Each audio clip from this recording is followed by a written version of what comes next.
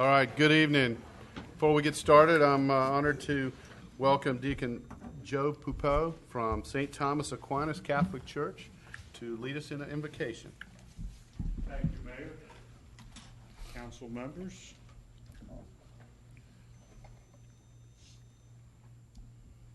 Let us pray. Heavenly Father, we come to you today asking for your guidance, your wisdom, and support as we begin this city council meeting. Help us to engage in meaningful discussion. Allow us to grow closer and nurture the bonds of community. Lord, continue to remind us that all that we do here tonight, all that we accomplish, is meant for the pursuit of truth, justice, and peace. Enlighten us with the gifts of the Holy Spirit so we are filled with your wisdom, your knowledge, understanding, counsel, and right judgment. May all we do be for your greater glory and for the well-being of all your people. And we ask these things in your name. Amen. Amen. Thank you very much, Deacon. Thank you. I'd like to call the regular meeting of the Milton City Council for Wednesday, September 7th, 2016 to order. And if you could please call the roll, Stacy, and make general announcements. Sorry, I'm playing with the timer here. Good evening, Mayor and Council. I'll be happy to call roll for the September 7th, 2016 regular meeting. I would like to remind those in attendance to please silence all cell phones at this time. Those attending the meeting who would like to provide public comment either during the public hearings or during the call for public comment, you are required to complete a public comment card prior to speaking on an item. There is no public comment for consent agenda items or items under first presentation. Those called to speak will be taken in the order that the speaker cards were received by the city clerk prior to the beginning of tonight's meeting. All speakers will identify themselves by name, address, and organization if applicable.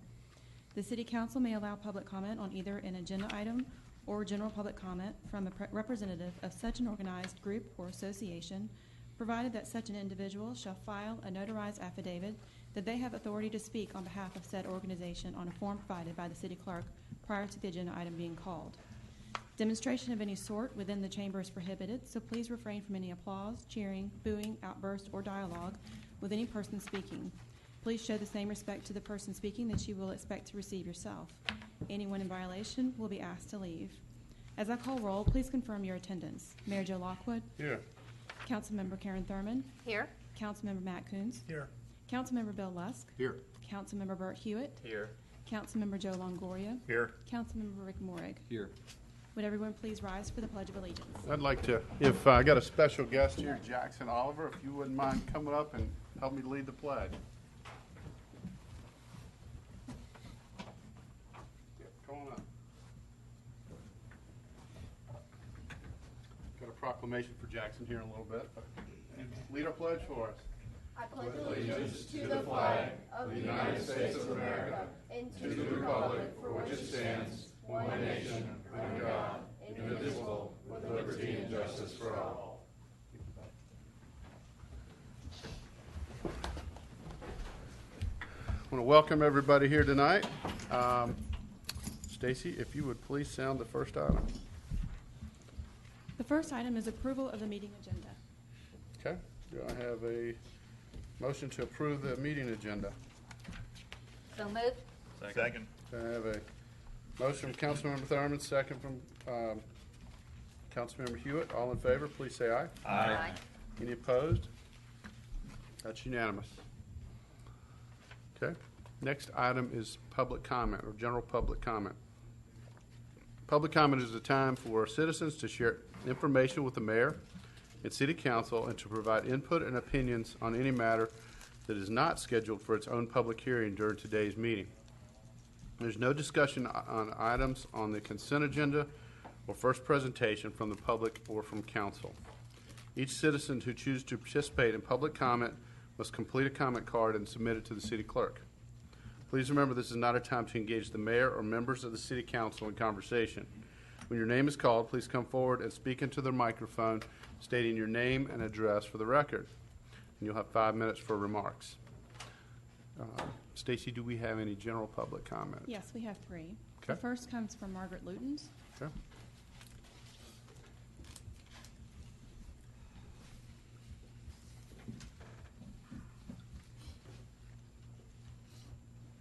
Hello, my name is Margaret Lutens, and I live at 3515 Peacock Road, just right around the corner from here.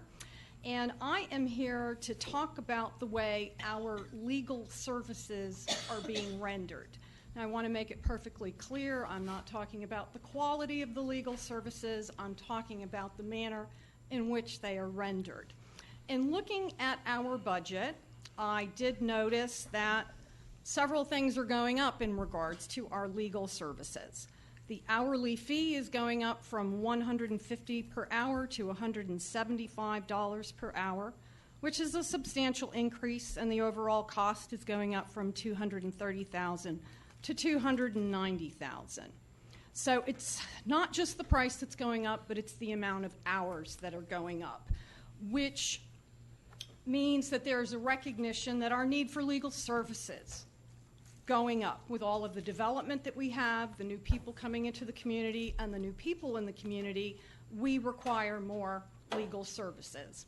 So, as you know, I've done a lot of studying and a lot of research on the city and its origins and why it was formed.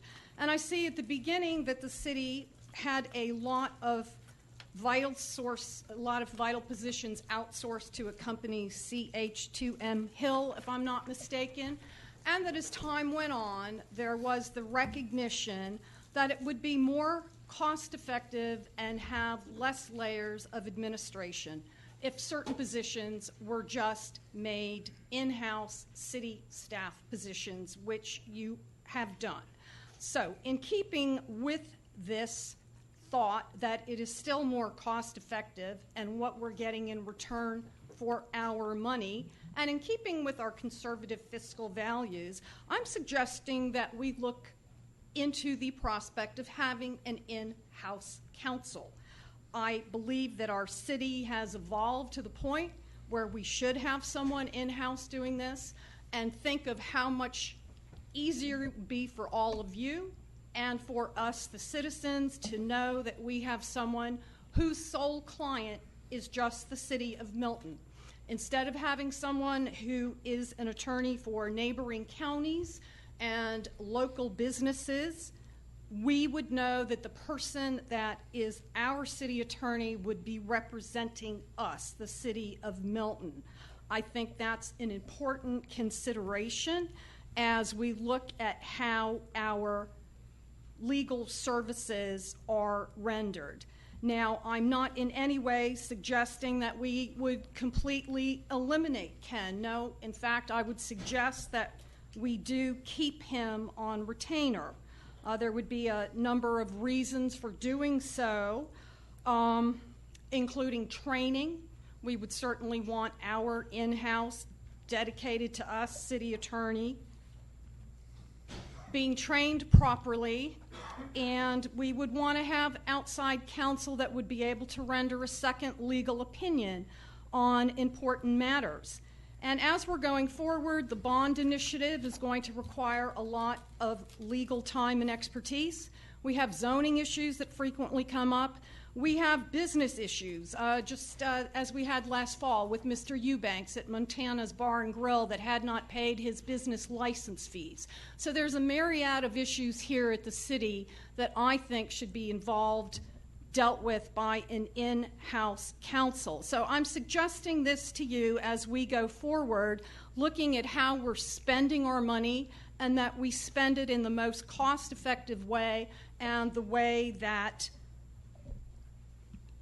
gives us the most value and the most prestige. We're here in Milton. We're best quality of life. Shouldn't we have our own in-house counsel? And just think of how this would reduce the appearance of conflicts of interest. We would no longer need to have a waiver prepared.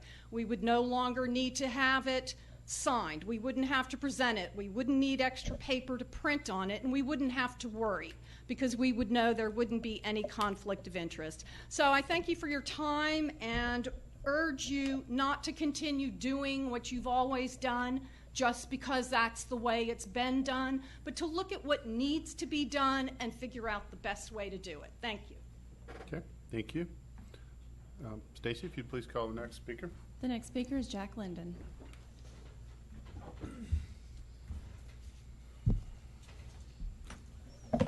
Mayor and Council, good evening. My name is Jack Linden. I'm at 14810 East Bluff Road in Milton.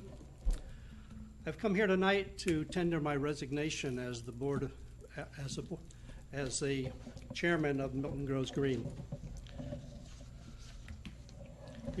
Stacy, I brought the wrong speech. I'll be right back.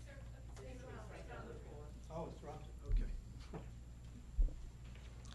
All right. So, I've been part of this group, Milton Grows Green, this group of committed individuals from the very first organizational meeting back in 2008. Since then, the organization has grown into what I'd like to think is the best group of volunteers in the city. Over the years, MGG's reach has extended to more than 20 programs with the goals of protecting natural resources and green space. These programs include the annual Earth Day Festival, the Evergreen Schools Initiative, twice annual paint and hazardous chemical collections, numerous recycling activities, Adopt a Road and Adopt a Stream programs, and the annual Rivers Alive river cleanup. These projects are all organized and manned by MGG volunteers at no cost to the city. For our efforts, MGG has received awards from the Atlanta Regional Commission and from the Fulton County government, recognizing our environmental initiatives. In addition to these ongoing community projects, MGG bylaws approved by the City Council state that MGG will, quote, foster initiatives to encourage sustainable development that preserves green space and natural vistas. To that end, MGG members have played important roles in the city's efforts to establish the Transfer of Development Rights Program, form-based codes, and impact fees. You may recall that the MGG board met with the City Council at a work session on March 9th of last year to confirm that these activities involving input on policy issues were appropriate for MGG members. We heard no objections. About 2 years ago, the city began a concerted effort to investigate the use of conservation subdivisions as a way to preserve the rural character of our city. This was an approach advocated numerous times in the city's comprehensive land use plan, which, by the way, states that the city will, quote, work with the Milton Grows Green Committee to implement environmentally responsible policies and practices throughout Milton. Members of the city's Community Development Department met with our committee and asked that MGG help educate the public and promote the advantages of this approach. MGG carefully researched conservation subdivisions and studied the initial draft CSO ordinance and overwhelmingly approved the concept. Then, after consultation with the city manager, a statement in support was posted on the city's website. The subsequent response was surprising.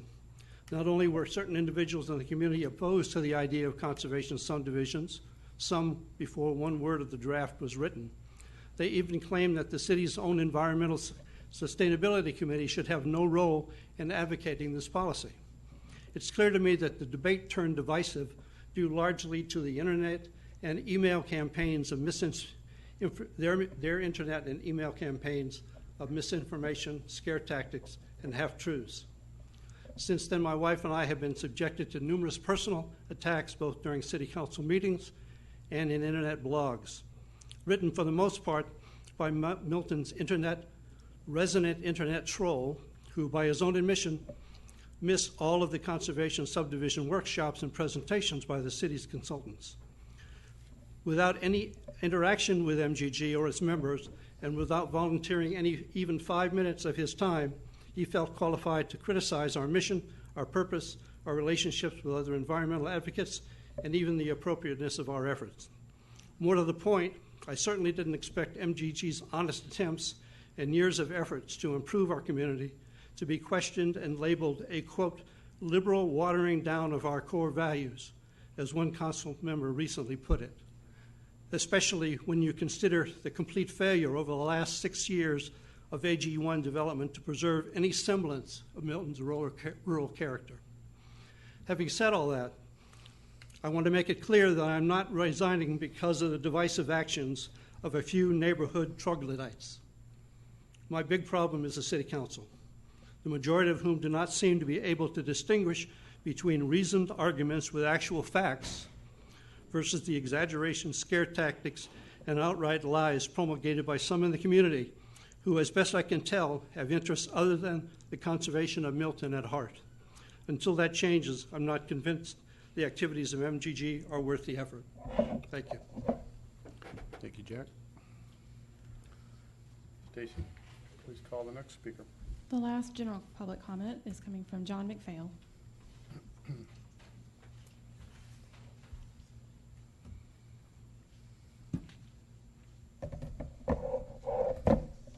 Mayor, council members, my name is John McPhail. I reside at 10925 Pine High Drive in Alpharetta, formerly a longtime resident of Milton. My wife was born in what's now Milton in Fulton County. I've come here tonight to tender my resignation as board member and chairman emeritus of the Milton Grows Green Committee. I've been part of this group of committed individuals from the very first organizational meetings in the spring of 2008 and was its first chair. I was also the chair of the Land Use and Building Standards Subcommittee for its first 5 years. I've been involved in almost all of its programs to some extent and have actively run or managed a number of activities and locations on many different occasions. I apologize to you that I have been unable to carry out all of the ambitious goals we set out to accomplish. With Council's constant guidance and advice, as you may recall in the authorizing ordinance, which I'll put in the record, it's 08-1046, Council stated unanimously that it, quote, would like to promote and encourage environmental responsibility and the efficient use and conservation of natural resources in the city of Milton, end of quote. Council also recognized the committee's purpose of recommending actions for the city with regard to environmental matters. The council chartered Milton Grows Green to carry out its stated goals consistent with the mission and values of the city of Milton, including to preserve and enhance the city of Milton's rural character consistent with its stated mission, to encourage appropriate and sustainable growth for present and future generations, identify standards and incentives for greener, more sustainable building practices, promote sound public policy by providing research and information on practices that protect natural resources, develop a framework for evaluating and recommending and or implementing appropriate initiatives, and raise awareness and influence personal choices in ways that improve the health and quality of life for residents. We have strived constantly to achieve those goals. The resolution also provided that the governing board shall meet at regular intervals to perform the tasks and duties of recommending actions to the city staff and city council, for which we've been attacked, and carrying out other activities of the committee. The Georgia.gov website stated at that time, Milton is a distinctive community that embraces small-town life and heritage while preserving and enhancing the city's rural character. Known for its pastoral landscapes and tranquil spaces, Milton offers its residents both easy access to the convenience of Atlanta and beauty of rural living. Our city's mission and value statements have changed over time, and I went back to try to find them on the website, and they're scarcer than Bolsheviks and Stalin's pictures of what happened in the revolution. They've all disappeared with time. You can go look it up. You can't find them anywhere on our website. I hardly say to you that that ought to be permanent and that when it changes, that ought to be noticed. In a post on the city's website in 2014, apparently designed for newcomers, I detected a shift that said the city of Milton will provide opportunity and value in a responsive and responsible environment through active partnerships with the community and its stakeholders. The hills, the verdant streams, the pastures, all gone, not even in vision. The vision, Milton is a distinctive community embracing small-town living and heritage while preserving and enhancing our rural character. Recently, a letter that I received as a member of a city board stated on pre-printed city stationery the city's mission, capital bold, underlined, we take responsibility together to provide the best quality of life to those we serve. Through excellent service to our neighbors, we strengthen our cherished sense of community. Under the heading Vision, bolded again, Milton is a preferred city where strive to, it's got bullet points, promote a high quality of life, create a strong sense of community and place, respect our heritage while guiding our future, be the best place to call home. Again, I note the total absence of anything pastoral, anything green, verdant, running water, hills, trees, and that was sort of part of the central impetus of our mission. It has recently come to the point in city council meetings where adherence to AG1 zoning is to be upheld in the face of anything that is different from all 1-acre lots laid out like a suburban checkerboard, without the possibility of saving forests, streams, hills, and valleys, or even, it seems, trees.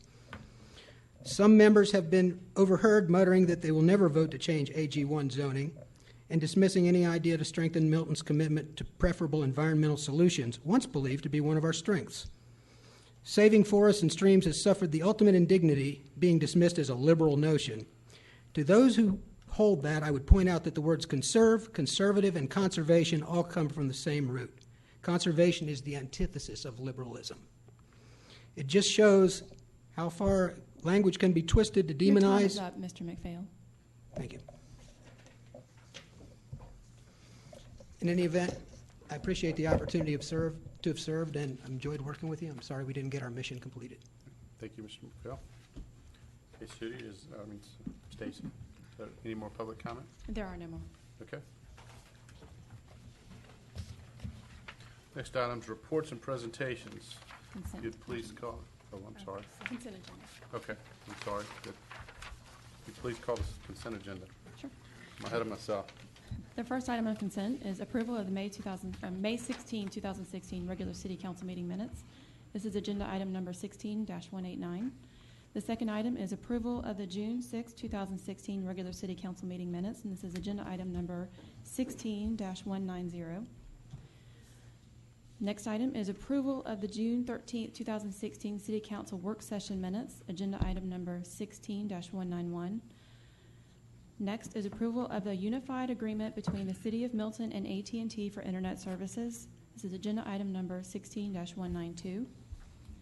And the final item is approval of the construction services agreement between the City of Milton and Superior Arbor Management Incorporated for tree removal at Providence Park.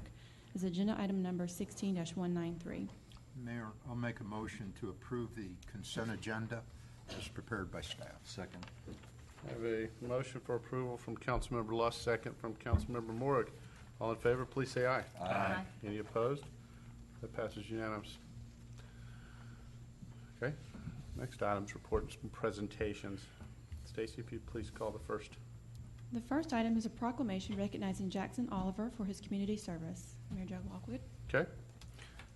May come to a surprise to some of you, but occasionally I get people will either call or send me an email complaining about something. And but not too long ago, I got an email about someone not real happy with.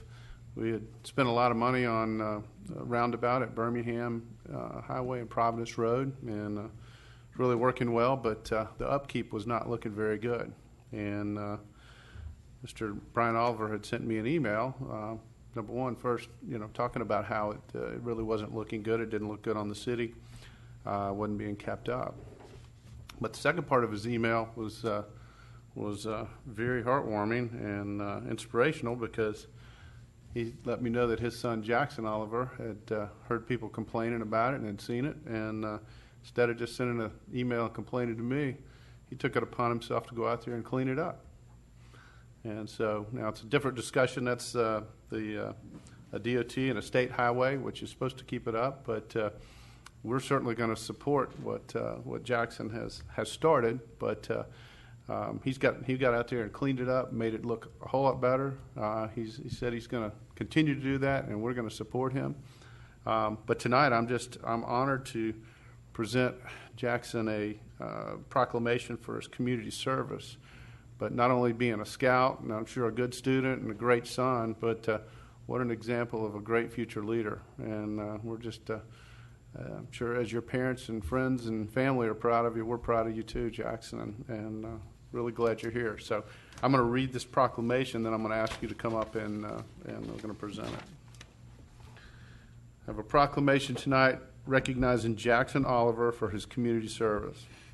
Whereas Jackson Oliver is a 12-year-old resident of Milton and a Milton Boy Scout, and whereas Jackson heard complaints as well as witnessed the condition of the state-owned Providence and Birmingham roundabout areas, and whereas he took it upon himself to pick up trash, weed, and mow these areas to improve their appearances, and whereas Jackson's actions exemplify the motto, slogan oath, and code of the Boy Scouts, as well as to serve to remind us of the actions of a true future leader. And whereas Jackson's initiatives serves as an inspiration to the citizens of Milton as a shining example of civic pride and community service. Now, therefore, we, the mayor and the council of the city of Milton, hereby recognize and thank Jackson Oliver for his selfless service to the city and to its citizens. And it's given under the hand and seal of the city of Milton, Georgia, on the 7th day of September 2016. And if Jackson, if you and your family would step forward, and if the council would join me to present.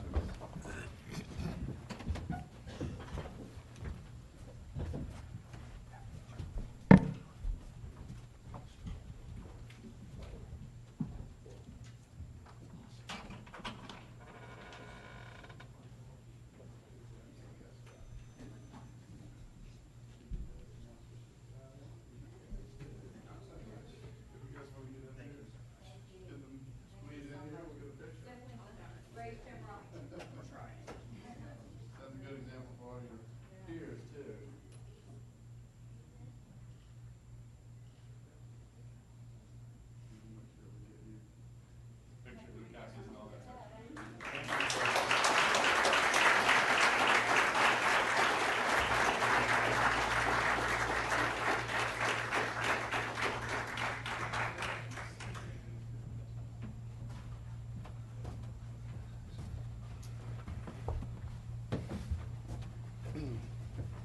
Again, thank you, Jackson, and your family for being here, and what a great example you guys have set.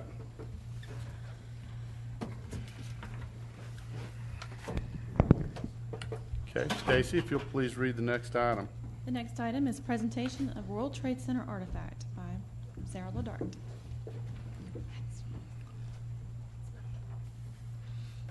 Good evening, Mayor and Council. As you guys know, a few months ago, Charlie Fisher came to the city talking about starting a 9/11 memorial. And because of Charlie, we went ahead and applied to the New York and New Jersey Port Authority for an artifact from the World Trade Center. And had we waited even a month, the program would have been dissolved. So we'd first like to thank Charlie for encouraging us to going ahead and applying for this, because we have one of the last 10 pieces that were given out, and the whole program was officially dissolved the end of August. So it was definitely a good timing thing. But we are honored to present it to you tonight.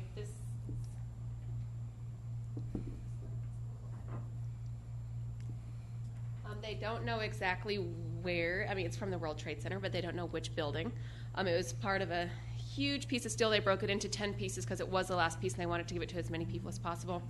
It will be displayed at our new City Hall until the 9/11 memorial is ready. This placard here is on order. It'll be here next week, but what it says is artifact recovered from the World Trade Center after September 11th, 2001, courtesy of the Port Authority of New York and New Jersey, and displayed in the memory of the 2,752 victims, including 343 New York City firefighters, 37 Port Authority police officers, and 23 New York City police officers, presented to the City of Milton September 7th, 2016. So, and I think the chief wanted to say something. Good evening. Just on behalf of police, and actually this is the closest I've been to any part of the World Trade Center since the last time I was on the sky deck of it. So it's very humbling to be to actually see this. The first time I'm seeing it myself.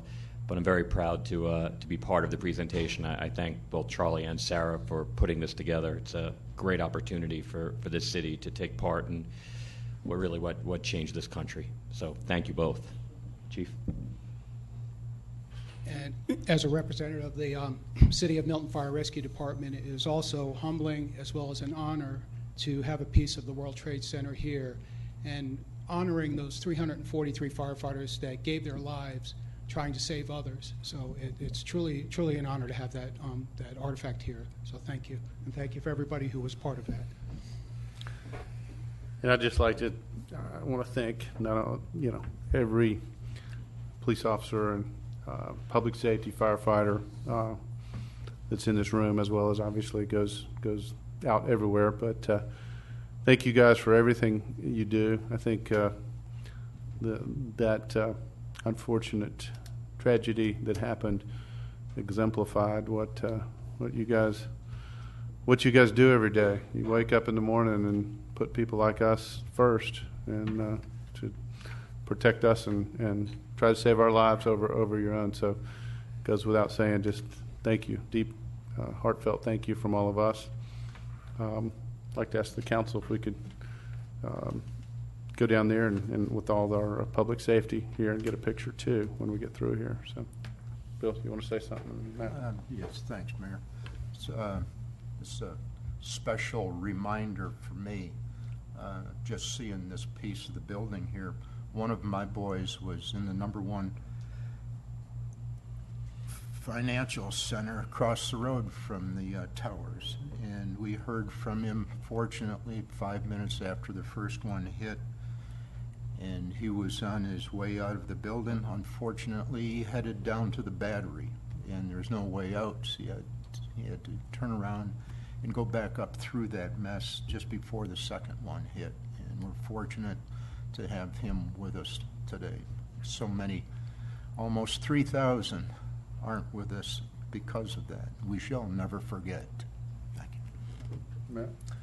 I just want to ask Charlie, I don't know if you wanted to get up and say a few words, and you were the one that brought it to our attention, but I just want to say thank you to you for doing that and for being a part of our community, because even as though we're just, we're in Milton, Georgia, in the north of Atlanta region, we're part of a greater country, and this represents our part in that, and as a part of that whole, who we are represents, I think, the best of that country, and this is a part of our suffering that goes with that. We suffer with the rest of us, but we're also strong with what we are too, and that's a great representation of it. And someone like Charlie bringing that to our attention, I think, is a fantastic work, and just want to say thank you.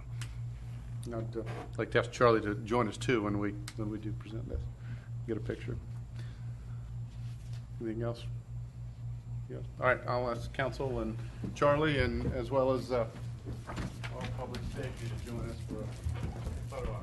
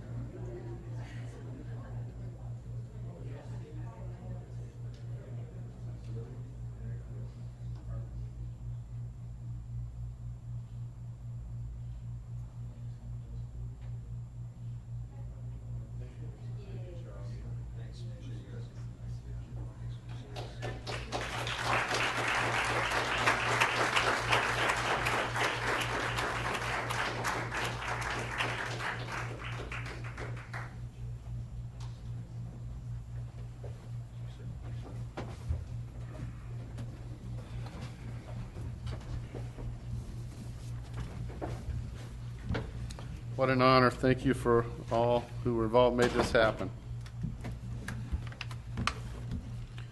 Okay, Stacy, if we can move on to our first presentation. First item in our first presentation is consideration of an ordinance of the mayor and council of the city of Milton, Georgia to adopt amendments to the fiscal 2016 budget for each fund of the city of Milton, Georgia, amending the amounts shown in each budget as expenditures, amending the several items of revenue anticipations, prohibiting expenditures to exceed appropriations, and prohibiting expenditures to exceed actual funding available. This is agenda item number 16-194. The next, do we need to? Go ahead. Next. Sorry, the next item under first presentation is consideration of an ordinance of the mayor and council of the city of Milton, Georgia to adopt the fiscal 2017 budget for each fund of the city of Milton, Georgia, appropriating the amounts shown in each budget as expenditures, adopting the several items of revenue anticipations, prohibiting expenditures to exceed appropriations, and prohibiting expenditures to exceed actual funding available. This is agenda item number 16-195. This is presented under reports and presentations at August 15, 2016 council meeting. Okay. Do I have a motion for approval, first presentation? Make a motion to approve the first presentation. Second. I have a motion from Councilmember Hewitt for approval, second Councilmember Lusk. All in favor, please say aye. Aye. Any opposed? That's unanimous. We don't have any items under a public hearing, so we'll move into our zoning agenda. If our city clerk or interim city clerk will please read the zoning rules and sound the first zoning item. At the second regularly scheduled meeting of the month, unless an item has been deferred by the city council to another mutually agreed upon meeting date, the mayor and city council consider a zoning agenda.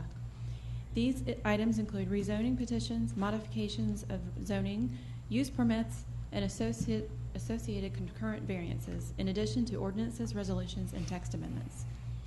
I would like to acquaint you with some of the rules and procedures for this meeting.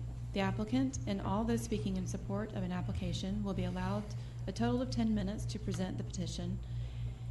The applicant may choose to save some of the time for rebuttal following the presentation by the opposition. Since the burden of proof is upon the applicant will be allowed to make closing remarks provided time remains with the allotted time. Those called to speak will be taken in the order that the speaker cards were received by the city clerk prior to the beginning of tonight's meeting. If you are speaking on behalf of a group or organization, an affidavit must accompany your public comment card. Before beginning your presentation or comment, please identify yourself by name, address, and organization if applicable. Our first zoning item this evening is consideration of RZ 15-18 to amend the AG1 Agricultural District, Chapter 64, Article 6, Division 2. This is agenda item number 16-124, first presentation at June 6, 2016 regular city council meeting minutes. Discussed the June 13, 2016 city council work session. Deferred at the June 11, 2016 regular city council meeting. Discussed at the August 8, 2016 special call joint work session with planning commission and elected officials. Ms. Kathleen Field. Thank you, Mr. Mayor, members of the city council.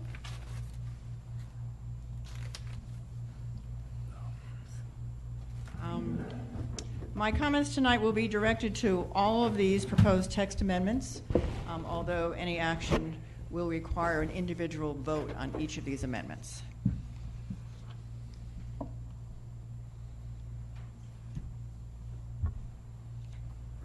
By way of background, the rural viewshed required for single-family residential uses currently resides in the Milton Rural Overlay District that covers the city, with the exception of parcels within the Deerfield and Crabapple form-based codes, and the Birmingham Crossroads Overlay District and the Highway 9 Overlay District. It was determined by the city attorney, however, that requirements for the rural viewshed should reside in the individual single-family residential zoning districts as proposed. The mayor and city council directed staff to propose changes to the rural viewshed to assist in further preserving the viewsheds in the city. The following comments reflect the most recent two meetings that were held on July 11th and August 8th of 2016. And you should have these there in yellow with further modifications in red cross out on your documents. In terms of the rural viewshed, there was a proposed change to include side corner lots for 3 or fewer lots, and also architectural review. Staff, after further consideration of insertion of this language, determined that this verbiage should be deleted because it was determined that any lot, no matter its position to the street or the orientation of the house, would be required to meet the rural viewshed requirements if it abuts an exterior street. Therefore, it was determined that this language would not be necessary. In terms of primary and secondary view sheds, the mayor and city council expressed the need to be more specific when these terms were used. Staff has included the words rural view shed when the terms primary and secondary are mentioned. This addition has also been reflected in the definitions of the term rural view shed. Under protection and enforcement of rural view sheds, Mayor and City Council directed staff to enhance the criteria used for the review of the rural view shed. It was recommended that in lieu of just the city arborist performing the review, a design committee be created, which includes the city arborist, community development director, and the city architect. Also, an enhanced list of review criteria has been created to assist with these reviews. These changes have been reflected in the ordinance, including a new definition for design committee. The mayor and city council also asked that the city architect review the building elevations and landscape plans of all single-family residential lots and lots within minor subdivisions, those being 3 lots or less, which are exempt from these rural view shed requirements. And in terms of the rural Milton overlay, single-family type uses, based on the changes within the zoning districts regarding the rural view shed, there have been no further changes to the rural Milton overlay district from the previous edits suggested by the city council. Now, in addition to these changes, staff would like to suggest 2 amendments tonight to the language that is before you. Specifically, on page 3, under the section on K rural view shed, we would like to make a change as follows. The language currently reads under subsection 1A, no disturbance within the 40-foot primary rural view shed setback shall be allowed until a design review process is completed and the design of the rural view shed is approved by the city arborist. We would like to change the words out of city arborist to design committee. And then secondly, on the following page, under section 2C, the same thing essentially.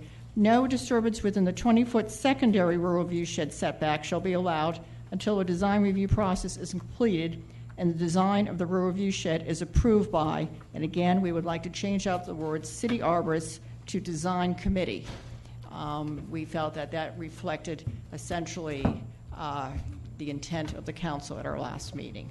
And then so the city arborist is changed for design committee. So those are the changes, and certainly are available for any questions that you may have. Okay, we'll open up for questions from council for Kathy. Joe? So Kathy, obviously one of the primary drivers here was that we're trying to not only protect what exists today, but in some cases, I want to use the word improve, but certainly enhance might be an appropriate Enhance, yes, we've used that word, yes, certainly. And so when I read the language that's in here, one of the things that it talks about is having the design committee approve the view shed itself. So where the view shed would be acceptable the way it is, let's just pretend like the construction wouldn't interrupt or interfere with anything as long as they follow the guidelines. So the 20-foot secondary setback, the 40-foot primary setback is enough to meet the standard that we want to uphold. There's not really anything that we're going to have to require the developer to do. But on the other side of the spectrum, where let's say it's just an open field today, and so building houses is going to just have this set of houses exposed to the road, the design committee could come in and say, okay, we want the following things added in this space. Absolutely. Is that correct? That is, yeah, and it would be done on a case-by-case by the committee to really reflect the intent of the council, which is to really enhance that. And in some cases, it may be that we'd have to create a new rural view shed, or there isn't one there. If there's a pasture there, we may want to honor the pastoral look. Other cases, we may leave it alone, or maybe what's there is good, but it needs some more understory, so we would enhance it. So again, we would look at it based on the three of our skill levels, being a planner, an arborist, and an architect, to really make sure that the intent of the establishment of a rural view shed is put in place. So the point I want to make sure that I understand is, rather than leaving this to chance, rather than leaving it in the hands of the developers, because sometimes the developers would do an appropriate job, sometimes maybe they wouldn't do an appropriate job. The reality is that the design committee is going to be responsible for that.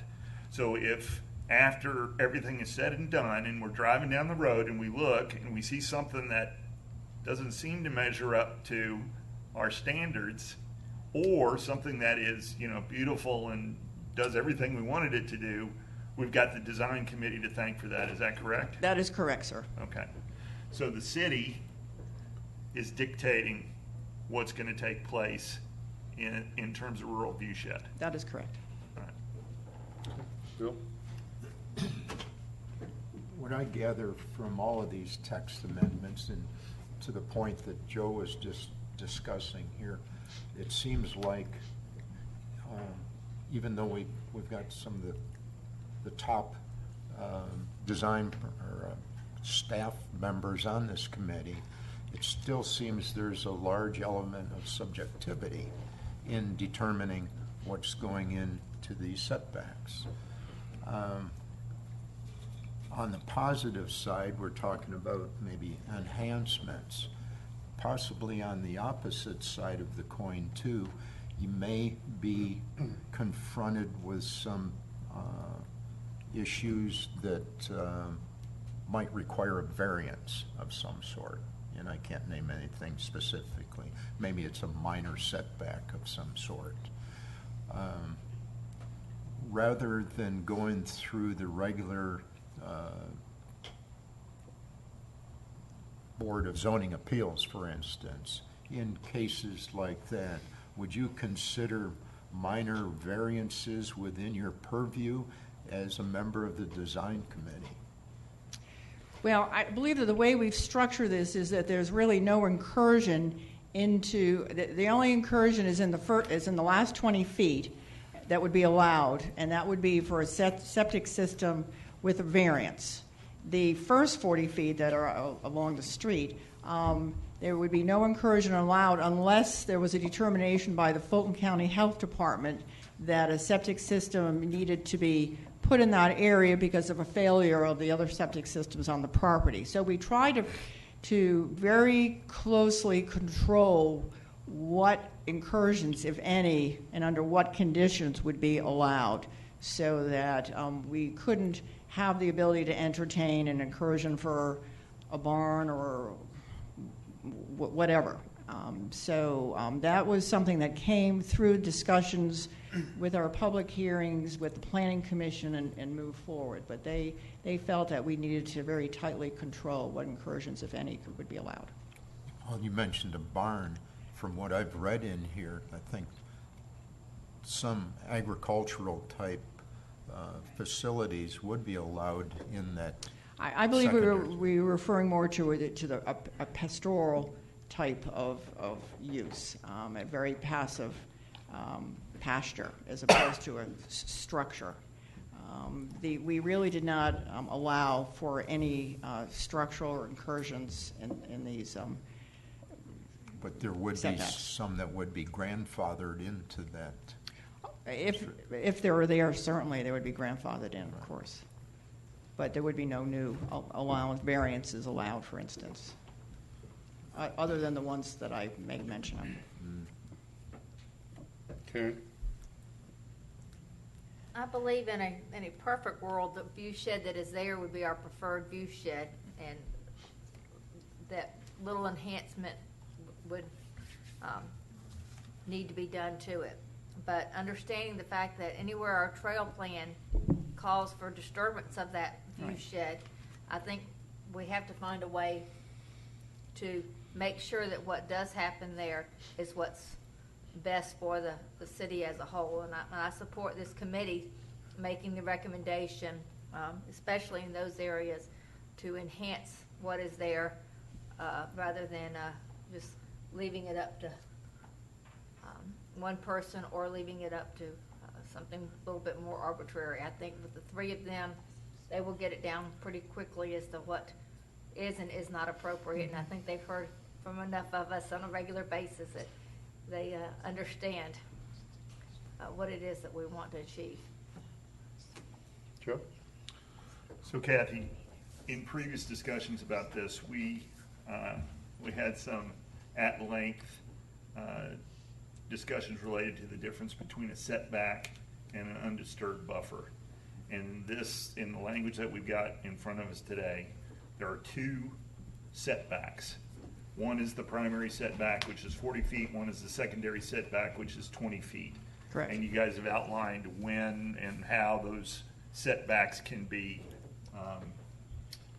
I forget what Disturbed. the language. Disturbed. Yeah, that's the federal And we also call them rural viewshed setbacks, so as not to get confused with the buffers that is a zoning definition. And we try to make that very clear, provide clarity. Right. Yes. And the primary setback is the first one that you would look through, and the secondary setback is the one that's right behind that. Correct. But basically, there's 60 feet of setback that's described here.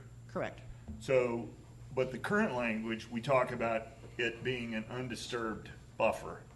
Okay, so, and I think I'm okay with the difference, understanding that the only thing that is going to be allowed to happen in either of these areas are things that the design committee prescribes. Correct. So is that a good, am I thinking about it correctly? Yes, you're thinking about it correctly. Okay. And just to give you a little background, why we veered away from those words undisturbed buffer is because in some instances we wanted to disturb the buffer by putting in more shrubs or trees. I remember those. Yeah, remember that? Yeah, exactly. So that was not a correct word to use. And so we tried to come up with some criteria, what we were looking for, but we really wanted to address this on a case-by-case to really provide the look you were looking for with the opportunity to do that.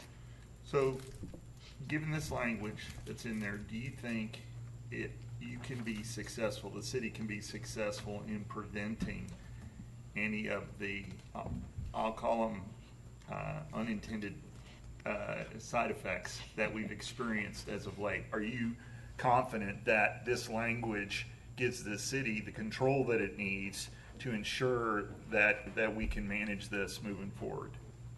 As best as we can anticipate through a series of public hearings, as I mentioned, with the Planning Commission and moving forward here in our conversations, we have tried to address it in a way that tightens it up, gives you criteria by which that we're going to use in order to carry this out. But I believe it does. If we find there is a loophole, we can always bring it back and make corrections. But I believe at this point that we have really thought about this and that we've come up with something that I believe gives us the success we're looking for. Okay, in the last, I want to say it was a work session that we had a citizen get up and he brought some great visual aids, and they were circumferences and diameters of trees and how those trees fell into the specific elements of our tree ordinance. And he was trying to make a point about what can happen if we don't control this appropriately. And I think he gave some examples of where we lost certain trees of different sizes in these specific setbacks. So the language, the way you guys have written it down, also protects that because you guys have to approve whatever is going to take place within those buffers, right? That's right, because we're going to fence that buffer off, and so it's identified to the developer. And so we will then be, if obviously there are any trees that are diseased or something, but other than that, our intention is not to take anything down, but to enhance it if necessary or to leave it as natural as possible. But my point being, you guys are in control, so Yes. the developer won't be able to go in the middle of the night, cut down the trees that he wants, because this is an area that he can't build in anyway. That is correct. It's a fence-off identified area that he will not, it's just like a tree save area. You can't get into a tree save area. Okay. The same with this. Right. But we are looking to change our tree ordinance as well, so as to for the trees that are not in the rural view shed, we can protect those. Right. Well, so that's coming next. But right. is there any reason for us to hold up on this in favor of getting through the tree ordinance? No, I Okay. don't think so, no. Anybody else? Bill and Bert? I have some other issues in the bodies of each one of these, if we want to get into that now. The one section that travels through each one of these sections is identified as P5. I'm sorry, is what? P5. P5? Papa 5. And it relates to the orange tree fence. Do you know what page that's on? What page are you on, Bill, if I might ask? It's page 3 of 7. It's about the middle of the page. Are you on the AG1 one? Because that has 8 pages. Yeah, I think he's Okay, on the well, rural it's- view shed. I think it's the same number on Okay. each one of them. Okay.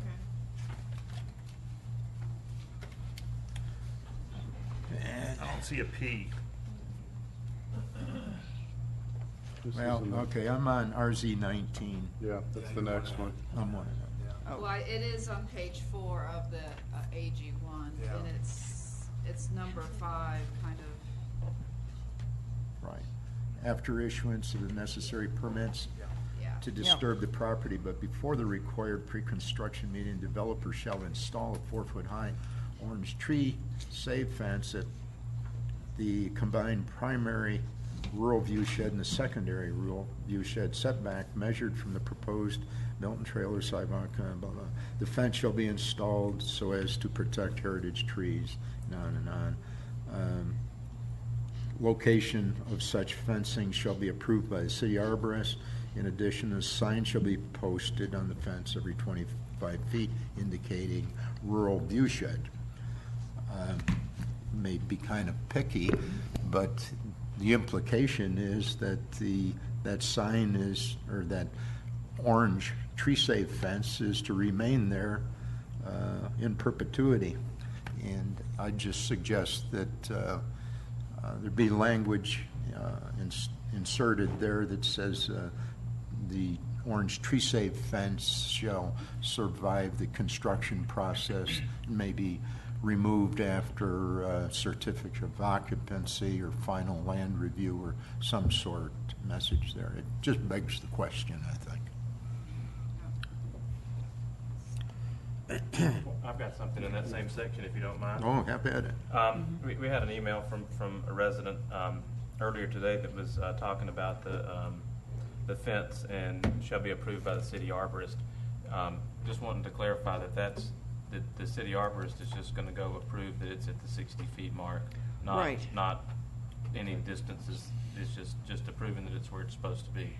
Yeah, as he'll go out there and he'll measure it, as he will with the tree-safe fences, but he'll be in the field, and he'll be the one in charge of doing that. And the only movement would be further back, not further in or anything like that. Right. I mean, it has to be at least at 60 feet. We have to maintain that 60 feet. That's the intent of that fence. Okay. Bill, you got more?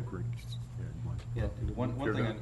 Okay, go one ahead. thing I noticed we didn't have in there, Kathy, is in the event where we have enhancements, and I'll say setbacks because we're not saying buffers anymore, but in enhancements in the setbacks, do we have anything in there about maintaining it or including replacing if these enhancements die? So I've seen things where people have planted things, they don't maintain them, so there's part of the enhancement, yet it dies, and then nobody comes back to take care of it because they did their planning. Do we need to put something in there?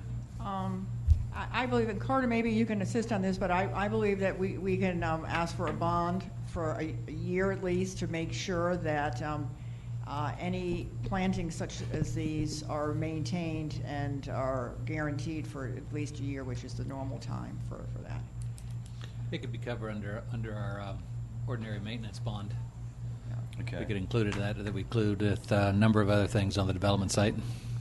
And we could, and I guess the concern there would be not just a year from when they do the enhancements, but a year after they do complete build out of that subdivision, if it's a subdivision that we're doing the setback on. Because potentially it could be a 2 to 3 year, depending on the economic cycle. Yeah, that becomes much more difficult because you just don't know how fast those subdivisions are going to be built out. That could be 1 year, 2 year, 10 years after the final plat is approved. I do believe, sir, that 1 year is the industry standards for installation of a tree and guaranteeing it. And all our parks have that similar type of guarantee. It's a year-long guarantee. Some neighboring cities go 18 months, I believe.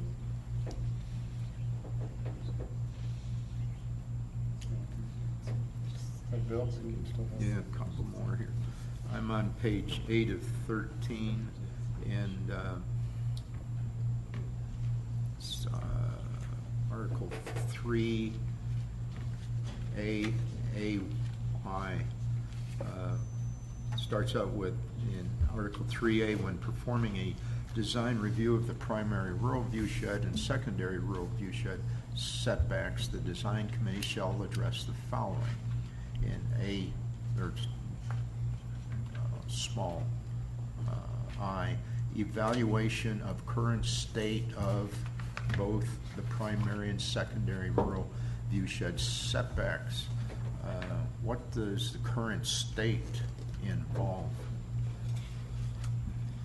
And I think you struck some words in there following that.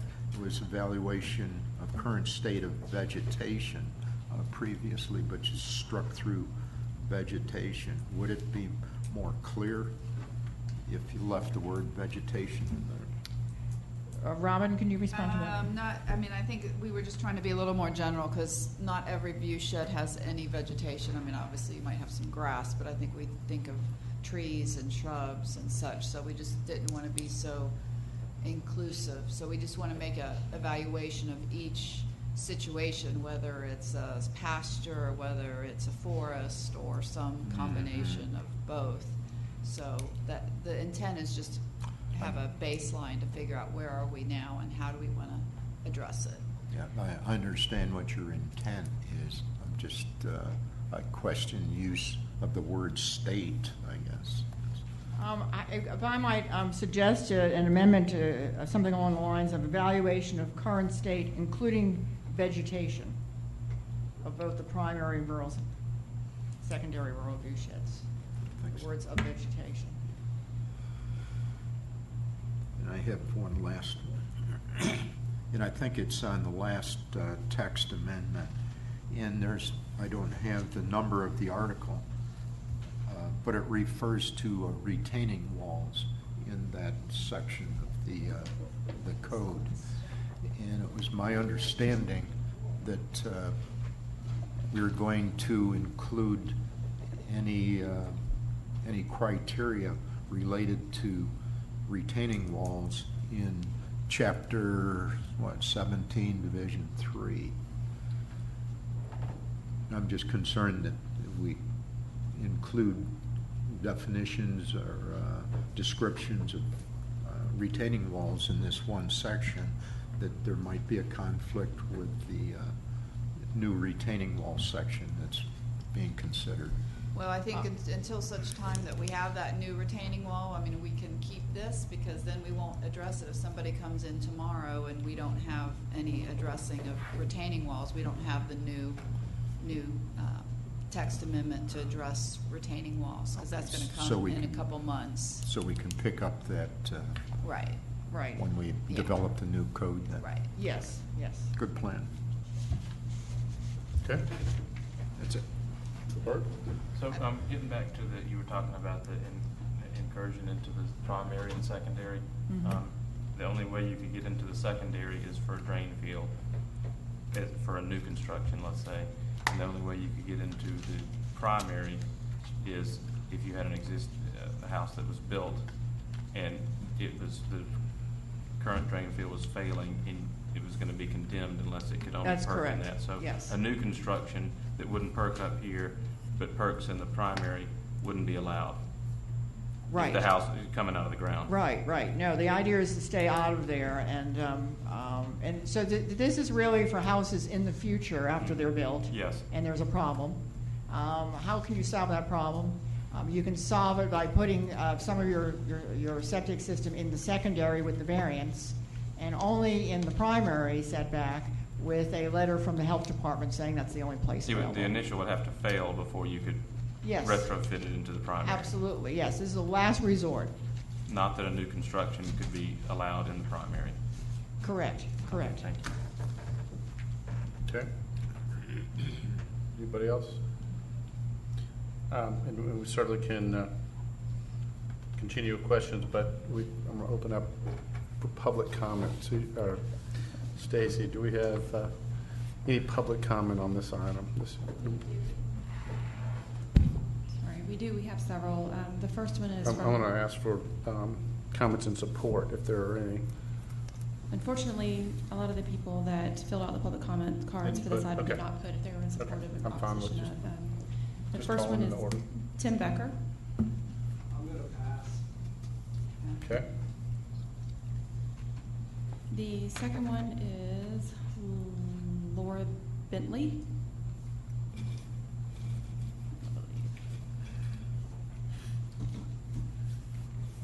Sorry, I may have gotten out of order. Yeah, I think you did. It's okay. Laura Bentley, 2500 Bethany Church Road. Just a few comments with regard to the committee. We just really need to back up that committee with some heavy-duty enforcement. And we've talked about that in some of the work sessions, and that committee needs to have that backup. So that's one recommendation that I would have. Also, I really think that we need to have this paragraph back in because it really is, it clarifies what we're trying to do, and that is paragraph 3, utilize the existing vegetation when possible, as well as provide additional native plantings to enhance the existing viewshed when needed. Removal of existing vegetation may occur when it is determined that such vegetation will endanger other vegetation. Those were the conversations we had in the work session, so it bothered me a little bit when that language got taken out. Finally, the last thing is that we talked in the work session about what happened at a neighborhood over off of 372, which is not what I deem a viewshed that is very attractive. So in this new language, there's nothing that would prohibit that from happening again. For example, we don't have a template. We're expecting a committee to negotiate with a developer over plantings. So I think that we need to give the developer a heads up on what we expect, a minimal standard of plantings, and it should be beautiful. And we talked about that in the work session. So that's what I would suggest. Thank you very much. Thank you.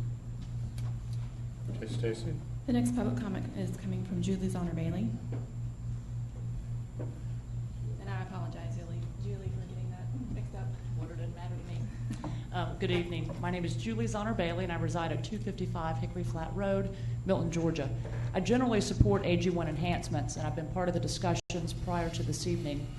My comments apply to RZ 1518 through RZ 1524. I addressed concerns with certain sections of the documents the last time that a draft had been before you. Some of these same concerns do remain, and I realize that I came in after you had begun your discussion, so if any of this has been addressed, please forgive my redundancy. First, the rule viewshed, I believe, should have a 40-foot undisturbed buffer. I've heard the discussion about some of those possible exceptions, but to do otherwise is inconsistent with the very purpose of preserving the rule viewshed and creates unintended consequences. And we've experienced some of those unintended consequences recently. If there's ever to be an exception to an undisturbed viewshed, there should be a variance process in place to handle all exceptions, but with extremely strict reasons for a variance to be approved. It should not be left to chance. I would like to say that allowing for a quote-unquote designed viewshed via the approval of the arborist or committee is setting the stage for disturbed viewsheds that was never perhaps intended. The rule viewshed is supposed to help protect the natural and existing viewshed, not to necessarily design one. I would also support the prior speaker's statement that paragraph 3 should remain and that existing vegetation is important to our bucolic rural viewshed. Furthermore, a design viewshed is not defined with specifics within the body of the documents, at least not that I've seen. Maybe I missed it. But it should not be left to interpretation. We've seen what happens when things are left to interpretation or one-off approvals. It ends up ruining the very thing that we're trying to protect and the whole reason we're working on AG1 enhancements. So I would ask you to seriously consider how to provide those specifics to this document as a part of the document. Another concern is that the language that references whether existing vegetation should be removed or vegetation should be planted to enhance the rural viewshed, I believe that that's the paragraph 3. Again, there's no specific criteria to determine what should be saved or what should be planted. Again, that shouldn't be left up to one or two people. It needs to be specific. We have too many unintended consequences that we've already experienced. Another is that while penalties are noted before permits are issued, the language seems to be, and again, maybe I missed it, the language seems to be silent on penalties following permit approvals. Penalties need to exist for this time frame as well. We shouldn't assume that just because somebody gets a permit that they're not then going to disrupt the rural viewshed that supposedly was supposed to be protected. So penalties need to span the life of a development. One consideration, and I heard mention of it, was whether or not the rural viewshed should be put on as a deferral until the tree ordinance comes forward. If the tree ordinance were going to be quick on the heels of this, I think a deferral could make sense. I'm not sure what the time frame is on the tree ordinance. I think many folks hope that it would get created immediately because we need it yesterday. Whether this gets deferred this evening to tie to the tree ordinance or not, the request would be that the rural viewshed gets tied at some point to the tree ordinance. As an example, the tree ordinance in that enhanced language, hopefully that is forthcoming, should help to decide and to determine what the specifics of the rural viewshed should be if it needs to be more heavily planted. It is a little concerning when I think about a committee. A committee, I think, is better than one. I would question whether or not the committee has the breadth of folks. I know in some of the earlier work sessions there was discussion about having an appointment from the Planning Commission as a possibility, as well as possibly a member of the Design Review Board. Again, maybe I missed that, but it seemed that maybe there were a few representatives from some pretty important planning committees within the city that were left off of this committee, and I would suggest that that be considered if you are indeed considering a committee sort of approval. I believe it's also important to mention, because it's a true AG1 enhancement, that within the body of the language of RZ 1518 through RZ 1524, that it needs to be clear that AG1 enhancements definitively support 3-acre minimums on land that is adjacent to gravel roads. I realize that there's a separate item later this evening, but that really has to do with the moratorium. I'm specifically speaking to the fact that AG1 enhancement documentation needs to be expressed and that 3-acre minimums have been and always shall be a requirement when that land is adjacent to all gravel roads. I would ask that that please be put forward. I participated in the August 8th work session where this body, the mayor and council, agreed that 3-acre minimums should be indeed in place, and I would ask that that make it into the AG1 enhancement language. I'd also like to echo the statement that I also heard a prior citizen make, and that is that code enforcement needs to be an enhancement immediately. Way too many issues are falling through the cracks, and we can't have AG1 enhancements without code enforcement. In fact, we really might not even need AG1 enhancements if it weren't for the code infringements that we've been experiencing. So I know that you'll be discussing budget, but we can't get more code enforcement officers in place fast enough, and that we have to really mean what we say. If we're going to have AG1 enhancements, we need to make sure that those enhancements and that the existing language is truly upheld. Thank you for the hard work you do every day. Thank you. Thank you. Stacy? Okay, the last public comment card is from Jennifer Pena, but I think that she didn't want to speak. She wanted her comments read into the record. She said, I support a 40-foot undisturbed buffer beyond the 20-foot easement. I would like a more rigorous process that does not give individual staff too much discretion, but rather includes a broader group of staff and citizens. The AG1 enhancements should be taken to a further degree to preserve the rural viewshed. Okay. Is that all our public comment on this item? Yes, it is. Okay, I'll close the hearing on item RZ 15-18 and open back up for any questions or comments from council. Karen? I just have one question. All of these now require much more notification of the community, but when a development is going to take place. Will the plans for the rural view shed for that development be available prior to the community meeting so that you can get input from the community as far as their thoughts on any enhancements to our rural view shed? Yes, I think we can certainly make sure that the timing is such that we have the rural view shed plans, landscaping plans, if indeed anything needs to be enhanced or not, available to review with the community when we do our public informational meeting. Okay, I think that's important. I agree.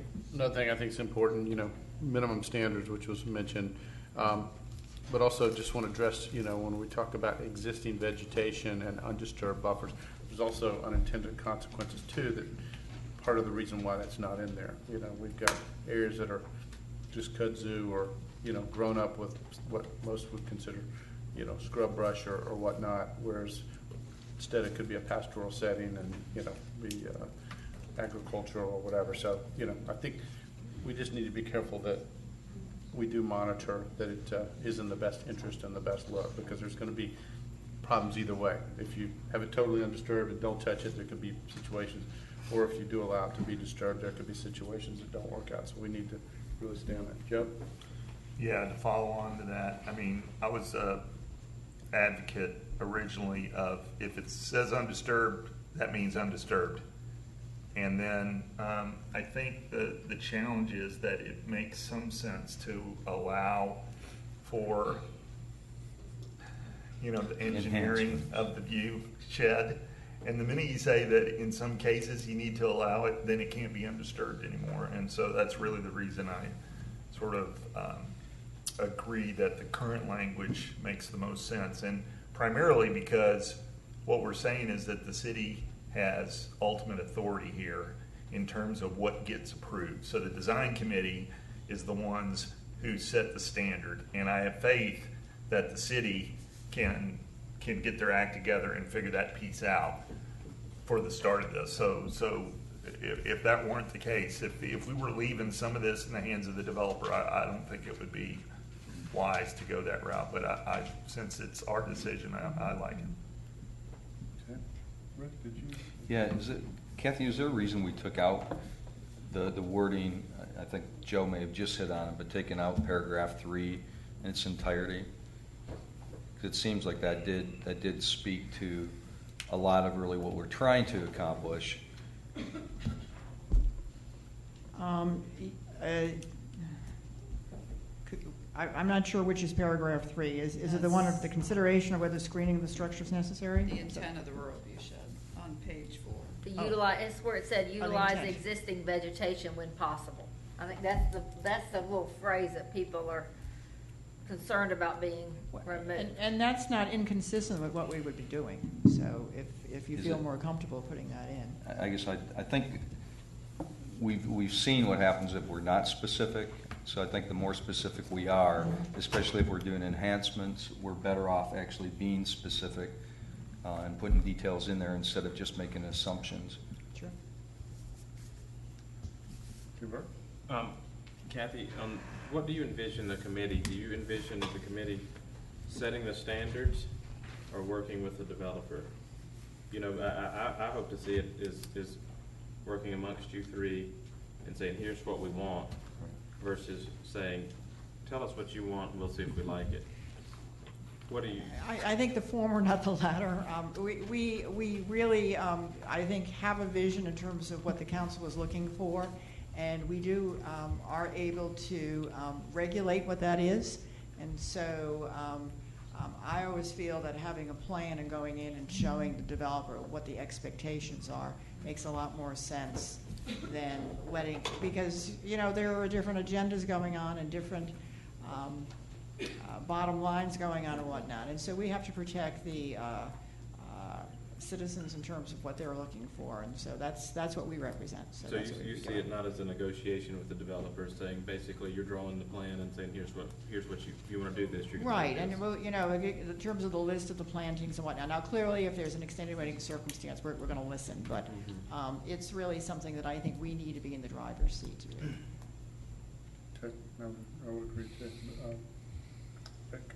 I guess tied in that same thing too, as far as when you mentioned minimums. Again, I'll look at worst case. Let's say all of a sudden there's a lot of development going on, so this group is kind of swamped. Are we not better trying to determine ahead of time really what is our minimum, what we're expecting, what is it we want to see, at least so you've got an idea versus, I know you're going to look at each individual thing one by one. Right. But do we have even a vision where we can say this is what we see as the minimums? Is there a way to spell that out?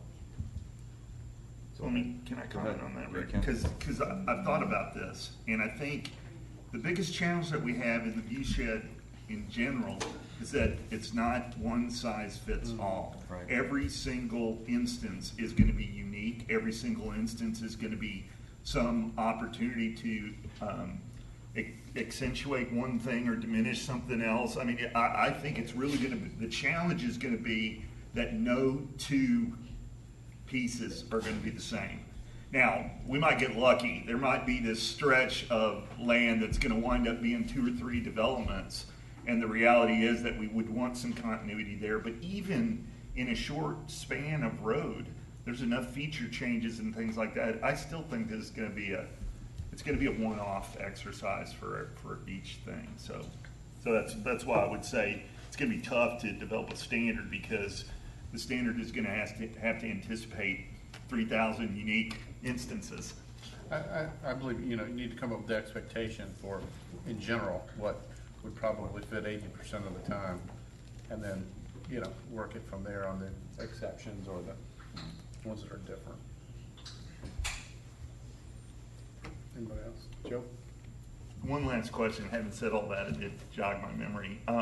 Did we think about maybe including somebody else on the committee? I know it's difficult. I know we don't want to necessarily create this mechanism that's arduous and slow and things like that. I mean, we have certain responsibility to be able to respond quickly to our citizens, both those who are concerned and those that are trying to develop something. So did we think about including folks outside the city staff as part of this decision? Actually, we did not.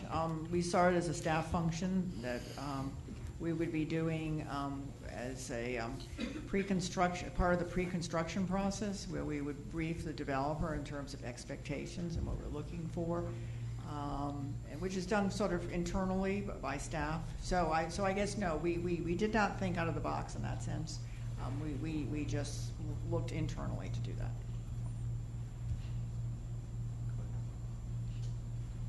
Anybody else? And I'd support keeping it minimal to staff, just for expediency's sake. I think anybody applying for a land disturbance permit like that, I think they should be, or should anticipate a reasonable amount of review time. And I guess I posed that position from the industry that I came from, so maybe a conflict there. Okay. There's no, Matt?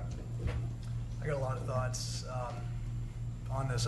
First of all, I think the design review committee is better, but I do think that there's not enough citizen involvement, and I would like to see if there was a way that we could have more of that. I think that would be advantageous. It would be right. I think Longoria is correct that you would have multiple view sheds on the front. However, if we had that process where people in the community would see it, we'd be able to choose one in relation to another.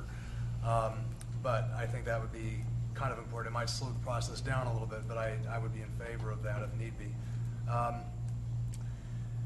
The other thought I got with what you talked about, Joe, was rural view shed enhancements, and as much as we might have, if we just if there was a, you know, undisturbed buffer is an undisturbed buffer. I get what you're saying there, but if there was to be any type of enhancement, I think it would behoove us as a council to make it clear what direction we should want if there was an enhancement. And, you know, I would make the proposal that it would be something equestrian, whatever that is, if we were to do it at all. If we decided to cut an undisturbed buffer and it was not equestrian, I think that goes in a direction, it might be good, it may not be, but it would lack some kind of direction, or at least a expectation by our residents from what we're trying to do. If we give a direction, I think in that regard, I think that would help. I think about the setbacks as well, and I appreciate the work on the Planning Commission on this. I sometimes think we might be looking at setbacks and buffers a little bit of the wrong way, and seeing that we're looking at things outside in instead of inside out. But this is relatively new, and I don't want to spring this on you guys. And this kind of makes me a little bit uncomfortable to vote for this tonight, because I had a resident that gave me a property from a subdivision up in Asheville, North Carolina, called Drover's Road Preserve. And they had a great idea where they actually looked at not disturbing anything, and they looked at everything within 20 feet of the building footprint first, and allow that to be by discretion of the developer. Anything outside that would then have to be looked at by the DRC, whatever that body was. You know, that makes sense, because then you have more of an undisturbed buffer, and I think that would fit into the tree ordinance that we're looking at. And so if we looked at something like that, I think that would make sense. But I think that it just kind of had a resident who brought this up to me just recently, and I like that idea. 6 in one hand, half a dozen of the other could be the case. This project, as it is though, you know, Kathy, in your estimation, you know, is there any, you know, we had some residents that came up with pictures of horses, you know, as an idea on this. Not any AG1 subdivisions has kept or preserved a rural pasture since we've been in place. In your estimation on this development, what is your percentage of belief that we might actually get some kind of an equestrian aspect, not just a four-horse fence, but I'm talking actual animals on a piece of property with this zoning? It really all depends on the marketplace and again, what a developer is proposing. If he meets all of our regulations, our duty is to respond to indeed make sure that those are all being met, including any rural viewshed requirements that may be approved. Which my expectation is still going to be close to zero with this, based on current markets. And I have no problem saying that. That's a concern I have with this as well. I think what we have here is great for smaller properties. Larger pastoral type issues I have a problem with. How much land, by the way, large pastures, do we have left? I got to ask that question with where we are. Not off the top of my head could I answer that question for you. We have done some GIS analysis, and we do have those maps available, but I'd have to go and research that for you. Okay, and that's another. We have it. You have it. I think you all have it. Yeah, we have. So what? So to answer the question, I just want to make sure I understand that again. What is the? We haven't gone and added up all the plots, but I think that we all have the maps It's been sent to us. Yeah, we've had it. of what the potentially developable areas based on what Fulton County's estimations are. Obviously, we're looking to redo that as a city to make sure that we're on, but I think we all have a general idea. We don't have the aggregate number of that. I think we have the number of parcels and the number of size of parcels and whatnot. So what's the general idea? I'll have our GIS person try to add up the general numbers. Okay, as I'd like to know that, because obviously we've had a lot of development going, at least in my area, in a recent aspect, and I just want to understand that. Okay. Last I heard, it was close to about 3,000 acres. That was about 2 years ago. This is the map that I was referring to, but I'm not sure if can I get the aggregate off this? That's in addition to Fulton County.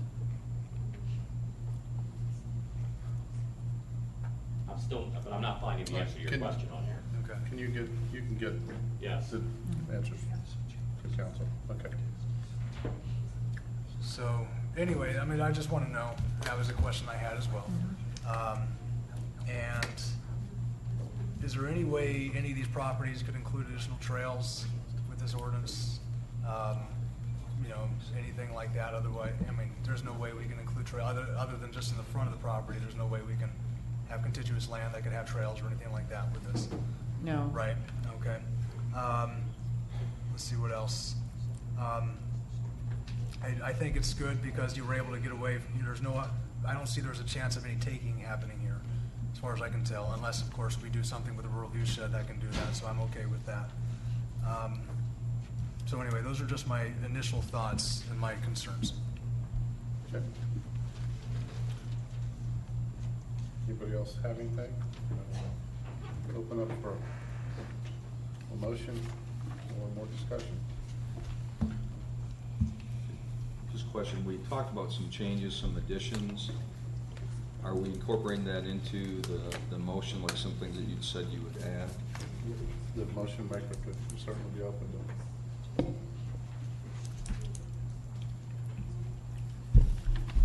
I'll give it the first shot then. I'd like to make a motion to approve RZ 15-18 to amend the AG1 Agricultural District Chapter 64, Article 6, Division 2, Agenda Item Number 16-124, with the following changes.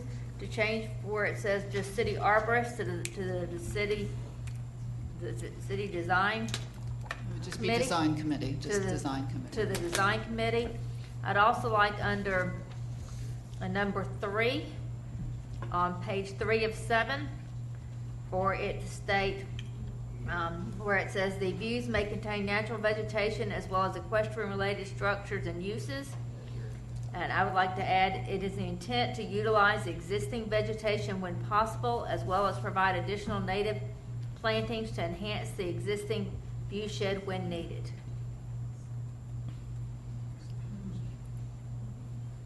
Okay. I'll second that. Okay. Have a motion as read by Councilmember Thurman and approval with a second by Councilmember Longoria. Question. Excuse me, Question or discussion, Matt? Would the maker of the motion be willing to rephrase to the enhancements to direct us towards an equestrian enhancement?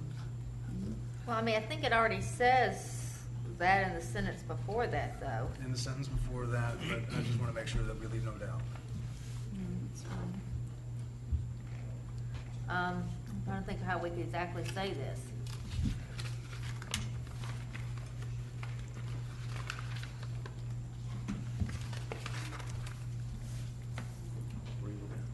It's right here, because it says right here, equestrian-related structures and uses.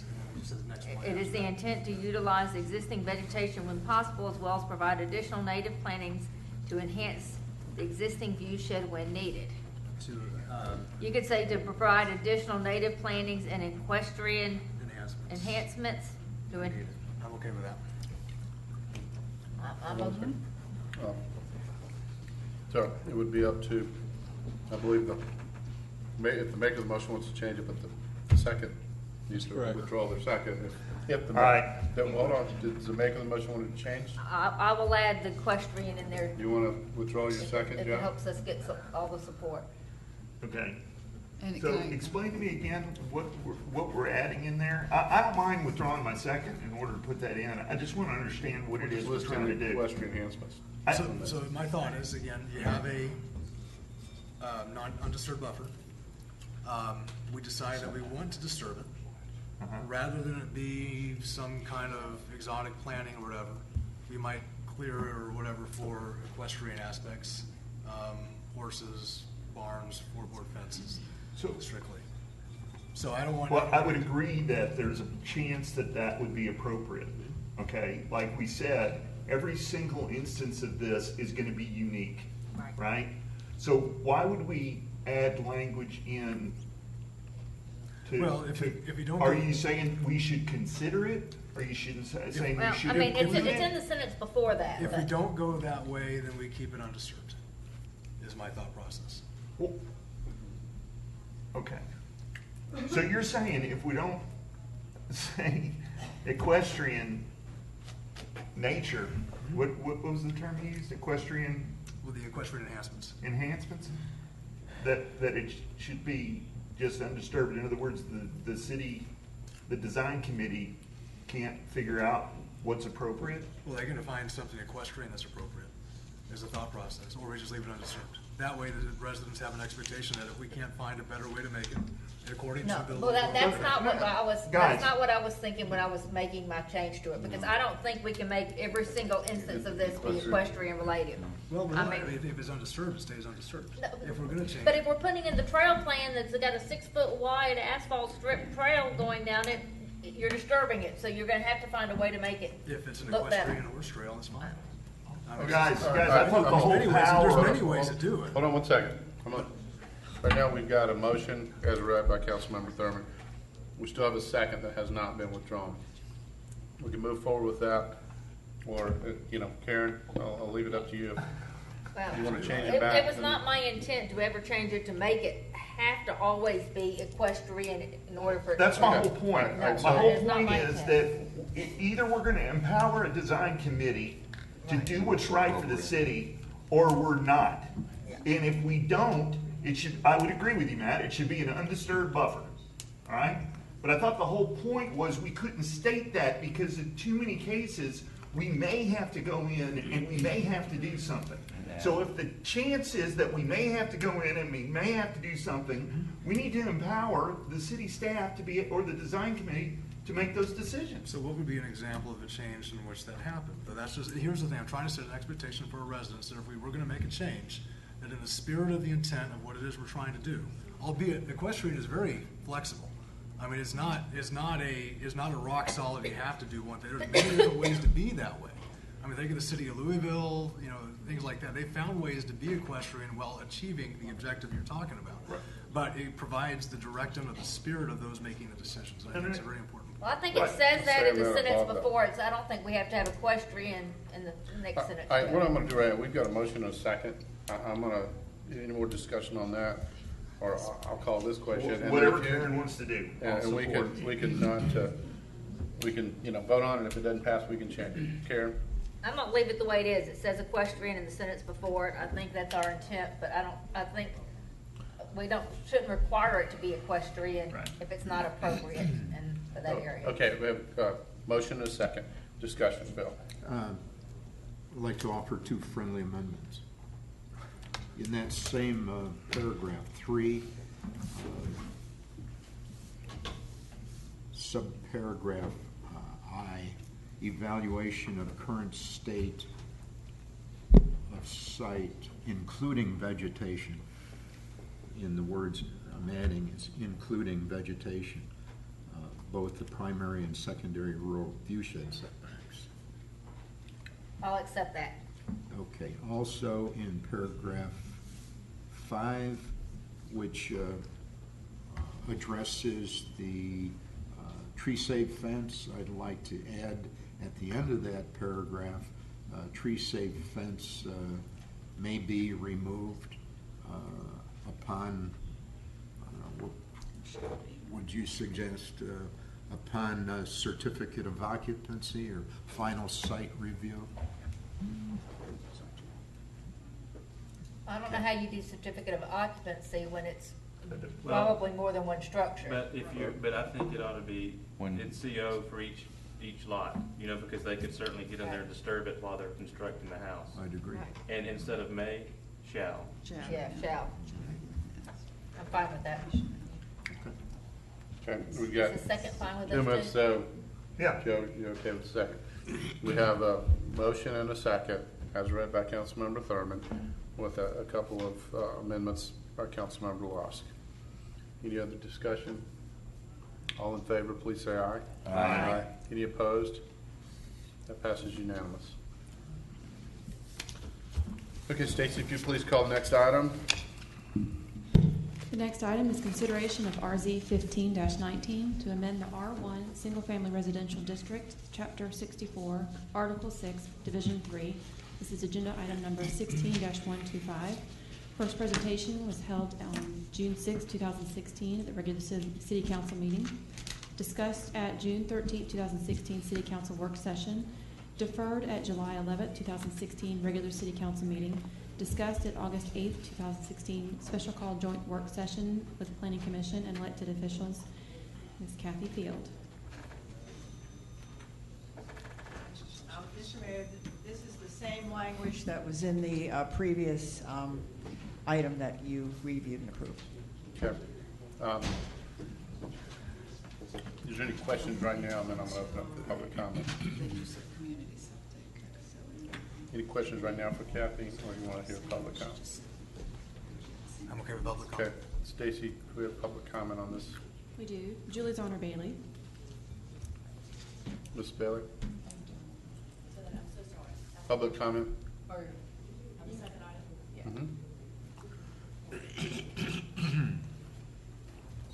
Julie Zonner Bailey, 255 Hickory Flat Road. The only thing I would add, there had been a discussion about the time or a bond for planting materials to be insured. So I had heard a year and I heard 18 months, and I didn't hear that in the last discussion. So I just asked that you guys give consideration because we have seen a lot of plantings get implemented and then they do die prematurely, especially when we have our hot summers and they're not watered adequately. And so what might look good for 6 months, 18 months down the road doesn't look so good. So I just wanted to applaud Mr. Morrig and Councilmember Morrig and Councilmember Hewitt for making that notation. I don't know if it's too late to add that since this is all part of kind of similar amendments, but I just wanted to make that point. Thank you so much. Thank you. All right, Stacy, do we have? Next speaker is Laura Rensher. I'm Laura Rensher. I live at 1060 Birmingham Road, Milton, Georgia.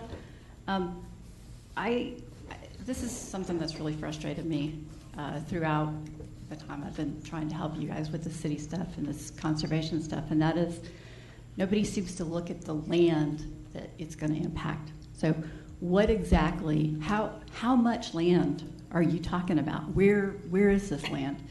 You've eliminated these minor plat subdivides. Are you aware that that's probably going to be the majority of the lots that we have coming up? Because we don't have any more big plats left on major roads. All we have is less than 20 acres. Most of those are going to be people splitting off 1, 2, or 3 lots. So by eliminating that, you've made this an incredibly ineffective ordinance. You can look at the map, you can see it's all the way up and down the major streets. This is what people are doing all over the city. And as I said, you don't have any places now. There's only like 1 or 2 places where you could actually have a subdivision with 1 acre lots on these with a 20 acre or more. So you guys really need to look at that information when you're making this decision, because you pretty much left it completely ineffective. Thank you. Stacy, do we have any more public comment on this item? No, that was the last one. Okay, I'll close the public hearing and open up for comments or questions from council before we make a motion. Bert? So, Carter, where does the bond, the maintenance bond come into effect? Is that in these ordinances or is it in another mechanism? It's clearly stated. Oh, well, the standard maintenance bond comes into effect under the subdivision ordinance. And it would generally be in effect for a year following the final plat. And it's normally for roads and landscaping performance bonds if we do need them. But we can certainly include language to bond off some of the landscaping in the view shed if we need to. But also on the timing. Okay, the timing also, could we adjust the timing on that? To go to 18 months? Yeah. I mean, the reality is it's going to live for a year. It should right. live for 18, so it shouldn't be a big burden. Right, and it's more the start time of the bond that becomes the issue rather than the end time of the bond. So as long as we have a defined point at which it starts, which would be at the time of the final plat approval, then we could do a 1 year, 18-month, 2-year bond on that. But would that be part of this ordinance, or would that be part of the subdivision ordinance? The current bond language is in the subdivision ordinance, so if we wanted to keep all the bond language together in one location, then that would be the place to put it. Okay. Makes sense, I think, to have it all together. Yep. And then we heard about enforcement, and I know we're looking at stepping that up. Is there any update on that? We are. In fact, we've been having meetings weekly on it, figuring out exactly how much throughput we're going to have on that, what kind of resources we'll need. I believe that plan I have in place for the 2017 budget should put us in the right direction. We're going to bifurcate it between we have 3 currently be doing it. We'll have a 4th that's going to be organizing it, and we're going to set a game plan out by prioritization. Just below life and safety is going to be a lot of the land disturbance that we're dealing with. Rick? Okay. I guess the question back to what Carter had said. So if we're not going to, if we're saying it should be in the subdivision ordinance, not in this portion, then can we make a point of bringing that back and actually ensure that we do the? Let's look at that and bring that back to it. Absolutely. Okay. All right, do I have a motion? Mayor, I'll make a motion that we approve RZ 15-19 to amend the R1 Single Family Residential District, Chapter 64, Article 6, Division 3, Agenda Item Number 16-125, with the same changes that we made for the Agenda Item Number 16-124. Do I have a second? Second. I have a motion as read by Councilmember Thurman to the record, with a second by Councilmember Longoria. Any discussion? All in favor, please say aye. Aye. Any opposed? That's unanimous. Stacy, if you'd please call the next item. The next item is consideration of RZ 15-20 to amend the R2 Single Family Residential District, Chapter 64, Article 6, Division 4. This is agenda item number 16-126. First presentation was at the June 6th regular City Council meeting. Discussed at the June 13th, 2016 City Council work session, deferred at July 11th, 2016 regular City Council meeting, discussed at August 8th, 2016 special call joint work session with Planning Commission and elected officials. Kathy Field. Same language and comments as applied to this as it did to the previous ones. Okay. I'll open. Do we have any public comment on this one? We have one public comment from Julie Zonner Bailey. Okay. I'll close the public hearing on that and open up for discussion, questions, or then to a motion. Want you to make another motion? You want me to go again? You've got it down. You've got it. It's keeping me awake. We're getting to in the next day on my Ireland body time right now. So I make a motion for the approval of RZ 15-20 to amend the R2 Single Family Residential District, Chapter 64, Article 6, Division 4, Agenda Item Number 16-126, with the same changes that we made to Agenda Item Number 16-124 and 16-125. Second. Okay, I have a motion as read by Councilmember Thurman for approval with a second by Councilmember Morick. Any discussion? Hearing none, all in favor, please say aye. Aye. Any opposed? That's unanimous. Okay, Stacy, if you'd please call the next item. The next item is consideration of RZ 15-21 to amend the R2A Single Family Residential District, Chapter 64, Article 6, Division 5. This is agenda item number 16-127. Do you need to read all the other? First presentation at June 6, 2016, regular City Council meeting. Discussed at June 13th, 2016 City Council work session. Deferred at July 11th, 2016 regular City Council meeting. Discussed at August 8th, 2016 special call joint work session with Planning Commission and elected officials. Kathy Field. Yes, Mr. Mayor, same comments and language pertain to this item as the previous. Okay, do we have any public comment on this? Julie Zonner Bailey. Okay, I'll close the public hearing. Open up for questions and comments, and then another motion. I'll do it this time. Go right I ahead. make a motion to approve agenda item 16127 RZ 15-21 with similar changes that were made in 16124, 125, and 126. I'll second it. Okay, have a motion as read by Councilmember Hewitt with a second by Councilmember Thurman. Any discussion? All in favor, please say aye. Aye. Any opposed? That passes unanimous. Ms. Stacy, if you please read the next item. The next item is consideration of RZ 15-23 to amend the CUP Community Unit Plan District, Chapter 64, Article 6, Division 23. It's agenda item number 16-128. First presentation at the June 6, 2016 regular City Council meeting. Discussed at the June 13, 2016 City Council work session. Deferred to July 11, 2016 regular City Council meeting. Discussed at the August 8, 2016 special call joint work session with Planning Commission and elected officials. Kathy Field.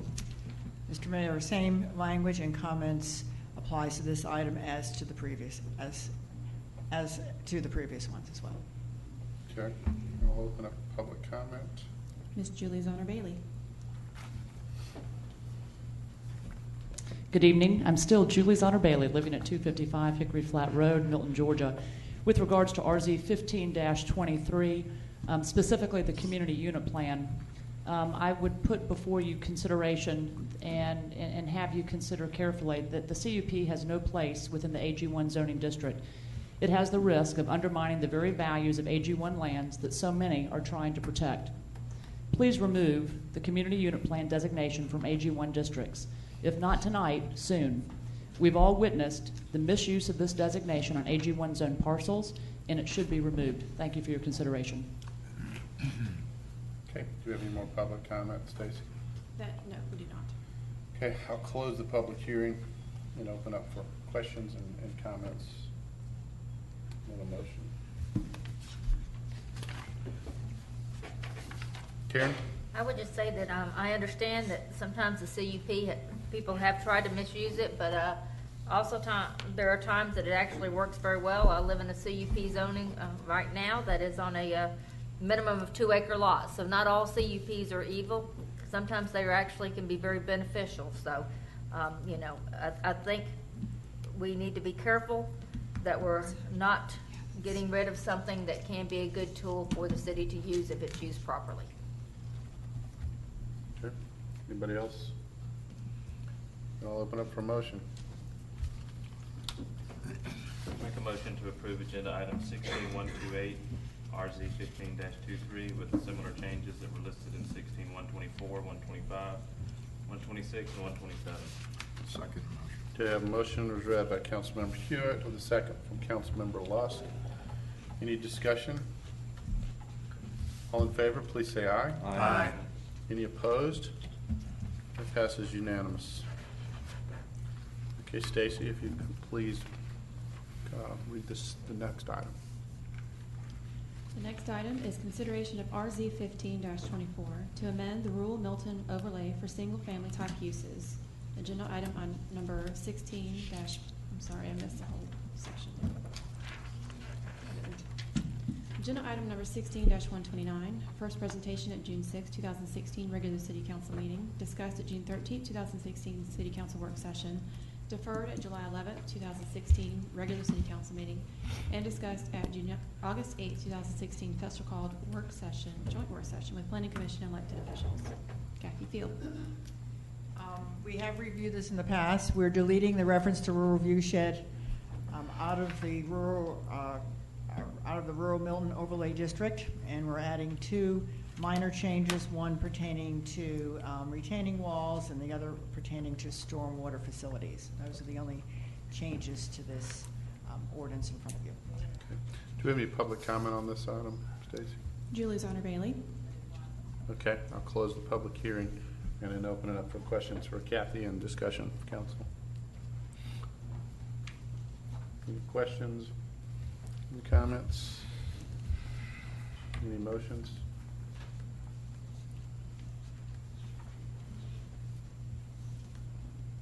Mayor, I'll make a motion that we approve RZ 15-24 to amend the rural Milton overlay for single-family type uses. Agenda item number 16-129. Second. Okay, I have a motion for approval from Councilmember Thurman, second by Councilmember Morag. Any discussion? All in favor, please say aye. Aye. Any opposed? That passes unanimous, Stacy. Okay, I think we'll move on to unfinished business. If you could read the first item in unfinished business. First item is consideration of an ordinance of the mayor and city council of the city of Milton, Georgia, to establish the ad valorem tax rate of the city of Milton for fiscal year 2016 and for other purposes. It's agenda item number 16-179. First presentation was at the August 15, 2016 regular city council meeting. Public hearing held at the August 15, 2016 regular city council meeting. And it's me, Stacey Inglis. Okay.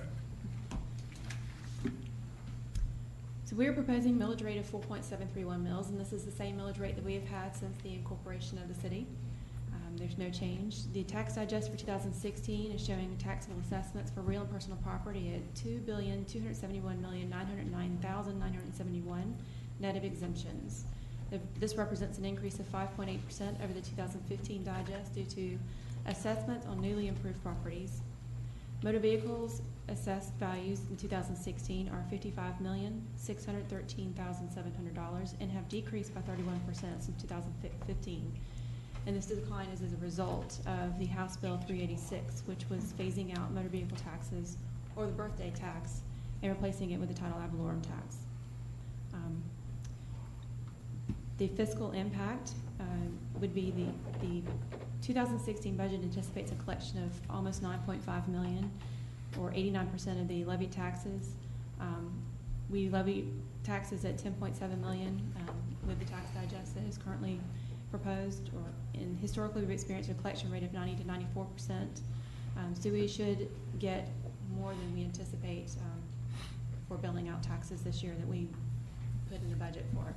I did hear back from Fulton County today. They have gotten the tax digest approved from the Department of Revenue, and we should be receiving the information, the tax files, hopefully by the end of next week. So we should be billing before September 30th, which would be exactly what we need for 2016 billing. Do you have any questions? Any questions? Okay. Do I have a motion? Make a motion to approve agenda item 16179. Second. I have a motion for approval from Councilmember Hewitt, second by Councilmember Longoria. All in favor, please say aye. Aye. Any opposed? That passes unanimous. Okay, thanks, Stacy. Can you please call the next item? The next item is consideration of the use of community septic. This is agenda item number 16-196. Stephen Krokoff. Okay, and if you don't mind me saying, just, if you guys remember, gosh, a month ago, 6 weeks ago, whatever, I think, Steve, you were out of town, but I had asked staff just to bring this back up to us to discuss a direction moving forward, so. Mayor, I couldn't have said it better myself. So with that, I guess I turn it back over to you all. Okay. Again, like I say, I feel like we need to make a decision moving forward. I think most folks know where my position is on this, but one way or the other, I think this will, again, move us forward. So we need to discuss this and give our staff direction. This is not a vote or anything on community septic now, whether approval or denial, but it's asking our staff to work up a text amendment or whatever we need to direct either to allow a community septic or not. And then it would be on a first presentation as well as it would come before us for a vote. So, Matt? Just to let you know, there is public comments. I'll let you decide when you want to. Okay. That's what I was going to ask. Okay. If you give us the public comment. Yeah, we can, absolutely. Does anybody have any questions or comments, or you want to save that till after public comments? Okay. All right. I'll open up for public comments. The first public comment is coming from Tim Becker.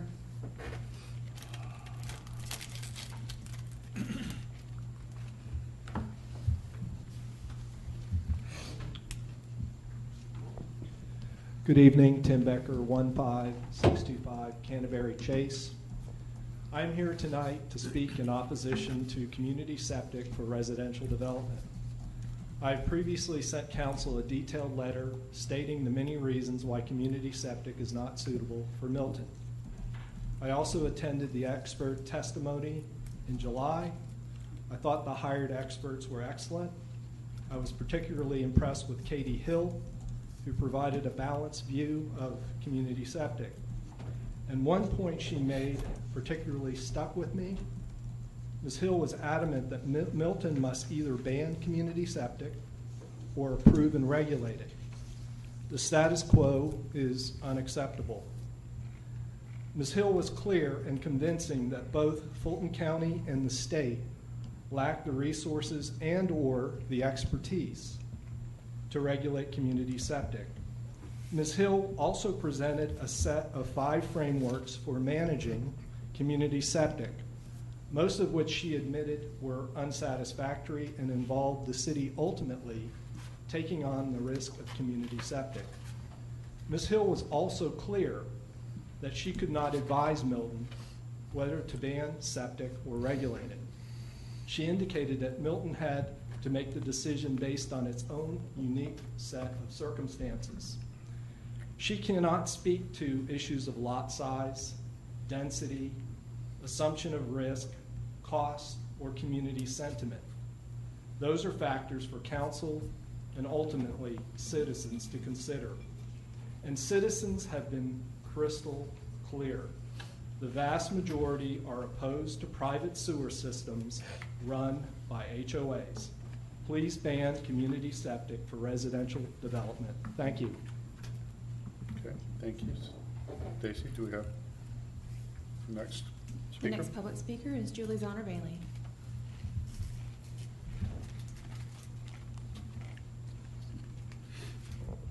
Good evening. Julie Zonner Bailey, 255 Hickory Flat Road, Milton, Georgia, 30004. I appreciate you bringing this back for there to be a final decision. My comments are simple.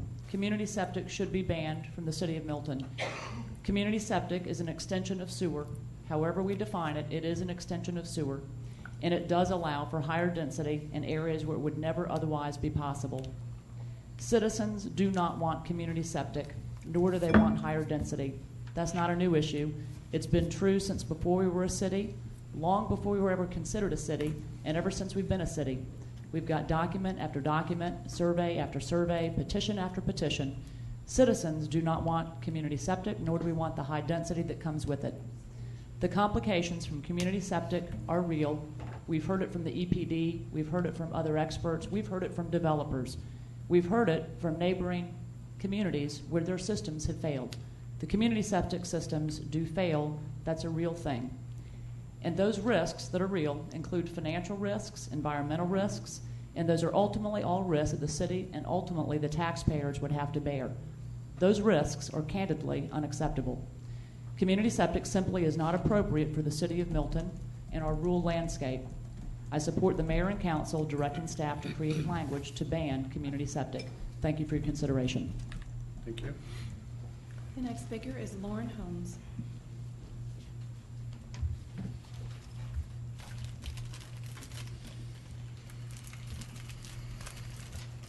Good evening, everyone. Lauren Holmes, 13900 Haygood Road. My family and I moved here almost 20 years ago. We knew everything around us was AG1, and the worst thing that could happen over the years would be one house per acre backing up to our land. Now you want to change all of that by bringing in, and in some cases pushing community septic on us. The only people that want community septic are those that don't have to live next door to it. The proposed rezoning on Ebenezer is a perfect example of why community septic doesn't work for Milton. There were approximately 64 acres, and the city was almost willing to give the developer 48 homes. As it turns out, when the citizens of Milton won that fight, the developer could only get 21 homes on 50 acres. The rest of the land was kept at one house per 3 acres. This conserved more land than that was proposed when the conserved land was the community septic and the field lines.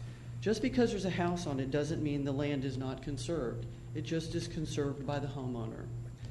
This also proves the city was increasing the density, which just puts stress on the schools and infrastructure that we do not need. We do not want small, clustered homes on AG1 zone land. By allowing community septic, you will find every parcel buildable or not coming up for rezoning in the very near future. This is not what the citizens have said they want. They want it to remain the same. By adding the AG1 text amendments, it will help to keep the rural viewshed the same. I spoke to a representative with Forsyth County several months ago. I asked why the county decided to stop using community septic and was told it was because of the rate of failure. I asked how long it was taking for them to fail, and was told most failed within the first year. After all these years of using community septic systems in Forsyth County, the county has decided to stop allowing them. Why on earth would the city of Milton want to start? Please ban all community septic in the city of Milton. Thank you. Thank you. Ms. Stacy, if you please call the next speaker. The next speaker is Laura Bentley.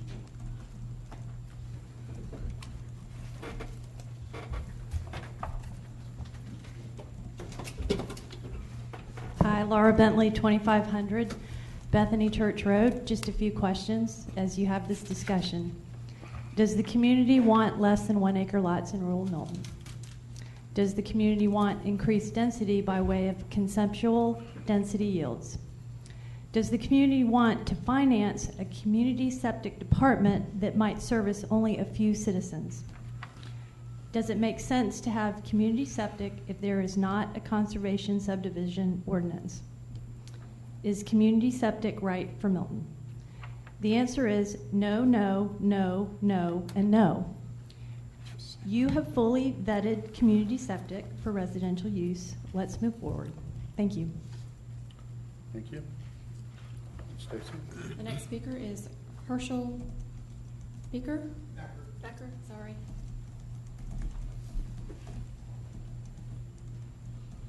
Hi, Herschel Becker, 1200 Lackey Road, Milton. I would just speak in favor.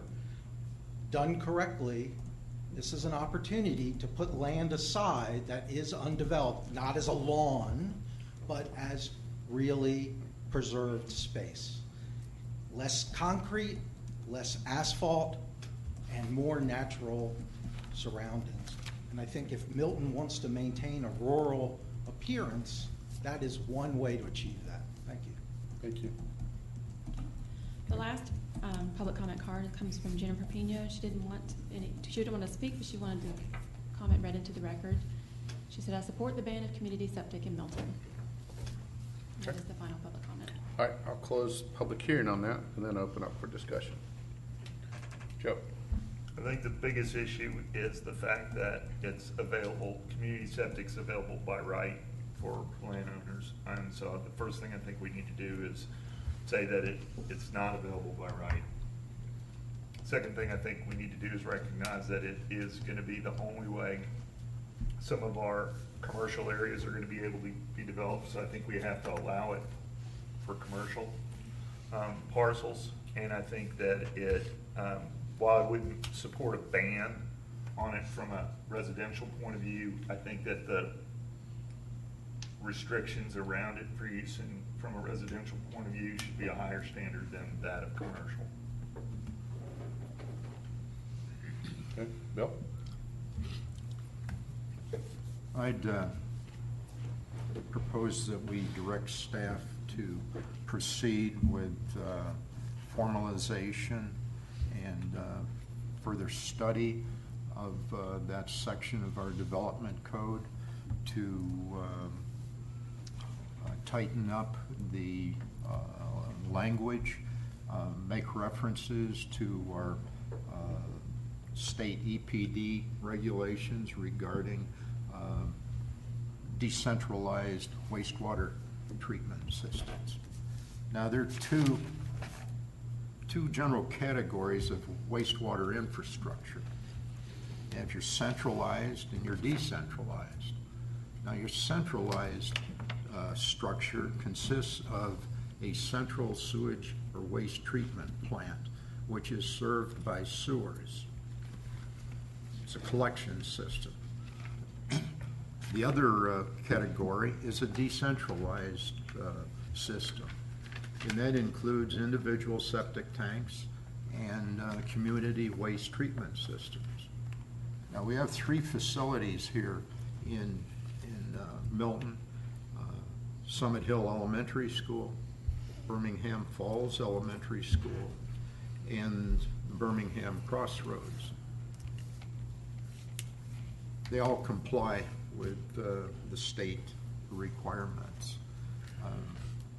Failures on all 3 of those are almost nil, And I have documents here, reports from Fulton County Board of Education, which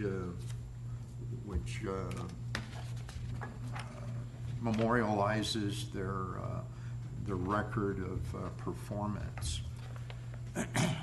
Just as Karen brought up before about preserving the CUP designation, I think we need to preserve this community waste treatment part of our development code. Those are tools in our toolbox. There are uses for them. And I don't think any of us can sit here and predict the need for them or the use from them 2 years, 5 years, 10 years down the road. I think starting to dismantle our development code chapter by chapter is a road going down a slippery slope.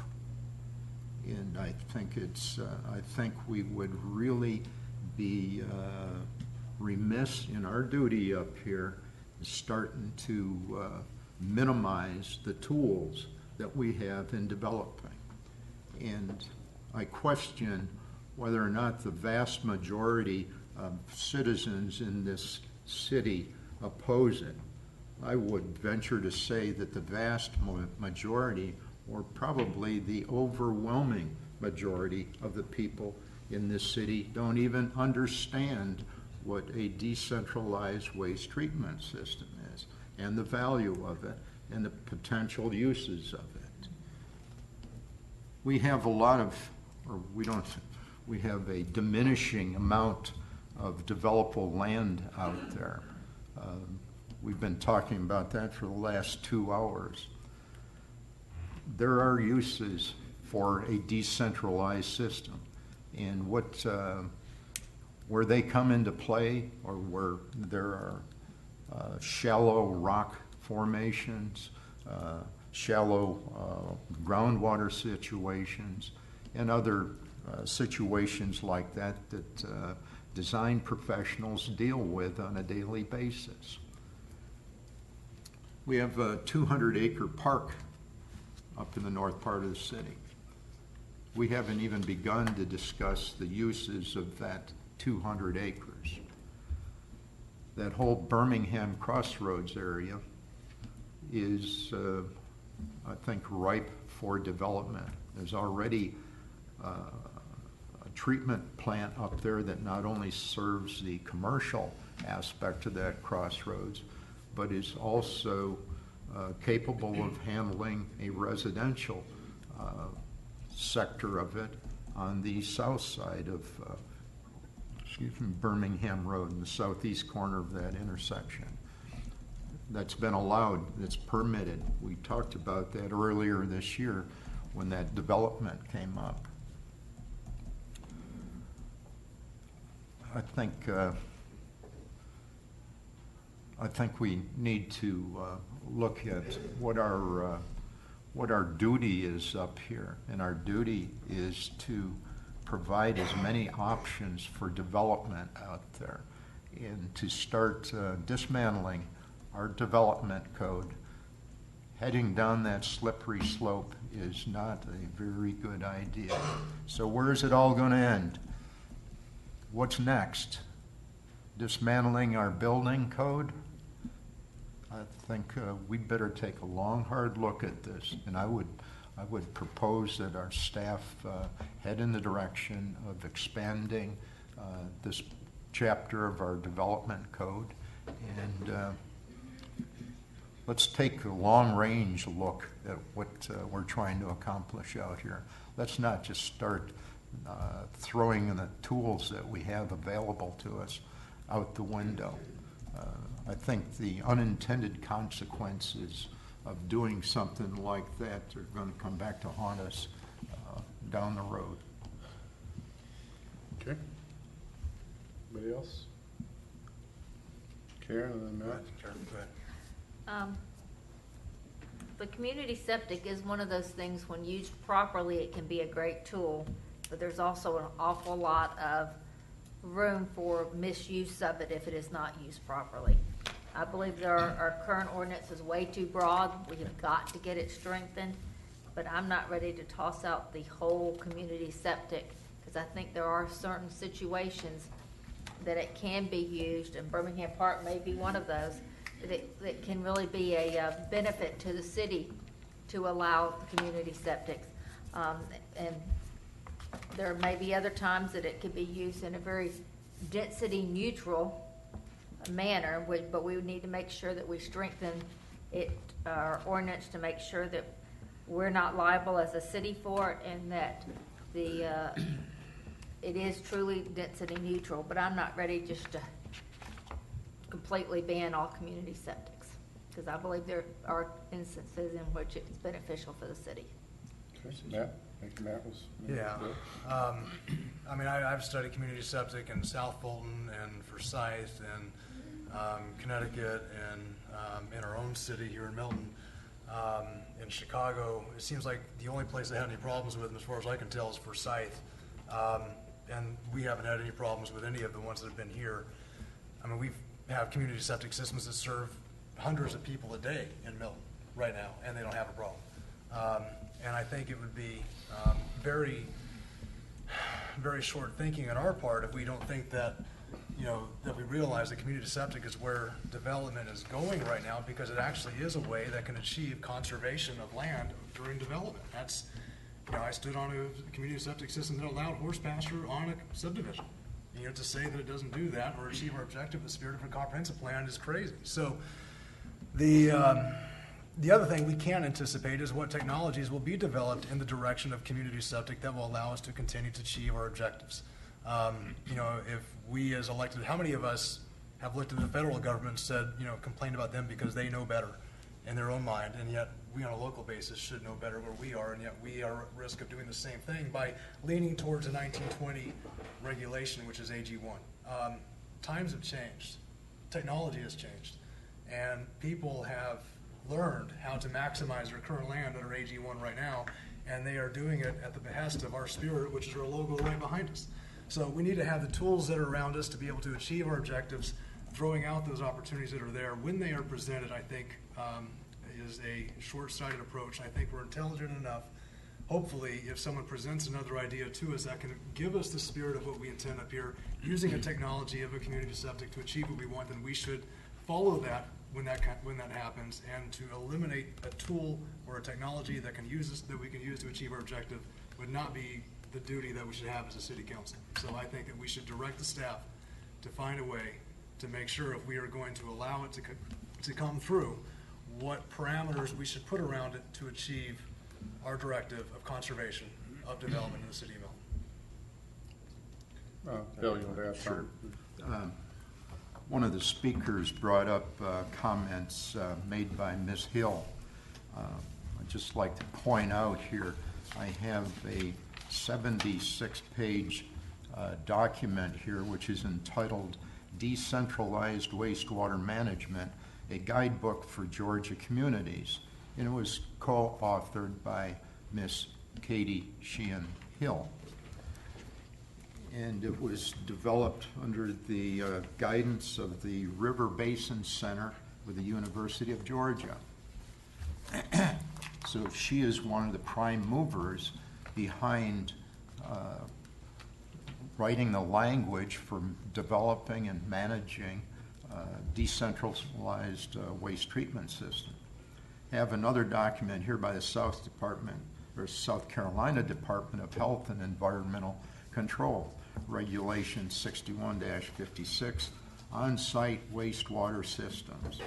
And that was developed effective May 2016. So to Matt's point here, there's ongoing improvements and developments in technology of treating waste, and these are not the only two documents that are out there. Each one of these documents cites another raft of other references that address the same issue. And I think there's a lot more knowledge and research out there that has been done in the past even 10 years than what we've done here in the last year or so, just talking about the failures of these types of systems. There are benefits, and they're not, there are people behind or in this industry that know what they're doing, have the experience, and there are a lot of case studies out there, living examples of the successes of these. Sure, we can point out failures, but I guarantee every one of you out there has had a failure in your automobile at one time or another. Anything created by man is going to fail at some point in time. And I think part of the design industry and design field is recognizing that there are risks in everything we do, and we're charged with minimizing those risks. And further, to say that community waste treatment systems are an extension of sewer is just not correct. It's just not correct. Okay. Anybody else? Bert? My concern over this is the city's exposure to liability. These things can fail, they can be successful. I don't think they're guaranteed to fail. I agree with Bill on that.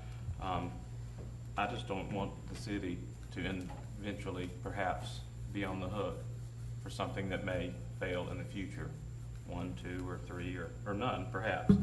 And I don't know how we guarantee that we're not on the hook. You know, Bill had mentioned several months ago or in the meetings, you know, that as on plans, you know, it says the stormwater detention facilities are the responsibility of the developer, and if they fail, blah, blah, blah. Well, that's all good and well if there's still a developer, you know, that LLC hadn't changed going forward. You know, you've mentioned in the past the schools have their on-site wastewater, which they do. I view that it's the same entity owns it, operates it, and deposits in it, versus what we may see in a residential type of development. Do we have the expertise or the resources? What will it take for us as a city to regulate these things?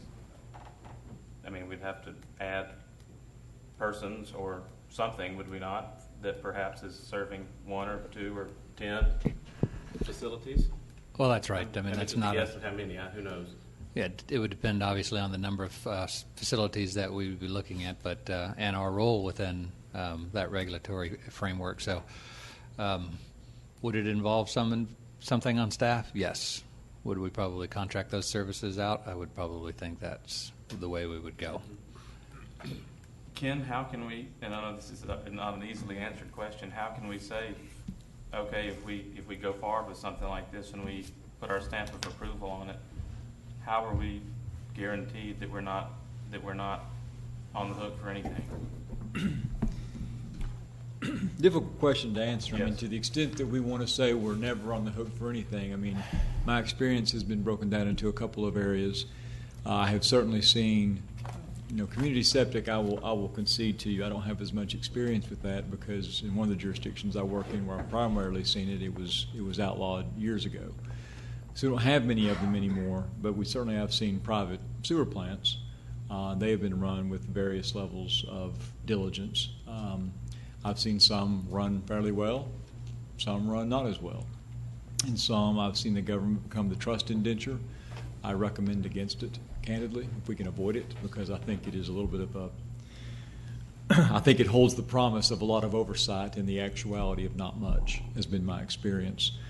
I mean, I think Carter's on the right track, though. I mean, to the extent that is there the technical prowess to first of all come up with systems of checks to ensure that the city is from a regulatory standpoint in good standing? Sure. I also agree with him that farming that out to third parties who may deal with it more often than we would have would make some sense. I mean, there's probably ways to built in regulatory fees that would absorb some of the cost of that third-party review, not unlike what we do with telecommunications towers. From the standpoint of guarantees, I mean, these are issues. You know, this is nothing new. We've talked about requiring certain levels of bond indebtedness or performance bonds or maintenance bonds.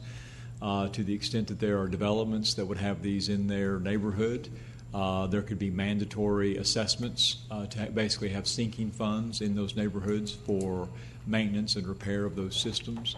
At the end of the day, this is one of those situations where if the council gives myself and staff guidance to go and prepare regulatory documents as part of us permitting these sorts of systems, I would bring you back things that I would do my best to ensure that we are protected. However, I'm not going to be able to tell you that under no circumstance will you never get a phone call that says, I live in X subdivision, our system is failing, or our system doesn't smell good, or our system has leachate on the top, and we would like the city to do something. That does occur. That occurs in almost any area to which a government regulates. But we could certainly minimize a lot of the exposure to the city. To try to play a worst case scenario, right. A 10-lot subdivision has one of these things in it. Right. It has a problem. It's not rectifiable. Would the city? I've seen and read of instances where a city's issued a building permit that in an area that's become a floodplain, and the city's had to go back or county has had to purchase these houses after they flooded. Do you ever foresee any instance where if there was a catastrophic failure in a small parcel that has these, X amount in it, that because the city supports these, permits these, we would ever be on that level of exposure? Of basically having to effectively condemn the subdivision because it's failing?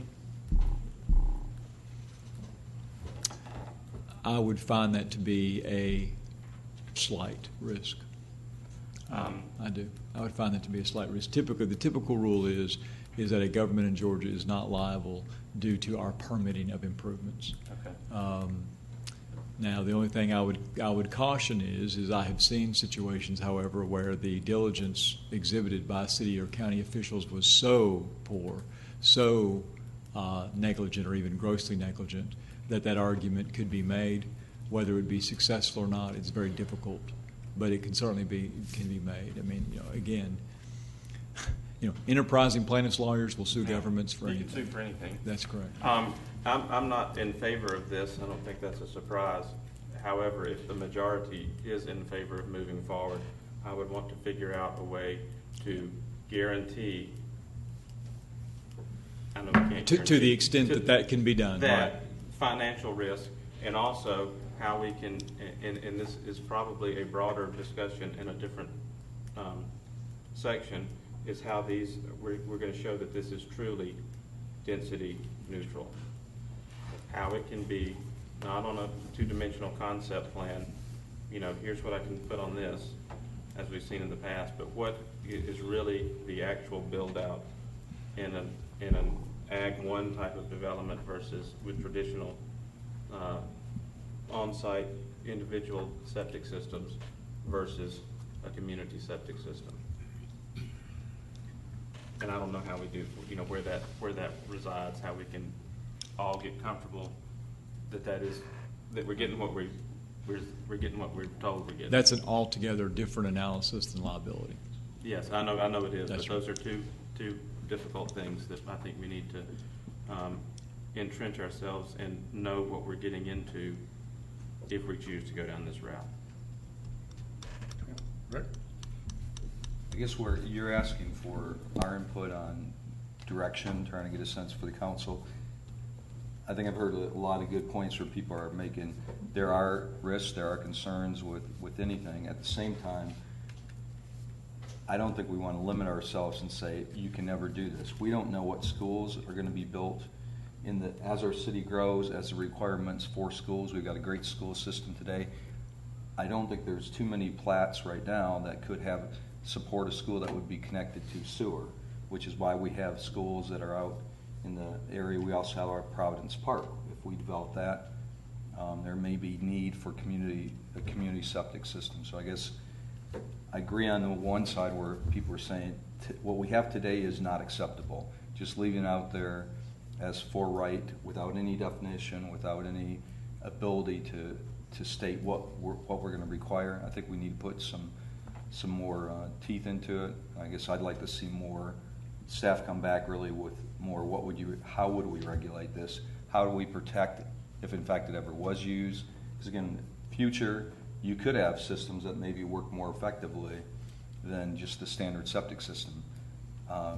But then again, you may have developers on the other side that say, I'm not going to use it because of the cost. So I guess I'm in favor of saying let's explore it, but let's also make sure that we put, like Bert had said, make sure that we do some things in the way we write it where we protect the city, because that would be my biggest concern as a financial liability to the taxpayers. Okay, anybody else? I would just say I 100% agree with Bill and Matt and some other public comments that community septic can work. I mean, we can put a man on the moon. Our engineers can figure it out. It can work. Yeah, it might fail, but so do septic systems and sewer systems and cars or whatever. So, that's not my argument and I'm not as worried about the liability. I mean, there is some liability there, I know, but again, if we chose to do it, sure, the engineers could figure out the way that it works. My concern is what real benefit is allowing community septic. If we want to keep larger lots, 1 acre minimums, which right now, where we don't have sewer septic systems, we have to have an acre minimum lot. The only benefit I see to community septic is an ability to allow smaller lots, just as though there were sewer there. I get, granted, we talk about equestrian and we want to preserve equestrian. The actual equestrian areas we have, I know a lot of us have participated in that and own equestrian areas and want to keep that, but again, I don't think allowing community septic is going to bring more equestrian areas. It's the majority of people I hear from and I see are concerned about the number of homes going up, the number of rooftops, and the number of additional cars. We've had examples where we could, if we had it as an option, we've seen examples where it would allow more homes being built, more traffic, and to continue to degrade, our situation, our lifestyle here in Milton. So, what really it hit me, a couple other things. There's developers that I know that live in Milton and develop all over, and they come to me and say, "Don't allow, community septic in Milton. It's nothing but it's a way around things to put more density in, and it's just not going to be a good thing." I've had Forsyth County commissioners call me and say, "Absolutely, do not allow community septic." We've had nightmares with it. So, to some of the points, I totally, brought up Birmingham Park. We've brought up schools, things. I agree with Joe.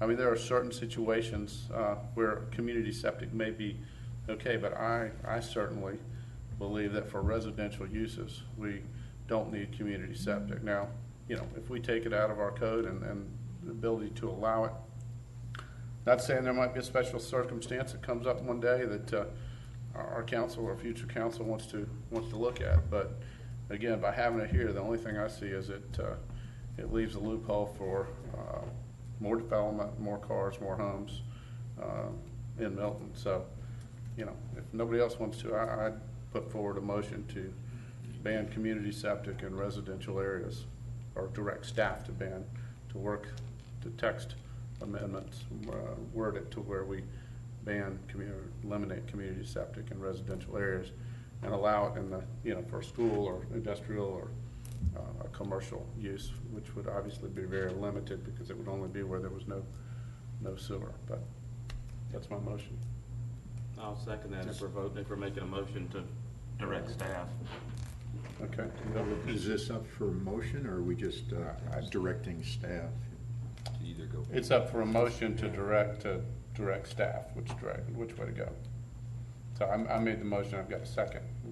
Welcome to discuss it, or if it doesn't pass, then certainly bring another motion up. Could you restate it then, please? Yeah, my motion would be to direct staff to make a text amendments changing that we do not allow community septic in residential areas or for residential developments, but that allows for commercial or schools, that type of stuff. But it may allow for non-residential, but not residential. So Joe, just to be clear, because right now I want to say this is something that, and now come to think of it, I can't remember if it's language that's in our ordinance saying that it's allowed, or if it's the exclusion of any language that creates the allowance. It's in our language, 50-184 item. Yeah. It specifically says that it's allowed. With no regulation. Right. Yeah, that's right. So the question I got, Joe, is AG1 has both residential and commercial qualities to it. It can be used for both. So if we've got to apply this on a zoning district, how do we do that with AG1? I would think you would not clarify AG1 or not, you'd say residential or non-residential. Okay, so we want to leave the language that we have in for commercial use, but exclude it for residential use. Is that what you're saying? That's my intent. For instance, Councilmember Longoria, right now the language says an alternative method of sewage disposal for each lot or a community sewage disposal may be used. That's what it says right now, except in residential developments, comma. If you get my meaning. That's the intent. Bill and then Karen. So what would you propose for the southeast quadrant of Birmingham Road, Birmingham Highway? Would you prohibit them from tying into the Crossroads treatment plant? I believe that's already been approved. Right. Yeah, that's already been approved. That'd be grandfathered in. Karen? Personally, I'm more concerned how the language currently is, where it doesn't have a whole lot of regulation and oversight than I am between the residential and non-residential. So I can't support anything that doesn't strengthen and put more rules in as far as when and where it's allowed and how it's regulated and everything else, regardless of whether or not it's commercial or residential or non-residential. To me, that's the biggest thing, is the fact that the ordinance that we currently have is way too open-ended. Right. I mean, so to that point, my motion would address that because it is not allowed, it's basically not allowing it in But residential. even in. So I'd be certainly be willing to add that we also come back with more regulations on non-residential uses if council wanted to do that. Okay. Bill and then Rick. Well, I'll bring up my point again about the Birmingham Crossroads area there. It's probably, 10% developed at this point. There's already a waste treatment plant up there in the commercial area, which is also serving or contemplates serving residential area in the southeast corner. There's the other 90% of the other area up there, I think, is obviously ripe for commercial development and multi-use development. And that was the one reason why that housing development was denied, because they wanted to remove the commercial or the retail element from that housing facility. And I think just to make that whole area viable up there, you're going to need more of that type of development, which would probably dictate that you go to some type of decentralized treatment system. I'd hate to put the handcuffs on developing an area like that by eliminating or banning a residential part of any development from tying into a facility like that. So, like I say, I think there are opportunities out there where we can get combined multi-use developments that would really benefit, and I think the environment would benefit from a facility like that too. So I wouldn't want to exclude the. I think we can. I think when the questions really come up as to where they're going to use them, I think we can address them at that time.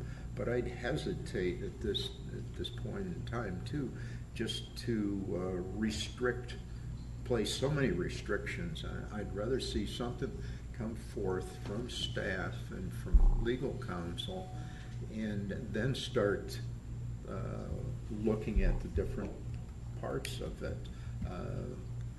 We're just sitting here talking about what ifs right now, and we could sit here all night talking about what if it's a 6-acre development or it's a 100-acre development, or what if.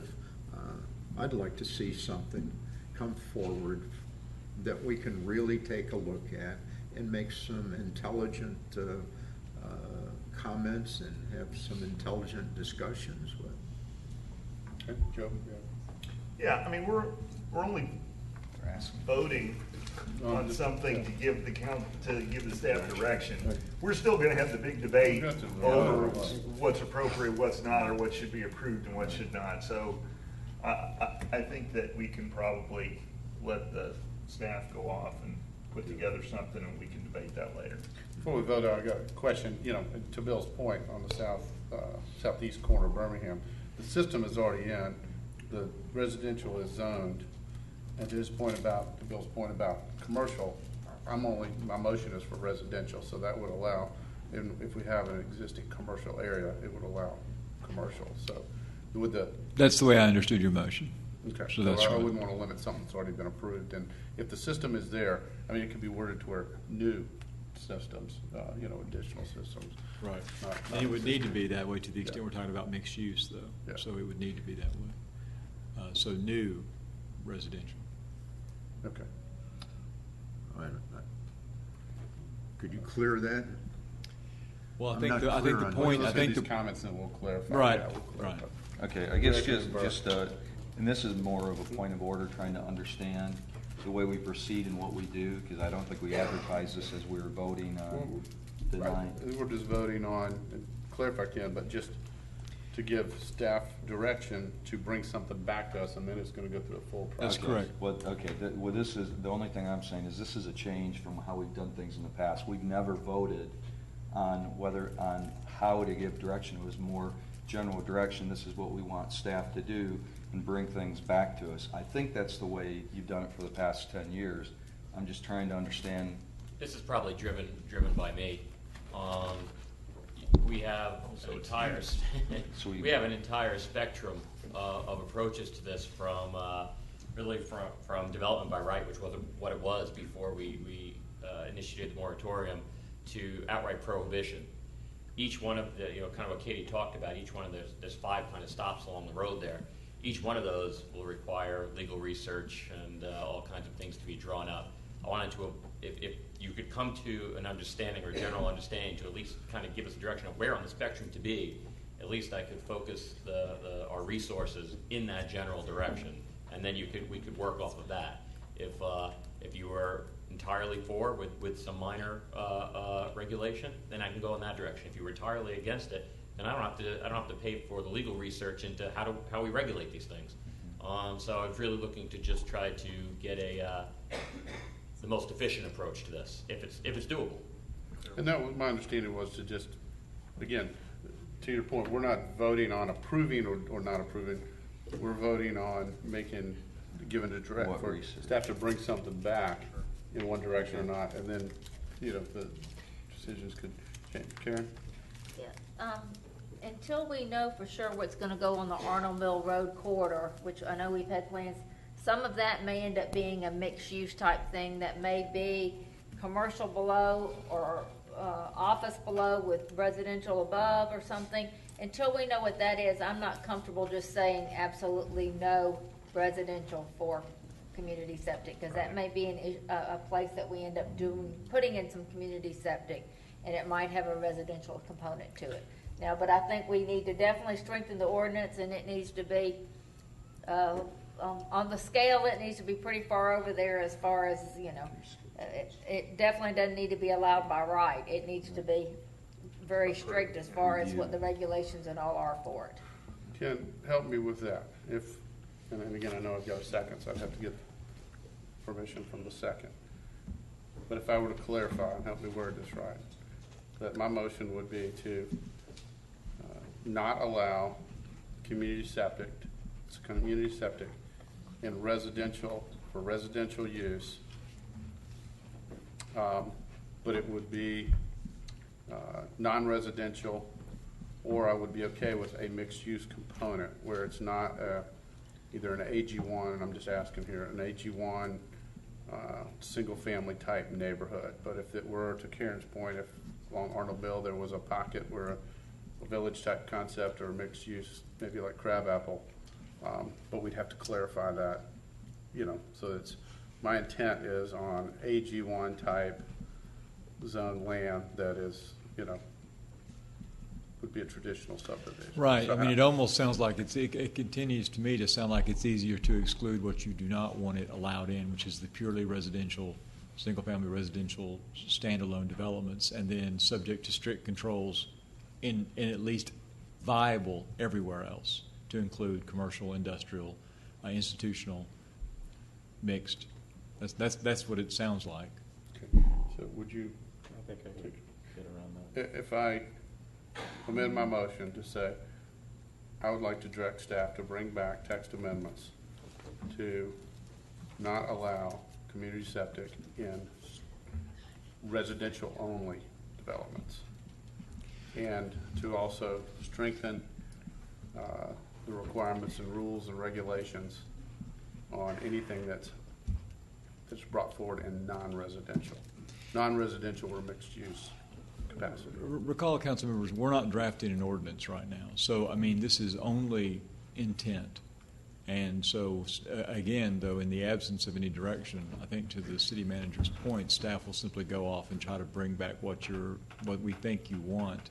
This is at least a little more clarity than that. So, I understand what I think you're proposing.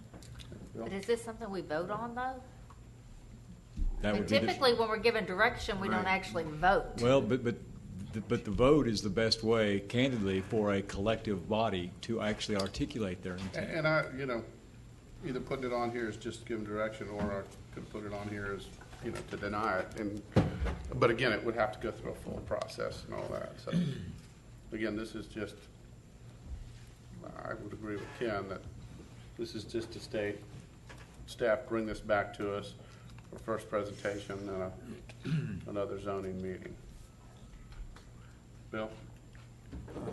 Maybe further to Karen's point there, using the Arnold Mill as an example, we could have mixed use up there with combined residential and retail or commercial.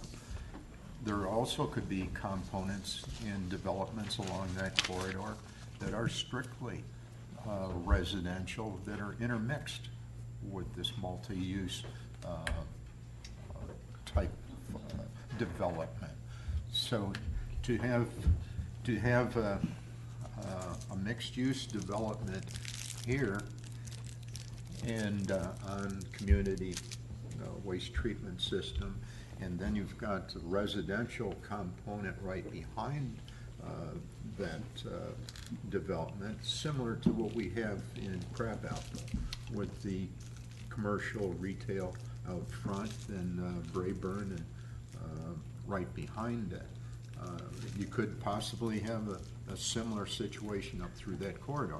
So going back to my previous comments, I don't know how we can sit here and anticipate every possible development situation out there And I think we just need to keep our options open. And, Perhaps we could look at nodes or areas that it's acceptable in, or ones that it's not acceptable in, and then that would, not be as finite a decision. But again, we can look at those things once we get, like you said, we're talking about a bunch of what ifs.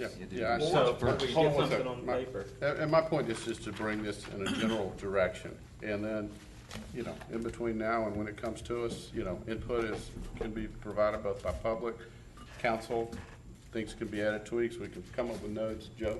So why don't we just disallow it? Just make sure that our language in our ordinances takes away the by right availability of community septic and say that it's only available with permission from the council. So, sort of like a use permit. Right. Yeah. And that way, we don't have to anticipate all the different scenarios where it might be appropriate. We just have to vote on it when it comes up. But along that same line, I think I don't think we want to wait until that comes forward. I agree in concept, we could go ahead and say, okay, it's to bring it forward quickly to say it's not by right. You can't just go ahead and do it, do a text amendment change right away. But I think even if we're going to use it for commercial or look at it as a potential commercial, you've still got to do the research of how are we going to regulate it. I don't think we want to wait until we get something before us and then we try to create the wheel. We've done that before, and that's a difficult way to do it. I think that's where I think staff needs to have a little direction to actually do some research and figure out how would we do this. So you're kind of saying take it away. I'm sorry. No, let Matt and then you. So the process as is right now on the residential side is we have revised AG1s that we just passed, which everything's going to be an individual septic system anyway. So anybody that applies for a residential according to the current AG1 enhancements that we have is not going to be able to come before us with a community septic system because it just wouldn't fit. That's the whole design of AG1 as it is. However, so if we have that where it is, then I try to anticipate how someone can bring forth an idea which would include a community septic system, which would involve a CUP, which we also passed, which is where we were. We've been through that process. We know what it is. Now, if we don't allow that by right per se, then we have to invite others to come in before us who might have ideas to try to achieve conservation in some way, shape, or form, which, and Mr. Mayor, with all due respect, someone can come before us with a community septic and have a working farm and contiguous land on that property, which would not fit under if we eliminated from residential. Because the idea of residential is that you can't have any opportunity there just because of what is. So my thought process in this then is that if we eliminate residential, commercial, and mixed use for community septic, we don't invite better ideas to come in and help achieve the conservation of our land according to the spirit of our comprehensive plan and our logo, which we have behind us. So my thought process is that we should have a community septic system that is there where it is. Just allow the staff, give them an opportunity to research and come before us with the mixed use, with the commercial, with a residential, how you would handle that. And at that point in time, we as a council can decide then which way we want to go.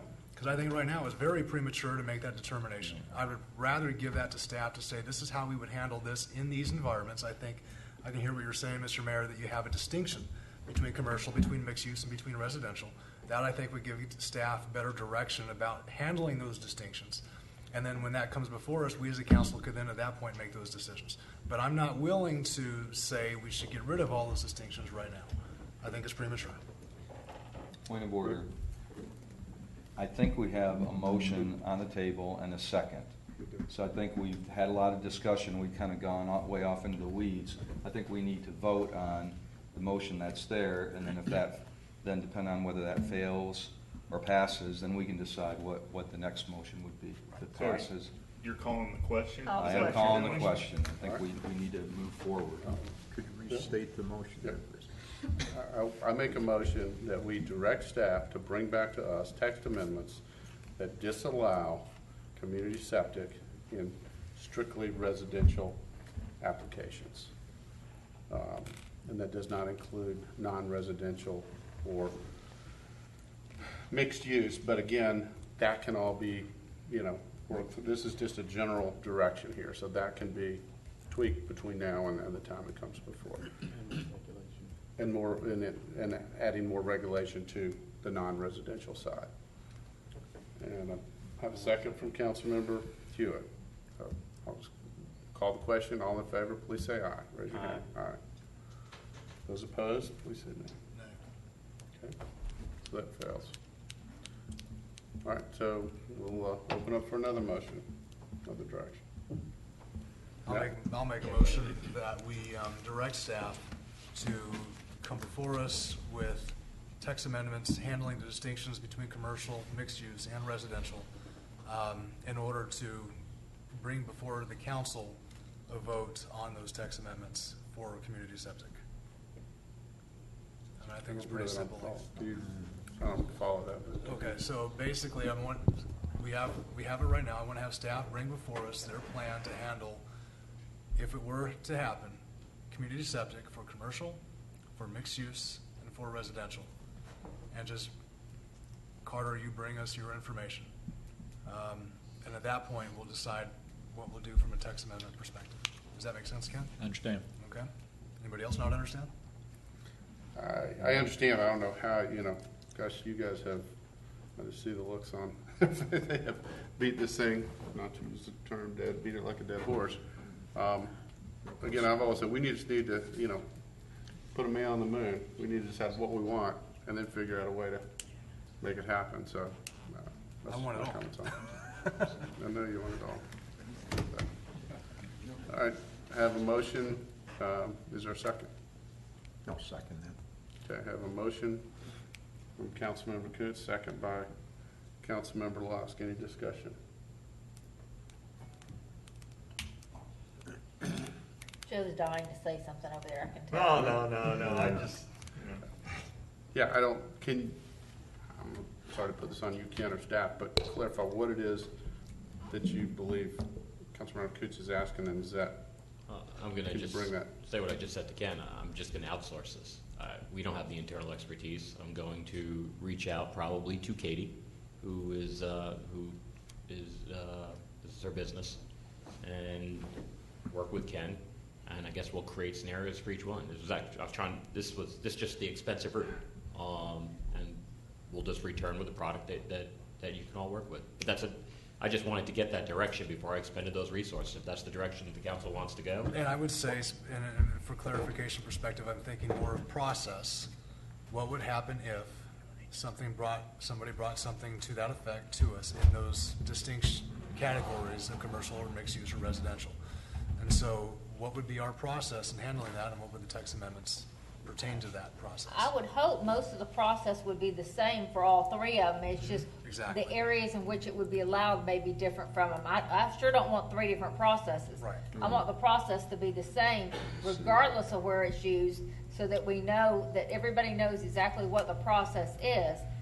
What I'm looking for is for them to tell us where it might be appropriate and where it might not be appropriate for that process to be used. I can give you an example of what might come up. Let's say, for example, you have different technologies for commercial versus residential, all right? And you might decide that some technologies we don't want to employ in the city of Milton for residential, for example, but we might want to use those for a commercial aspect. So that would be where you'd have a difference in the processes, because we would know what technologies at that point in time would be acceptable to us. Right now, we have none of those distinctions in front of us to make that. So those are just ideas of trying to think ahead of time about what might come before us in order to be able to make a determination. I guess where I'm still not clear, that's, to me, that's plan B. Plan A would be, are you allowing it in certain different, this is trying to figure out, okay, so assuming we want to allow it here, here, and here, what's the process? Is the council still, we got to decide, do we want it, in commercial only, in mixed use, or not in residential? And then I think we direct staff to bring us back and experts how you handle it there. Joe? Yeah, I think we're tripping over all these minds when what we need to do, because we're trying to craft specific language that allows it in certain cases. Right. I just say disallow it unless you come before us and get a special permit to use it. And that way, it's consistent. And then we work on those, And we- understanding what the criteria Right, for exactly. special Right. use. I agree with that. I would be okay with it, because I You've think got a now motion we're just now, kicking and it it's down. seconded. So We're just kicking I'm it not down. trying to override that. I'm just saying, Yeah. we're complicating things when we don't need to. I think we're kicking the decision down the road, just Well, and Now we're trying to get facts. I go along with what Joe's getting at. It's a use permit, but we need to have the language to work with. Right. And I think that's where, at least we're coming from, is we need that language. So whenever the application comes up, So and but we're before you- about to issue a use permit, we have the part of that ordinance that regulates all this. Okay, Bert? So I don't see where it's any more complicated than that. we either keep extending the moratorium till we have that language, or we disallow it now and work on that language, and that language overrides. That's right. That's our That's option. right. But from the standpoint of a use permit, though, typically in a use permit situation, what the governing body works on is the criteria for which that use is allowable, not the Right. technical Method. specifications of what sorts of systems. I mean, that's what we put the burden on the applicant to tell us, and they're going to have to sign it and seal it and engineer it and guarantee it and do all the technical stuff. Your vision as the visionaries for the city is to determine the criteria upon which that use is acceptable at all, And in that- any of those categories. All due respect, that's kind of where I was going with it. Is just by getting the systems we're going to use doesn't really help us. First, we've got to decide where we want to put it, and then, to Ken's point, the experts figure out how you make it happen. Well, my thought process was we were going into the moratorium because we were worried about someone actually making the request. Yeah, I like Joe's idea, where, Yeah. we disallow it, and then if we want to work forward. We work on certain what, areas under that- what permit we would allow it. Yeah, I think we need Yeah, to I would be disallow it. open to that. But we have a motion and a second on the table. That's And- correct. And in defense of my motion that I made as well, what I am asking for specifically is staff's plan to handle the request that we have. And it really is a plan to handle the request that we currently have in our code as it stands today. Because if someone were to come in as the code as it stands today, I just want to know, what it is that we want to do. If it's too vague, we can set regulations according to that make more sense. So my whole thought process for staff was to come before us with an idea of what, how they would make it better. Would you consider in your motion to Joe's point about specifying that it's not allowed in residential until this is done? I don't want to allow it anywhere till it's done. Serves the moratorium? When does the moratorium expire? October the 2nd. You got a little time left. Well, it can't be done in residential unless it comes before us for a CUP. And if that happens, then we go through the whole investigative process then anyway, so. But with the moratorium right now, nobody can put in that. Well, not with the moratorium. If the moratorium ends and someone were to come before us, or someone were to try to build AG1 within the city of Milton, if they want to do it differently with a community septic, they would have to come before us for a CUP, and we'd have to analyze that then anyway. So if we say that we get rid of it now, it really is 6 in one hand, half a dozen in the other, except we just eliminate someone actually coming before us with what could potentially be a better idea. We don't have anything to analyze it against right now. We don't. So We don't. that's why I would like to either extend the moratorium for 6 months, or, whatever the length of it is, where we don't have to hear it every month, or clean it up and start over. Yeah, that would be, my recommendation as well is that if we're going to get into the drafting mode with respect to these modifications, let's just extend the moratorium further until we're done. But if we sort of piecemeal it, I'm not sure where that puts us under the moratorium. I'd have to go back and look at the language again. I'd agree with So that. we have a motion on the table that I would like to. Yeah, we've got With all due respect, do we vote for it with Karen not here, or what? I'll wait. We'll wait till Karen gets here. So where's your Milton shirt you were going to wear today, Matt? Yeah, it was a pretty good ball game. Did you guys go? All right, so just to clarify the motion, so you're just looking for direction on different types and different. Give direction for staff to look at, how they would make a plan for community septic and make our ordinance better under the different distinctions that we talked about between residential, commercial, and mixed use. So they're gonna create, Yeah, since I second this, I want some clarification too. So we're directing them to come forth with a new ordinance or a new section of the development code that addresses design, installation, implementation of wastewater treatment facilities. Is that what I? And regulation, I assume. In Well, regulation. regulation, Yeah. you know, and I think the regulations are, if we do the beginning planning, that we can understand the regulations that we'd have to decide on. Well, you've got to have something in place, I think, before we go to the next step, before we have an application out there. Don't know whether we're going to approve it in this area or not. Got to have something in place so somebody can make an application anyways. They've got to have some guidelines as to whether or not they can design it, whether it's applicable, or whether it's affordable, and whether it's suitable for whatever location it's going. I think it's the where before the what, though. Yeah, I think we're putting the cart before the horse. That's the opposite. It's basically saying we're still allowing them, and we're going to figure out the types and ways you can do it. But I, had a couple people want to call the question. We've got the motion by Councilmember Coons, a second by Councilmember Lusk. All in favor, please say aye. Aye. Any opposed? Opposed. Joe? You want to? Yeah. Make a motion? I'd make a motion that we instruct the staff to remove the by right language that exists within our city codes and to explore some special use permit process that would allow for community septic when needed. I'll second that. Okay. And you just got to have a motion, Councilmember Longoria, second, Councilmember Thurman. Any discussion? I can get behind that. Would you also be given direction to have them actually look into? Yes, and but to Ken's The point, legal we put the side. onus on the applicant to defend to bring a something. system. Yeah, I'm likening this to, again, I've referenced it once, sort of like, almost like cell tower applications where we literally put the burden on the applicant to provide a lot of the data and a lot of the expertise, and in fact, then we make them pay a fee for us to retain somebody to review that. Yeah, right.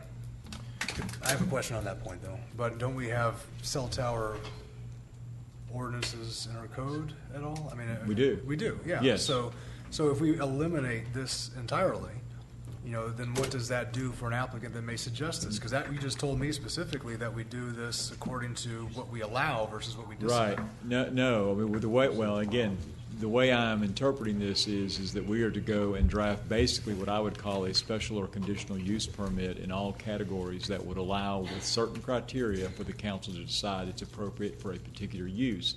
And if that is true, then there would be the following regulations that would apply if it is true.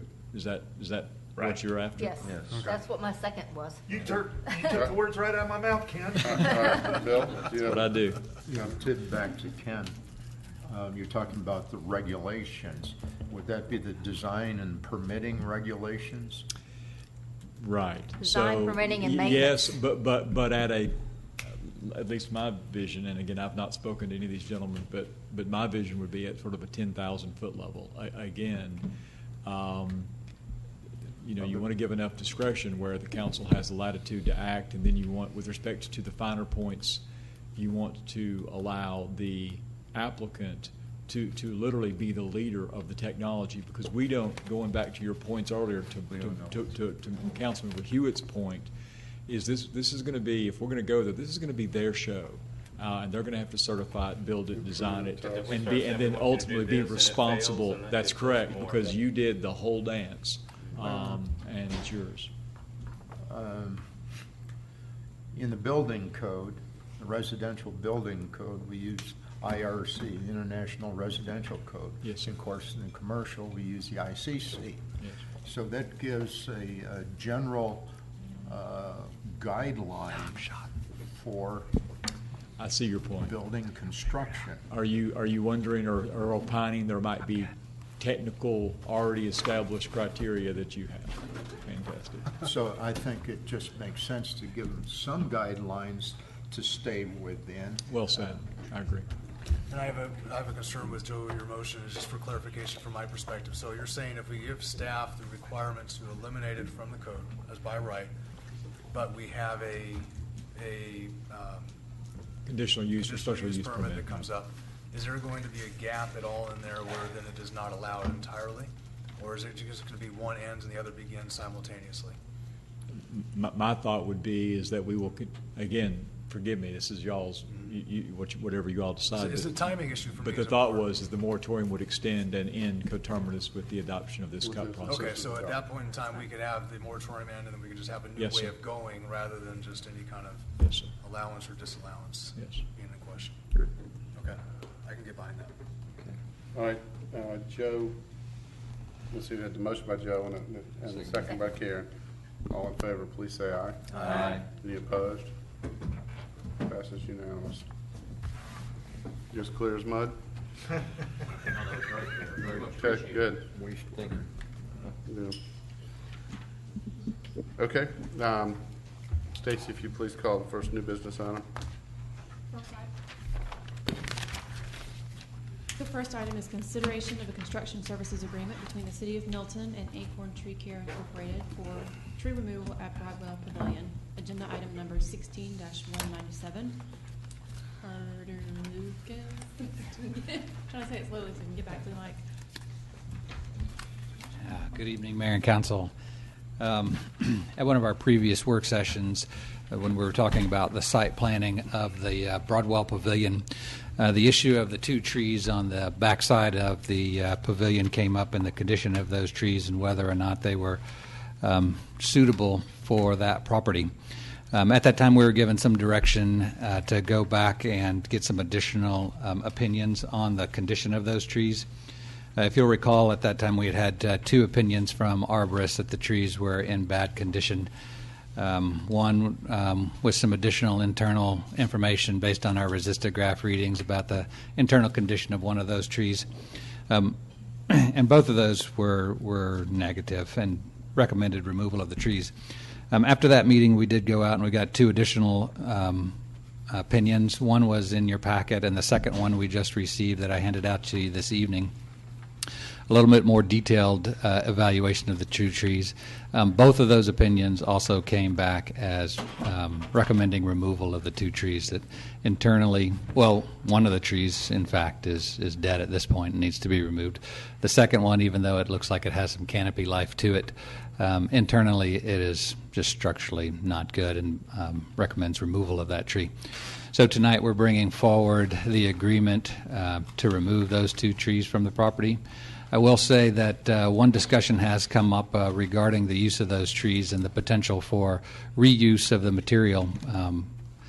If it's good, that we have an opportunity to mill those trees and bring some of that lumber back into the community for uses in various locations, whether it's City Hall or fire, police stations, any of our new facilities around. So there is an opportunity to do that. It's not included in this current contract, but could be added to it if we approve the contract and those trees are brought down and the wood is found to be somewhat salvageable within the core of the tree. So tonight we're asking for consideration and approval of the construction services agreement with Acorn Tree Care to remove those two trees on the back side of the Broadwell Pavilion.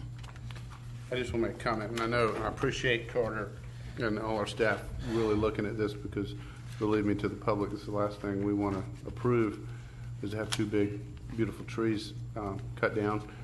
I would say if this is approved, though, I'd want to have a caveat that we certainly communicate to the public, and make sure they know this wasn't taken lightly and went through all these steps, and that we would try to salvage some of the lumber, and that maybe we obviously plant some more trees there, but as a token to one day have the same trees somewhere, not in our lifetime, but somebody else's lifetime. So, but anyways, I would agree with that. Bill? Yes, had a discussion with the adjacent property owner this afternoon, and just as a point of information, passing on something. She's willing to have the trees pruned and will continue to feed them for the rest of their life, at least for the one that's not The last tree report. One in intensive care right now. So. Well, the last tree report we got from Boutte, the one I handed out this evening, did talk about some remedial measures that may be done for the tree but did not recommend moving forward with those given the condition of the tree. You know, and let me ask this, Ken, too, liability-wise and just general practices. You know, if this were in our personal yard or personal property, and it's, you know, the public's not there and it's not right next to a structure or whatever, obviously there might be less concern about, you know, you may want to continue, I don't know, say drag it out, but, you know, try to let it stay as long as it can. That's right. But is there anything that would push us as a city to not take that type of stance? No. Okay. No. So I don't know if there's any, you know, thoughts or wishes to try to take the one down and nurse the other one a little bit. See it fall on that Yeah. pavilion. No, that's why that's liability wise. That's right. It is near a structure, so. Well, we talked about risk before and a couple other issues here. It's all risk management. So. Well, let me make sure, Mr. Mayor, when I said no, I suppose I was noting that if you're allowing the public to be on there, it's a public structure, you've got public access. I mean, I tend to err on the side of Right. we need to be conservative. So I hope that's the way my no came across. We need to be conservative with respect to that. Oh, well, I took it down. Yeah, no, okay. That kind of answers my question. Karen? Well, I mean, I think it's one of those things, it sounds like, I mean, one of the trees we have no choice, the other one it's either now or maybe a year from now, or maybe 2 years from now, and it falls on structure or on a person. I think we're probably better off going ahead and removing both of them now, trying to use the wood we get from them. But I strongly want us to go ahead and replant a tree, similar tree that's a good caliber tree in a location close by, because I think those trees have been in that location for a long time. And so I think it would be nice to go ahead and get one planted close by as possible. And I'd also like to see an oak tree planted somewhere in front of the City Hall when it's done. It used to be in old times when you built a new house, the first thing you did was plant an oak tree in the front yard, and that's how you can tell how old some of the old houses are, is based on how old the oak tree is in the front yard. I'd like to see us plant an oak tree in our front yard. The plan at the pavilion right now is to come back with a large Christmas tree to have the Christmas party and celebration at the pavilion. I'd almost, though, like to add, I've seen that plan, but if, to Karen's point, and I'm sure the rest of the council would like, some couple of oak trees, even, like I said, we won't see it in our lifetime, but somebody will enjoy it down the road, if that, possible. Obviously, you'd have to. We can certainly add the oaks to it. Okay. The one thing about the pine tree that'll come in, though, is it's going to be big when it comes in, so at least we'll have some presence there. I think the key is communication to the public when before Understood. the chainsaws come out, if this is approved. Okay. Any other comments? If not, I'll open up for a motion. Hold on one second. Do we have any public comment on this? Okay. Close the public hearing. Open up for a motion. I'll make a motion, Mr. Mayor, that we approve agenda item 16-197. Second. Okay, I have a motion for approval, Councilmember Moore, second from Councilmember Hewitt. All in favor, please say aye. Aye. Any opposed? That passes unanimous. Thank you. Okay, Stacy, if you don't mind reading the next item. The next item is consideration of construction services agreement between the City of Milton and Bain Development Group, LLC, for the construction of a fire training facility. This is agenda item number 16-198. Chief Edgar.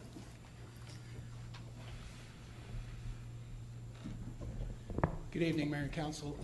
What we have tonight is your consideration of a fire training facility, a construction agreement.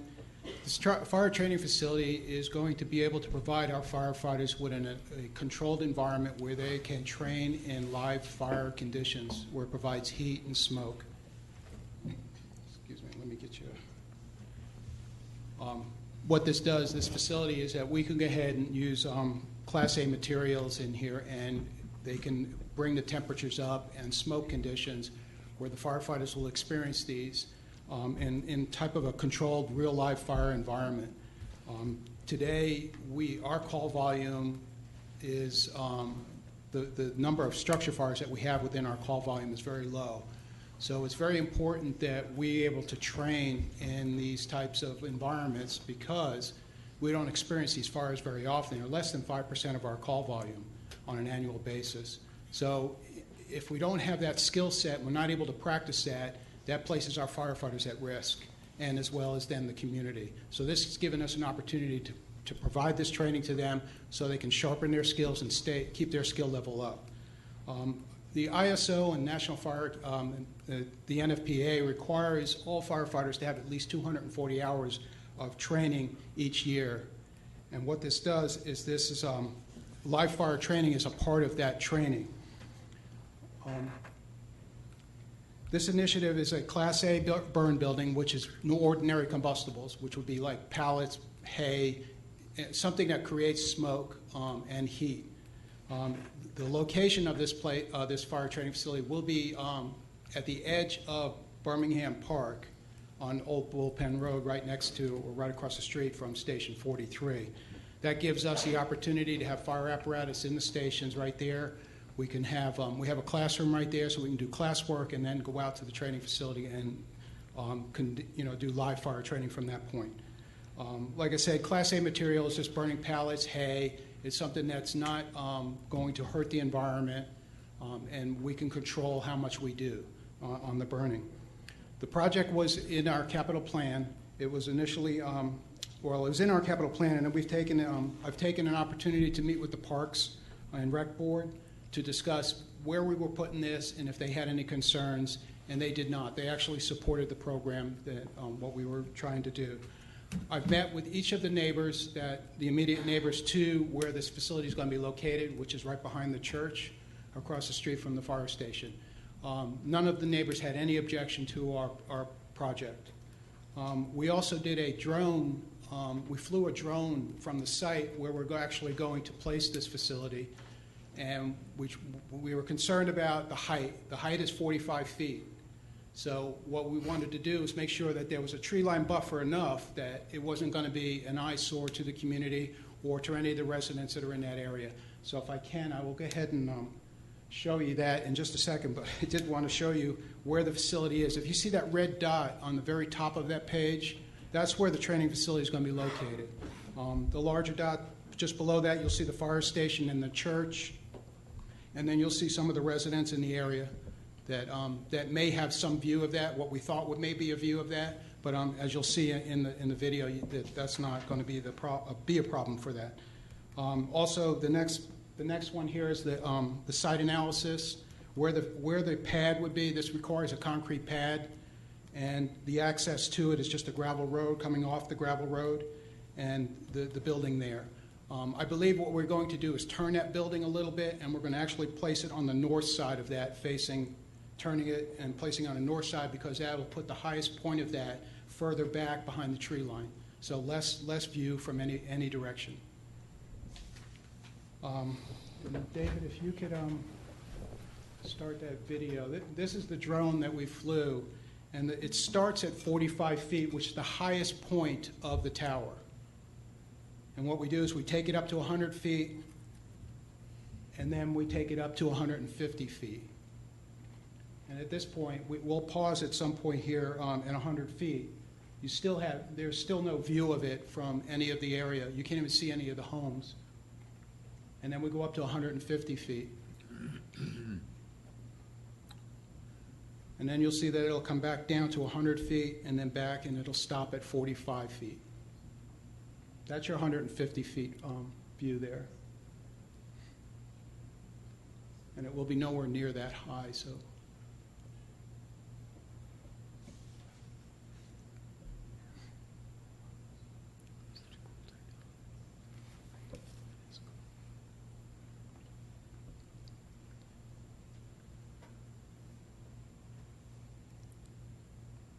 And then the drone pauses at 100 feet.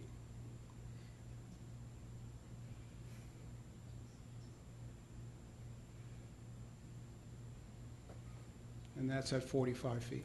So that's the highest point of the training tower there.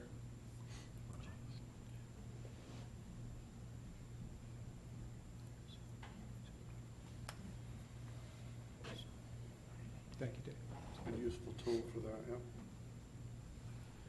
So this project was in our 5-year capital plan starting back in 2014. There was $75,000 was allocated in 2015 for the programming of this, and then in 2016, part of that capital plan included $425,000 for the construction of the tower.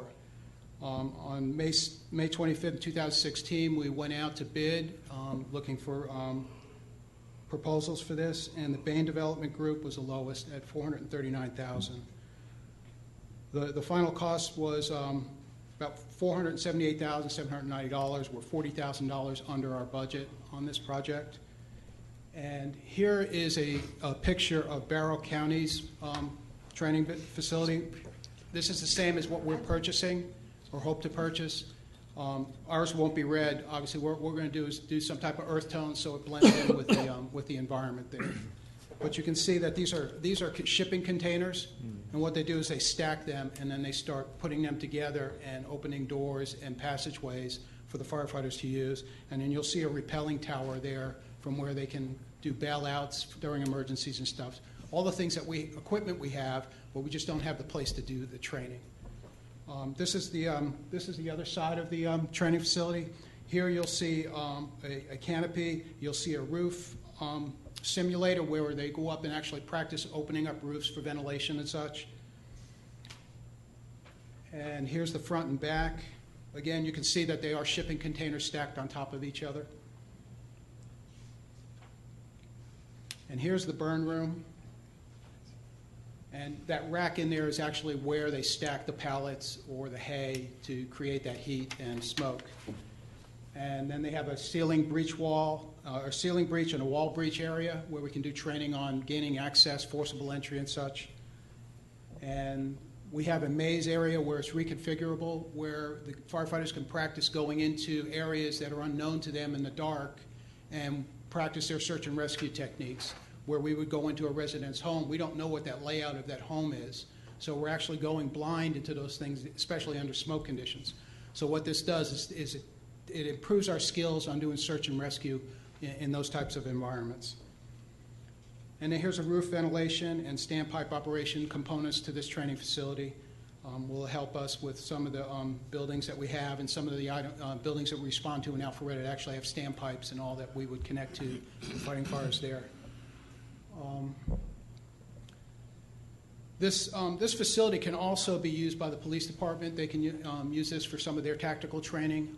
And we're starting our CERT program in this coming year, which is part of our strategic plan. This will be used during our CERT training. And then we can, again, we can change the way this facility is used to meet the different needs of the community, the different types of construction we deal with, and the different layouts of homes, as I explained about this search and rescue. And then I would open it up to any questions you may have. Any concern with smoke, things like that? I mean, obviously you control it when the times you use it and all that. Will that be any concern for neighbors? And that's something that we've already we've looked at. We would look at wind conditions, and we would certainly not burn at any time when the wind is blowing towards any of the residents or any of the homes that are in that area. So yes, we would monitor that and control that. Is there also availability to have other jurisdictions, and you may have mentioned that, but to be able to use it to maybe help chip in with some of the cost? Yes, and what this does is this would be the only Class A burn building in the area. So, okay. And we've already spoken to all of our neighbors and our automatic aid mutual aid partners about it. If we're fortunate enough to get this, that would be open to them to use as well. Okay, and not only even if they chip in with the cost, but the real benefit is, all of our residents, not only in Milton, but our borders, everybody's safer by. Correct. The more we train together, the better we become. So. Okay, Karen? On our preliminary plan for Birmingham Park, what was on that site? Nothing. This was the one flat area right in the front that had no. It was not going to disrupt anything that was planned for the park, and it's right across from where Public Works has their site. Is there a way to put up some kind of signage or something so that the residents will know in advance the days that the training is occurring, so that people won't panic if they see the smoke? Because, you'll be able to see the smoke from a long way away. I guess we'll have to notify everyone. Messenger. you're going to be getting a lot of phone calls during your training for people Right. wanting to know what's on fire. No, we can certainly use all the communication resources that we have available to social media and such, and we can even put out signs if that's what it takes. But I think what you're going to find is these Class A materials that we're burning are not going to be that black column of smoke that you're going to see in the sky. It's not going to be much more than what you might see in a fireplace or somebody burning leaves is about all you're going to see. So it's going to dissipate quickly, and I don't believe it's going to be a problem, but we can certainly inform the community when we're having training events. Good, Bill? These custom-made boxes, Chief? Yes, they are custom-made. We put our specs together, and then we send it to the factory, and what they do is they put it together based on what we've asked them to do. So you got 90-day contracts. Shouldn't be any problem with that then. No, it takes 10 weeks for them to put 10 to 12 weeks for them to put meet our specs and put that building together, and then they ship it here in pieces and then put it back together. So. Good deal. Okay. Anybody else? All right. Any questions? Motions? We have 3 public Oh, comments. I'm sorry. Okay. Public comment. Okay, first one comes from Julie Zonner Bailey.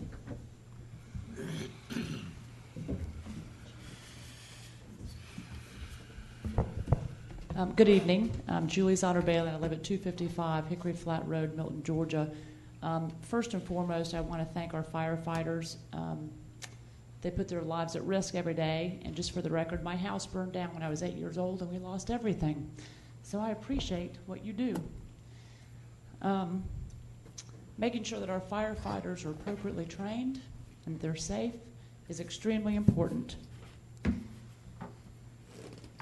I have to put on my other hat now. My other hat is, what is the impact to our community? To be very candid, this is the first that I was made aware that there was going to be a new facility in the community of Birmingham. I'm not opposed to a facility, but I have some questions.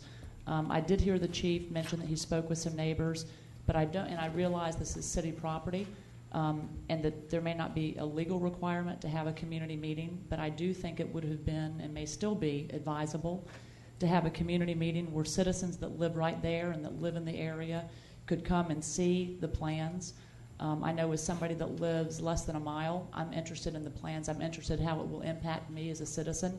I know that the neighbors that I've historically represented and that those that are still my neighbors and are concerned with the same things I'm concerned with would benefit and would appreciate the opportunity to know what the visibility would be. Questions I have are, what is the size of the footprint? I heard 45 feet, and that's in excess of our building requirements. What is the height of the tower? Is this necessarily the best site with regards to rural view shed? What is the rural view shed? How is it going to be impacted? The fact that this is off of a gravel road, we're going to talk in a moment about gravel roads. Does this do anything to negatively impact the continuance of that gravel road that goes back to the parkland? Again, I support training. I support our firefighters. But I think that this visibly will have an impact on the area. And so just part of the question is, what does the building look like?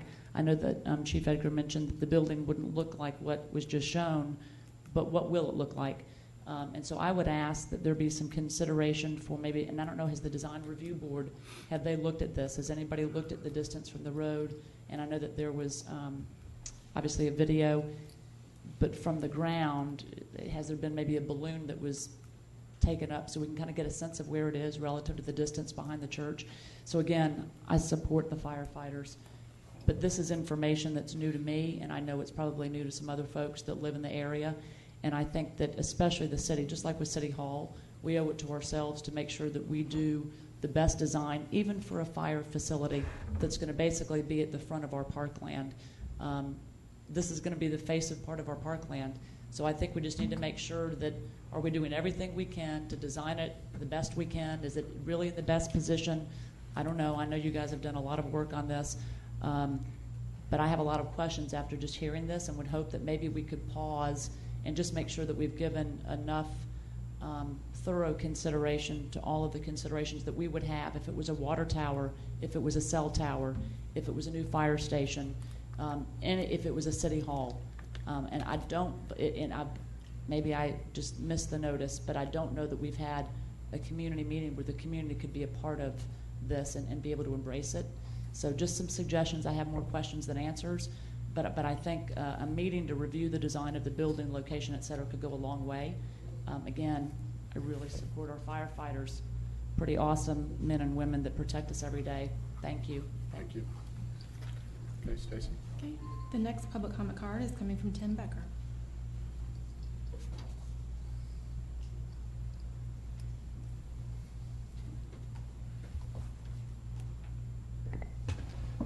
Tim Becker, 15625 Canterbury Chase. I wasn't planning to speak on this issue because I didn't really know about the issue.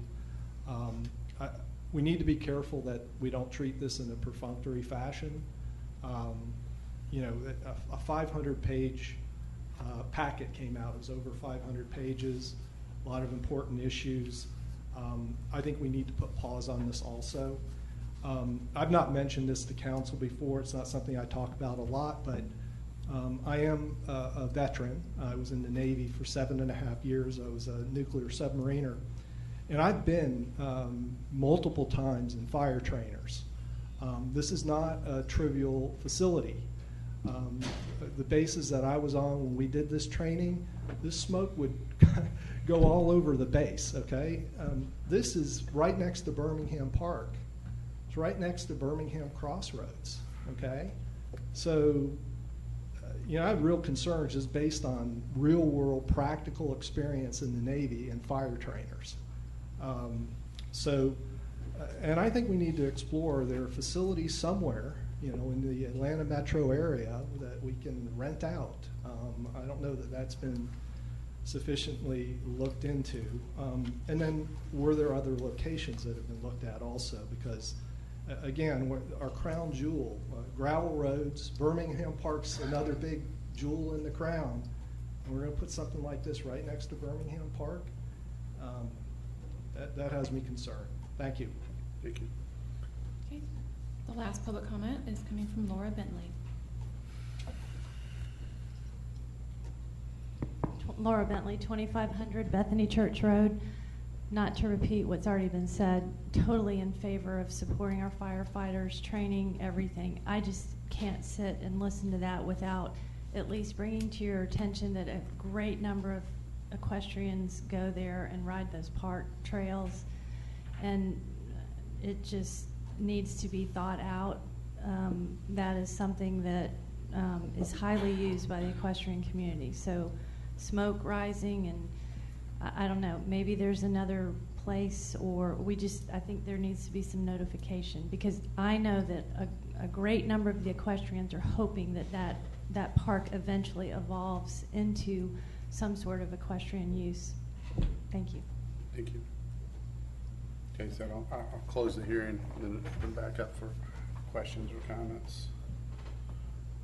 I certainly would be in favor of having a community meeting, both for all the residents around there, even if we're moving forward with it, but at least to make them aware, but also concerns, and you know, there may be tweaks or whatever if that's possible. But that's a comment I would add. Karen? First and foremost, I think our obligation as a city is for public safety, and obviously this is something that is important to public safety, but I think maybe a meeting with the community, maybe there are ways that you can make it look a little better with even though it is going to be a 45-foot high structure, maybe there are ways we can do it to make it look better and still be something that is useful and more reminiscent of some of the buildings that we do have within the city. So, you know, I think we need to go ahead and go forward with this, but I do believe we need a community meeting too to get input from the community and make sure that they're aware of it. This has been on our capital improvement projects for well over, I think, a year now, so this isn't any surprise to us. It's been in the budget for a while now, so it isn't something that's just suddenly shown up. I mean, we've all known it was coming. So I put the brakes on this back in February. We were getting ready to move forward, and we did a little market study to try to determine, okay, is there a possibility to maybe be able to leverage an already existing tower somewhere? Alpharetta's got a tower, there's some others around.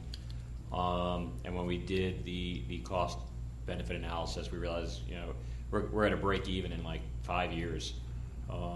And not to mention that this is a far superior facility to the one that we'd be able to use down at Rapstick, which is what drove this. It's not by accident that's in front of you today. We all recognize the impact it could have on the community, which is why we moved it forward here, so everybody would have input on it. I understand everybody's feeling on it. Whatever direction wants to go in it, we certainly will. Okay, Matt? Chief, how often would this facility be used? I know Alpharetta's been used quite a bit, and I've been in that facility, and I guess this is going to replace the burning down of the house that Bert's been in several times since we've done that too. There's 2 points there. Is one, we've been required to meet this training requirement year after year, and we've had the ability to meet that through donated homes that we were able to burn. Right. Those are few and far between now, and the regulations are very difficult to meet for homeowners to turn a building over to us before we can burn it. So that part of it's really gone by the wayside. The other part is, as Chief Krokoff mentioned, is we were notified in February of 2016 that we were no longer able to utilize the Rapstick training tower. That's where we got our training as well, the other type of training that we were doing. We were told that we were no longer able to use that facility, which then I kind of pushed our project along a little bit further. Since then, we have been very difficult for us to meet our training requirements, and we're way behind right now is where we should be. And those training requirements affect our ISO rating, and we're working hard to keep our ISO rating at a 2. My goal is a 1, but I see that being much more difficult now if we don't have a facility to meet the training needs, and that's a direct impact on our ISO rating. The other part is we are not going to be burning every single day. Right. There's all kinds of trainings that we can do in this facility other than burning. So I don't want the community or you to feel that there's going to be smoke pumping out of this thing every single day. That's not going to be the case. And it's open a door, go in, put the fire out, and come out. It's not a continuous column of smoke that you're going to see from this facility. It's the guys going in, experiencing that heat and that smoke, put that fire out and back out. That's what we're trying to get them accustomed to. We've got some firefighters on this job right now that have not even been into a structure fire in Milton. We've got great people. They've met all the training requirements. They do the continuous training that we can provide them. We even try to send them to other places to get some of the training, but it's very difficult to do that. We've even reached out to Cherokee County, who has a brand new facility. It takes our units out of the city, and that then reduces our response time, or increases our response time, and takes our people away from what they're supposed to be doing here. At least with this facility here, we are in the city, we are available to respond. We might be delayed with one unit, but we're still in the city and available to respond to calls. And that's very difficult, either if we're at Rapstick or Cherokee County. And we've even been invited to Forsyth County. Chief Bowman has been gracious enough to offer his facility. He's the only one that has a Class A facility. But again, we can't get our units that far away from the city and provide the level of service that that the community expects and that I expect us to provide. So. And lots of locations in the city where you can place the building. Just tell us how you came to the location where you decided. That was the only location that we could put that did not have an impact on the residential community. That was the one location that the city property was owned. We didn't have to purchase property. And we put it on the very end of the park. We met with the park board and explained to them what our goal was and where we were. They had the same concerns about the equestrian and people utilizing that park. And we went through all of those different pieces of that they were concerned about. And at the end, they were satisfied that we would not be impacting what's going on in the park because it's so far outside the park. Again, it's right across from where the Public Works facility is, where we've got trucks coming in and out. We're going to have one fire truck over there, maybe two at one time, that will not, I think, impede any of the equestrian folks that want to use that park. We're not going to block the roads. We're not changing the gravel roads. All we're doing is putting a pathway to a concrete pad where this tower is going to sit that sits no more than 45 feet in height. And again, the pictures you saw demonstrates what that facility is going to look like, but they're not going to be painted red, and it's going to have this big glaring red blob sitting there. We're going to use these earth tones, colors. We can paint it any color we want. And I think we may go back to if we ask, to have a community meeting where, number one, you can just explain, any concerns citizens have, you can explain it all. And, maybe there's some minor things concerns that you could tweak it or whatever. We could give you the direction within your budget, if there's turning something a little or putting, painting it a different color or something. I'm sure the council would be good with that if it benefits the community. The other part was that our goal was to put this out to the community through the website, but we didn't want to be premature and put that out there before you had the opportunity to consider this. That was our next step, and we were directed, but we had to bring it here first so you didn't see it out there. Okay. Anybody else? Bill? Chief, you and I have talked about it before. When you go in training, like over in Roswell, I guess that's this facility that you were talking about, the rep station. Correct. How many men and how many pieces of equipment are out of commission, and for how long? If we go over to the Rapstick facility, first there's again, we're not invited there anymore, but and when we were, we would send 1 to 2 pieces of apparatus, and then we would have to make arrangements for coverage through Alpharetta to cover our stations while we were that far out of the city. One of the problems that we were dealing with there is that Rapstick was being utilized by so many other agencies, and what the time that we were given for training was a Sunday night at 9 p.m. We weren't able to get any type of time out there to meet our training requirements. So that's another reason why we stepped away. Well, plus it puts that right next to Station 43, which makes it a lot more convenient. Your walk. Correct. Okay. Anybody else? I'll open up for a motion if anybody has any questions or comments. I'm going to make a motion.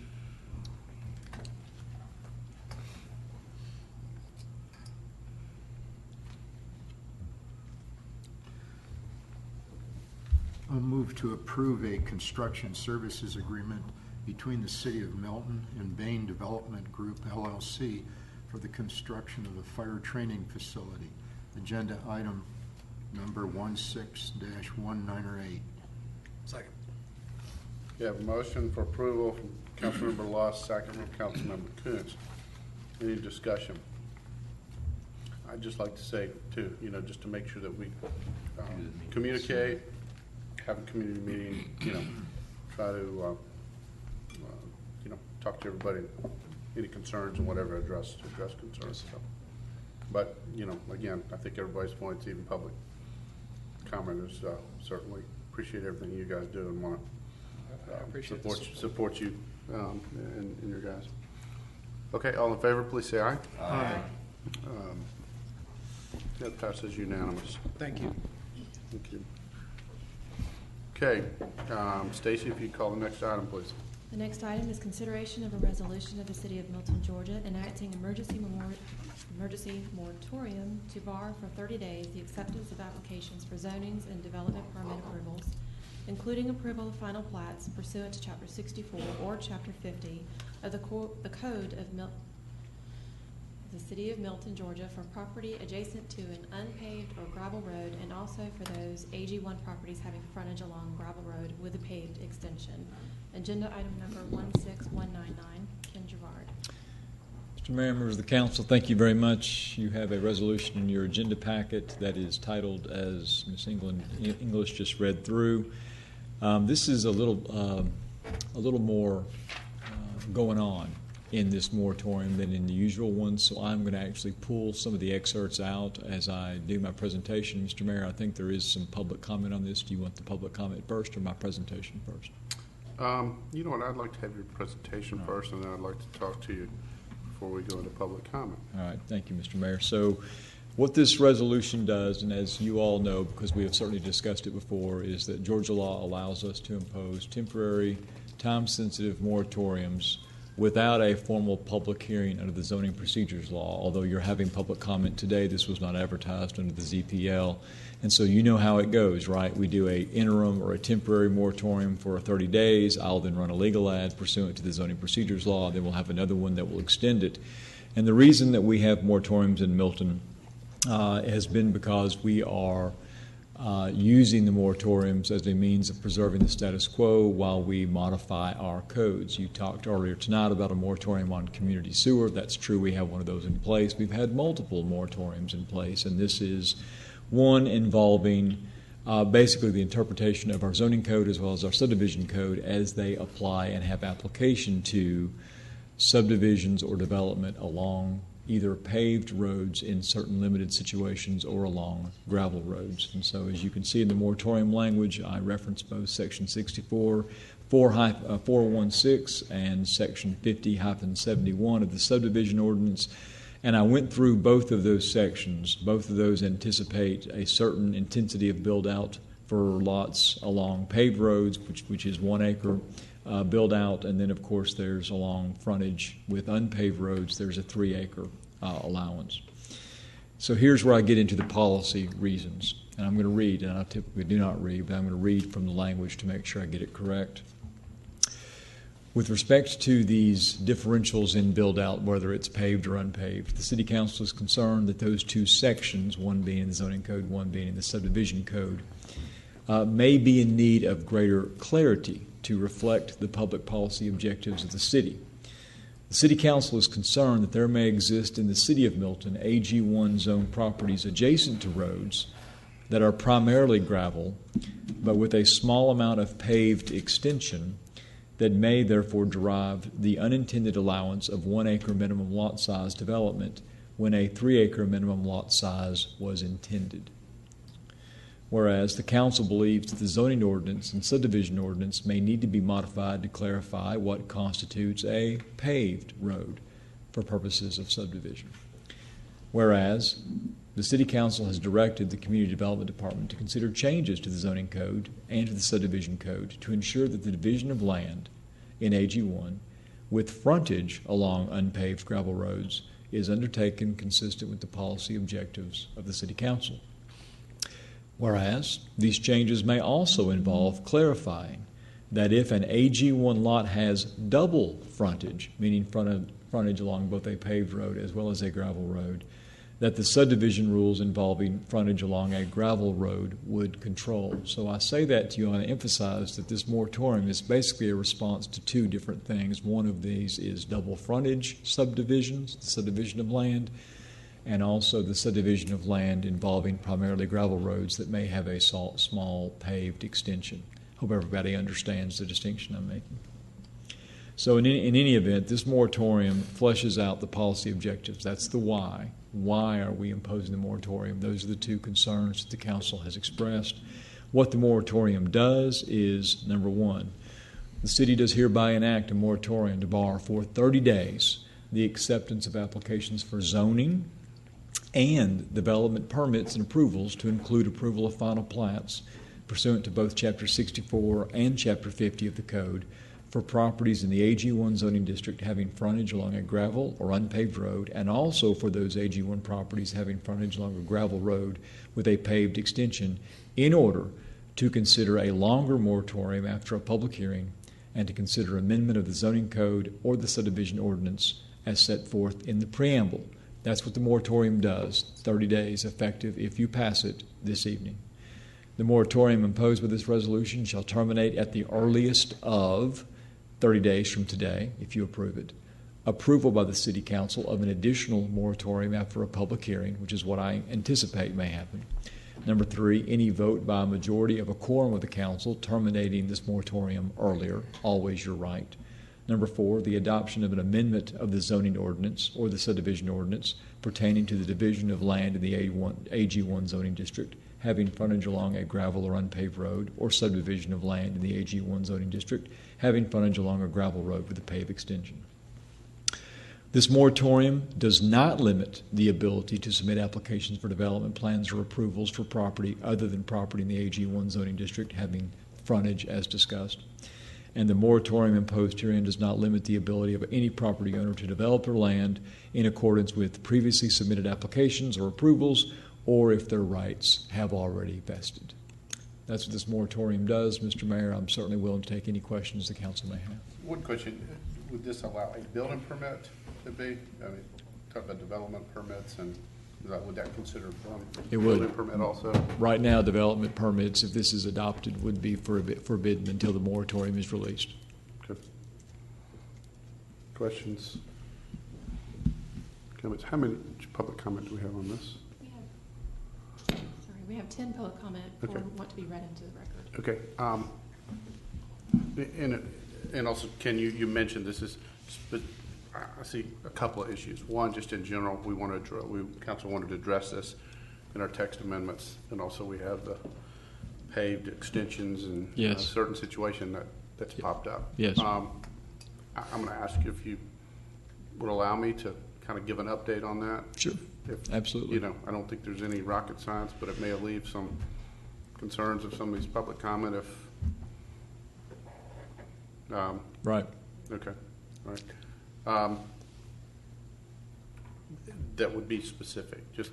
Right. And I know some of the neighbors and all are here concerned on a specific issue, and I would just say that we actually had met with the owner of the property, and very graciously, Mr. Smith had agreed to ask the city to reverse back the division of his property, and I don't think there's any secrets to that as far as how it, and I don't think there's any question that.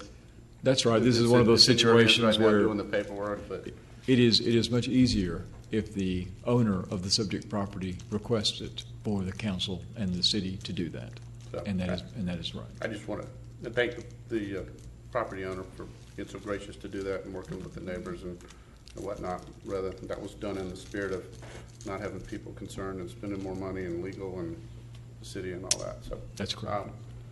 That being said, Stacy, I'll open up to public comments. The first one is from Tim Becker.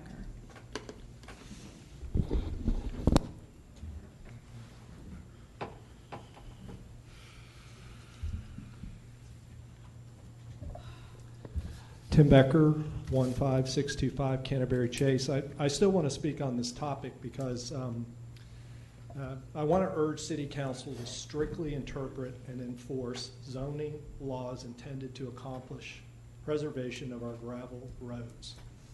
However, tonight I want to rebut an argument made on social media by a council member. And here's what was posted. I think it is fair to say that this loophole has been in place and used so many years now that taking it away would be an infringement of property owner rights due to reducing land values. First, this is an irresponsible statement for an elected official to make. It is yet another example of a council member positing an opinion about an issue where he has no expertise and prejudging an issue before all the facts are known or citizens have registered their opinions. Second, this statement is just plain false. There is no precedent, period. This so-called loophole has never been used in the city of Milton. This issue was only raised recently with Nix Road and now on Wood Road. The real reason for this argument is that some council members previously, but unsuccessfully, supported 1 acre lots along gravel roads. With the Ebenezer rezoning, some council members and a few misguided environmentalists supported Brightwater Homes' contention that 1 acre lots were permissible as long as these lots were accessed from a paved road. This assertion was made to support higher density than would otherwise be allowed under existing zoning laws. In conclusion, I would contend that those who make such irresponsible and false statements do not support preserving our gravel roads or land conservation. They do not represent the will of citizens. Okay, Stacy, let's call the next speaker. The next speaker is Herschel Becker.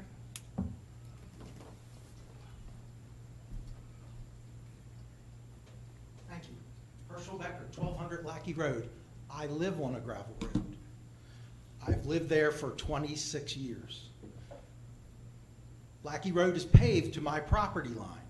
In the last year, I have had 2 cars go off of Lackey Road, cross my driveway, and into my property, knocking down trees.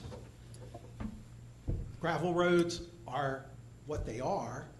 The Lackey Road is the only one I can speak to, is becoming unsafe. And to tell me that you will not allow it to be paved for safety reasons is a little bit scary. Secondly, the issue of property values is also important to me.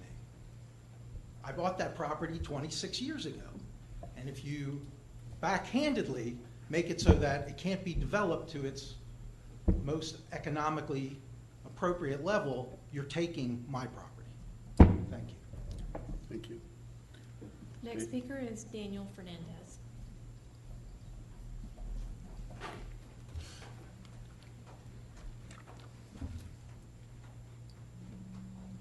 Daniel Fernandez, 14855 Wood Road.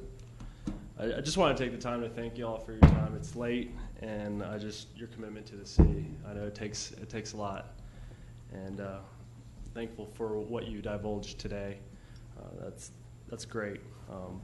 I guess my bigger thing is that what I want to talk about is just the whole process that I see with the checks and balances that I see that's already set forth in the code. And I think sometimes we're getting away from it. I sometimes question, the more I've dug into this issue, is who makes the decision on which codes we're following. I just feel like sometimes there's some codes that are left away, we don't like to follow, or we go in a different direction. Specifically, we're talking about the whole process of what happens at community development. I look at it as a first line of defense there in the review. But then we also have the council and the mayor as a final approval process. And even in that whole process, it gives greater weight to the landowners to basically say, hey, don't sell your property. Don't make any assurances to anybody else. And in fact, we're not even going to give you a building permit until the council and the mayor approves it. And so I just want to remind, and I look around at some of the other developments that are occurring, and I wonder, are there building permits already given to that? Because I don't see that maybe that's finally been approved by the council or the mayor. And so I just want to make sure that we're taking a look at our processes in this whole development thing. Again, I just really thank you for your time. Thank you. Next speaker is Roy Blackwell.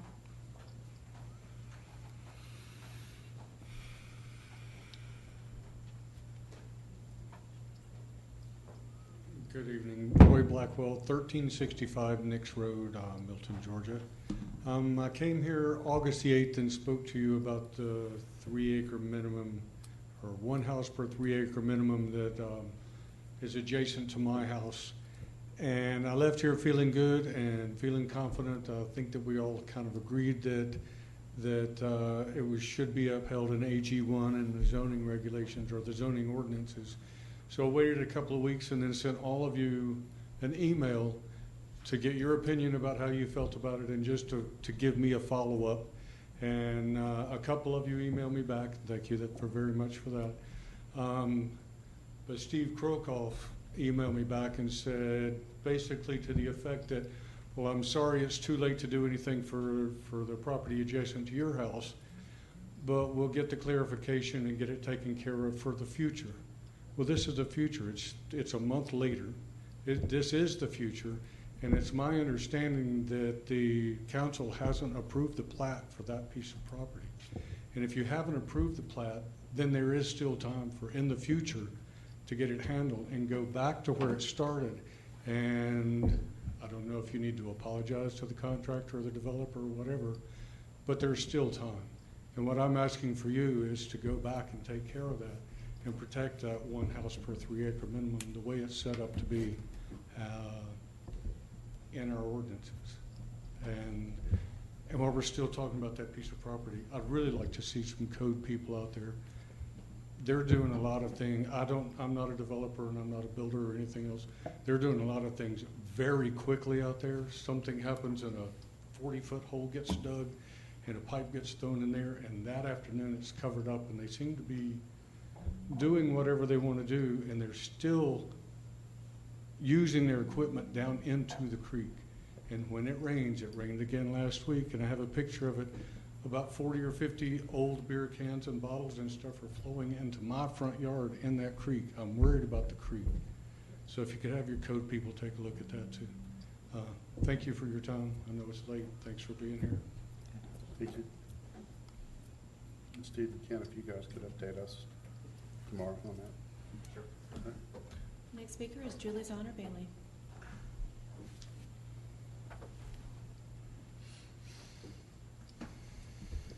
Good evening. Julie Zonner Bailey, 255 Hickory Flat Road, Milton, Georgia. I fully support a moratorium on final plats involving the development or subdivision parcels adjacent to gravel roads. There are real issues with current gravel roads, including both Nix and Wood Road. These issues need to be addressed in a satisfactory manner to citizens, as we fully expect 3-acre minimums adjacent to gravel roads to be upheld. And while it does sound like there's been some positive progress on the Wood Road scenario, it's my understanding that those parcels still don't meet the 3-acre minimum, so I guess there's still some more work to be done.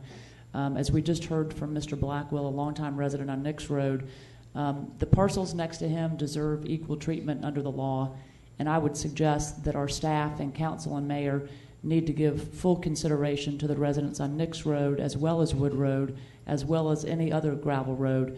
All citizens, again, deserve to have the gravel road language upheld, and that language is everybody on mayor and council and staff said on August 8th. Everybody's intent is for 3-acre minimums adjacent to gravel roads to be upheld. So thank you for the moratorium, as it would give some opportunity for that to be corrected. I do believe that the existing ordinances are sufficient to prohibit the platting of land as staff has approved at this point on Nixon Wood Road.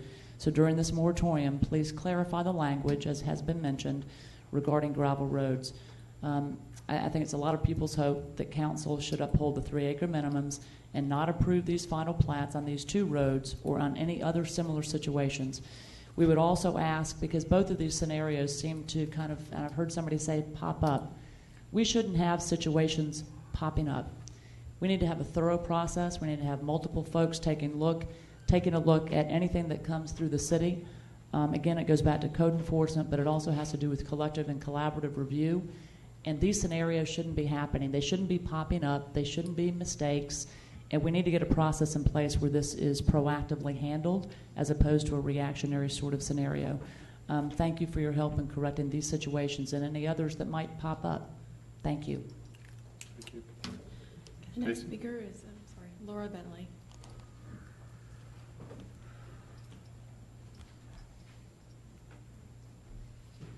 Laura Bentley, 2500 Bethany Church Road. I'll make it quick. Great news on Wood Road. Thank you very much for the moratorium. I was here on August 8th. I heard the same things that Mr. Blackwell did. Any reasonable interpretation of the existing ordinances was to uphold the 3-acre minimums. And that final plat for Nix Road needs to reflect that. Okay, Stacy. Okay, the next 4 speakers or public comment cards have comments to be read into the record. Okay. The first one is from Jennifer Peno. She's at 175 Oakhurst Leaf Drive in Milton, Georgia. And her comment is, I argue for the strictest possible interpretation of the city code. The next speaker is Brooke Hunter. She is at 14680 Wood Road. This is it's a long one, but I'll try to be fast.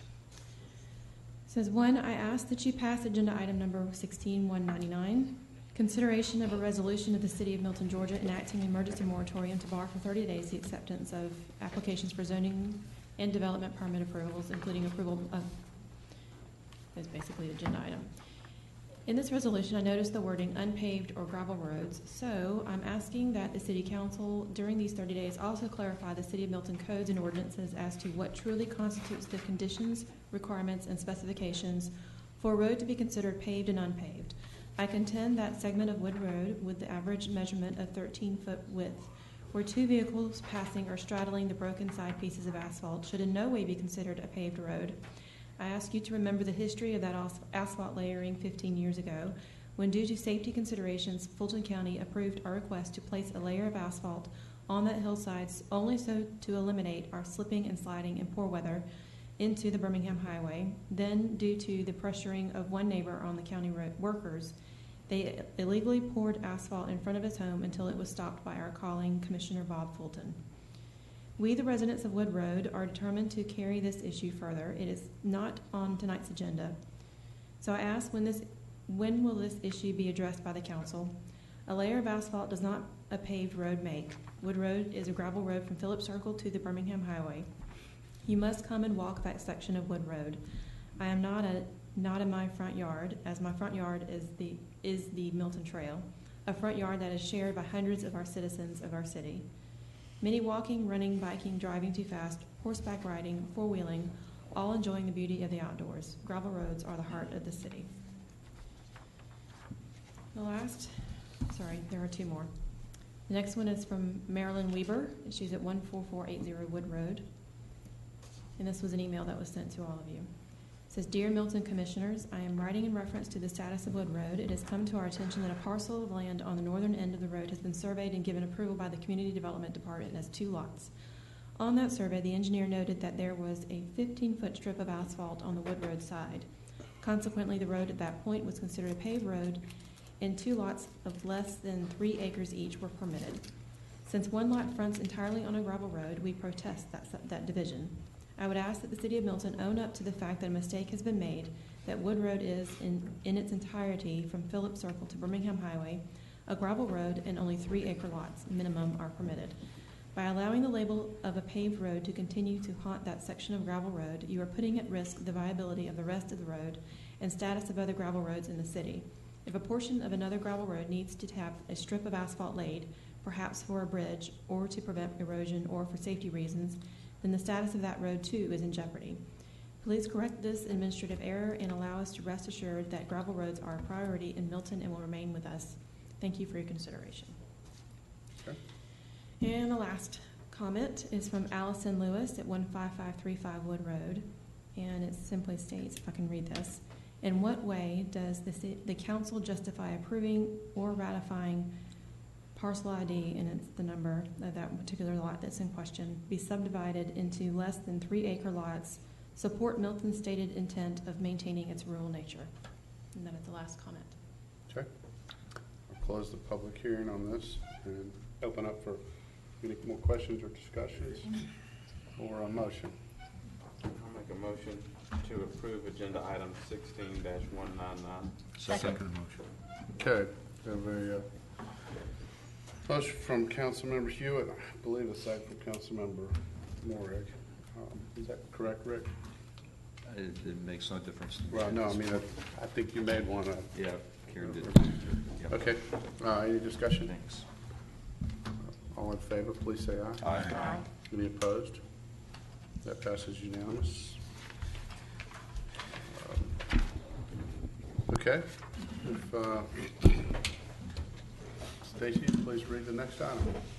The next item is consideration of a resolution of the Milton City Council to enhance the 5 GMA ethics principles for certification to be a Georgia Certified City of Ethics. Agenda item number 16-200. Ken Gerard. Mr. Mayor, members of the council, you have in front of you this evening a resolution, as again stated by Ms. Inglis. This would be a resolution that would be basically a statement of policy by the council that would apply to the council as well as to many. I'll read this. Any Milton boards, commissions, or committees. This would go to the use of basically electronic communication devices during the pendency of a meeting as defined under the open meeting law. If you will, I will just read to you the nuts and bolts, which is candidly the be it resolved portion, because the rest, the preliminary is preamble. The now therefore be it resolved is the nuts and bolts. And here's what it would say if you adopt this evening: that during the course of any open public meeting or executive session or closed session, members of any Milton board, commission, or committee, to include the city council itself, shall disable all types of electronic communication devices for the duration of such meeting. A mechanism for such members, and that would be the members of committees to include the City Council, to be notified of personal emergencies during a meeting shall be provided by the city. City-provided computers or iPads for the sole purpose of following council agenda items and research of city data shall be the only electronic devices permitted to be used in open public meetings. Mr. Mayor, that is the nuts and bolts of the proposed resolution, and this is being part of or resolved as part of our principles of ethical certification. Mr. Mayor, thank you. Questions for Ken? Joe? Ken, so. Sir. I've gotten some issues with this just because it seems to infer that we don't do the right thing when it comes to being ethical about the use of communication as a council. And I don't want it to appear that way because I believe that we all do exactly what we're supposed to do from that point of view. So are we addressing something in this resolution that is pending in terms of what the state may consider doing from an open meeting point of view? Do you have any knowledge or understanding of any changes that are going to take place to the open meetings or to the ethics laws that govern us that this could impact? Thank you, Councilmember Longoria. No, I'm not aware of there being any intention right now for instance, the upcoming session of the General Assembly in 2017 to open up the Open Meetings Act again to address this issue. So I'm not aware of that. Are you aware of any municipalities or counties that do that? That have a resolution like this? I'm not aware of any. But that doesn't mean they don't exist. I'm just not aware of it. Karen? Personally, I believe here you're trying to legislate ethical behavior, and I don't think that's an ethical behavior, something that needs to be legislated. It's something that should come within. I use my phone on a regular basis during meetings to look up information because I can look it up on my phone while I'm still looking at our agenda on the other. I've done it to look up prior minute meetings. I've done it to look up Fulton County things. And I'm not comfortable just turning my phone totally off during the meeting because I think that limits the information I have and my ability to serve the residents of Milton. I don't text during meetings. I don't do all of that. Anyone who do an open records request would say I didn't have any text during the meetings, but I just am not going to turn my phone off during the meeting because I feel like that limits my ability to be able to serve the residents. Okay. And Bill? My concern is this, is one, I do think it's courteous for us not to be using any device while somebody else is speaking, and typically somebody's always speaking here. I've got 4 kids, 3 of them that are in 3 different directions on any given night. Unfortunately, we live in a somewhat 24/7 business world. I'm not in favor of cutting my phone off either, because there's things that I might need to see during a meeting, and I might need to step out if that's the case to take care of it. But my family's going to come first, and if there's an emergency, I've had one child with a broken arm during a meeting, and another that's allergic to bees being stung while I'm at a meeting, and they might not know who to call at the city front desk to get that message to me. So I'm not in favor of that. I am in favor of us policing ourselves and being courteous to our council members, staff, and the citizens out here, refraining to communicate unless it's absolutely necessary. Okay. Bill, I think you want to. Yeah, I think it boils down to perception. And as the saying goes, the adage goes, perception is reality. And I've had comments from folks out in the community about what's going on with the texting and messaging, whatever's happening here. And I think it's It's also an issue of courtesy. I think it's an issue of respect. And I think as long as we're sitting up here every Monday night, for however long it is, we're on the city's nickel. We're getting paid to serve up here. And I think we owe it to the city to be as attentive as we possibly can in these meetings, to listen to each and everybody that's filled out a public comment card and wants to speak in public. That's the process. That's the policy that we've had here for the last 10 years. I don't think we've ever denied anyone that has wanted to speak in one of our public meetings. We've listened in cases, recent cases, for over 4 hours, people speaking in public comment. And if they don't speak in public comment, they're certainly, we certainly get enough emails before meetings when there's important issues that come up. And when we get those, they usually go to the city clerk, and they read them out, as Stacy has done here throughout the night, to read in emails into the record. There's a process there, folks. The whole idea of the Sunshine Law and the Open Meetings Act is to promote and conduct transparency in government. And I think there's too much going on a national level at this point in time, particularly with this selection process that's going on concerning emails and whether they're publicly they're public knowledge. And I think the whole perception of that whole email scandal right now has put a cloud on all of public meetings. And I think we need to be above that. I think we need to get out in front of that. We do police ourselves. We essentially set our own rules of decorum here. And I think we have an opportunity to raise the bar here and eliminate all of this electronic messaging, or any electronic messaging that goes on during meetings. And there are provisions. Certainly, I'm not sure if we had texting 10 years ago when we started up. As technology advances here, we're coming across different levels of communication, and there's no telling where we're going from here.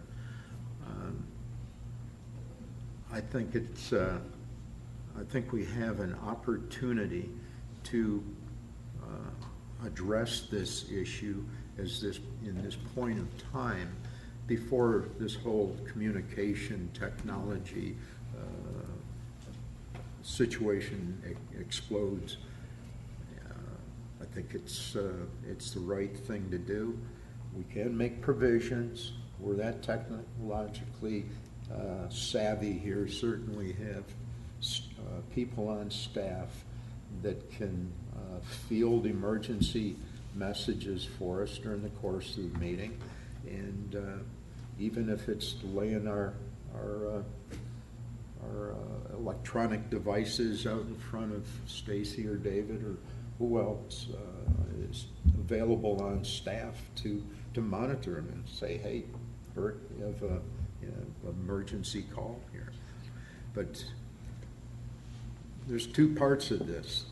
There's receiving electronic messages, and there's sending and responding to electronic messages. And some folks have said, well, I won't text, I won't message electronically, but I still need to have my device here. Well, it still leaves open the point that you're receiving messages from whoever it is out there. And if they're that important to be read by an individual here, I think everybody needs to benefit from that incoming information.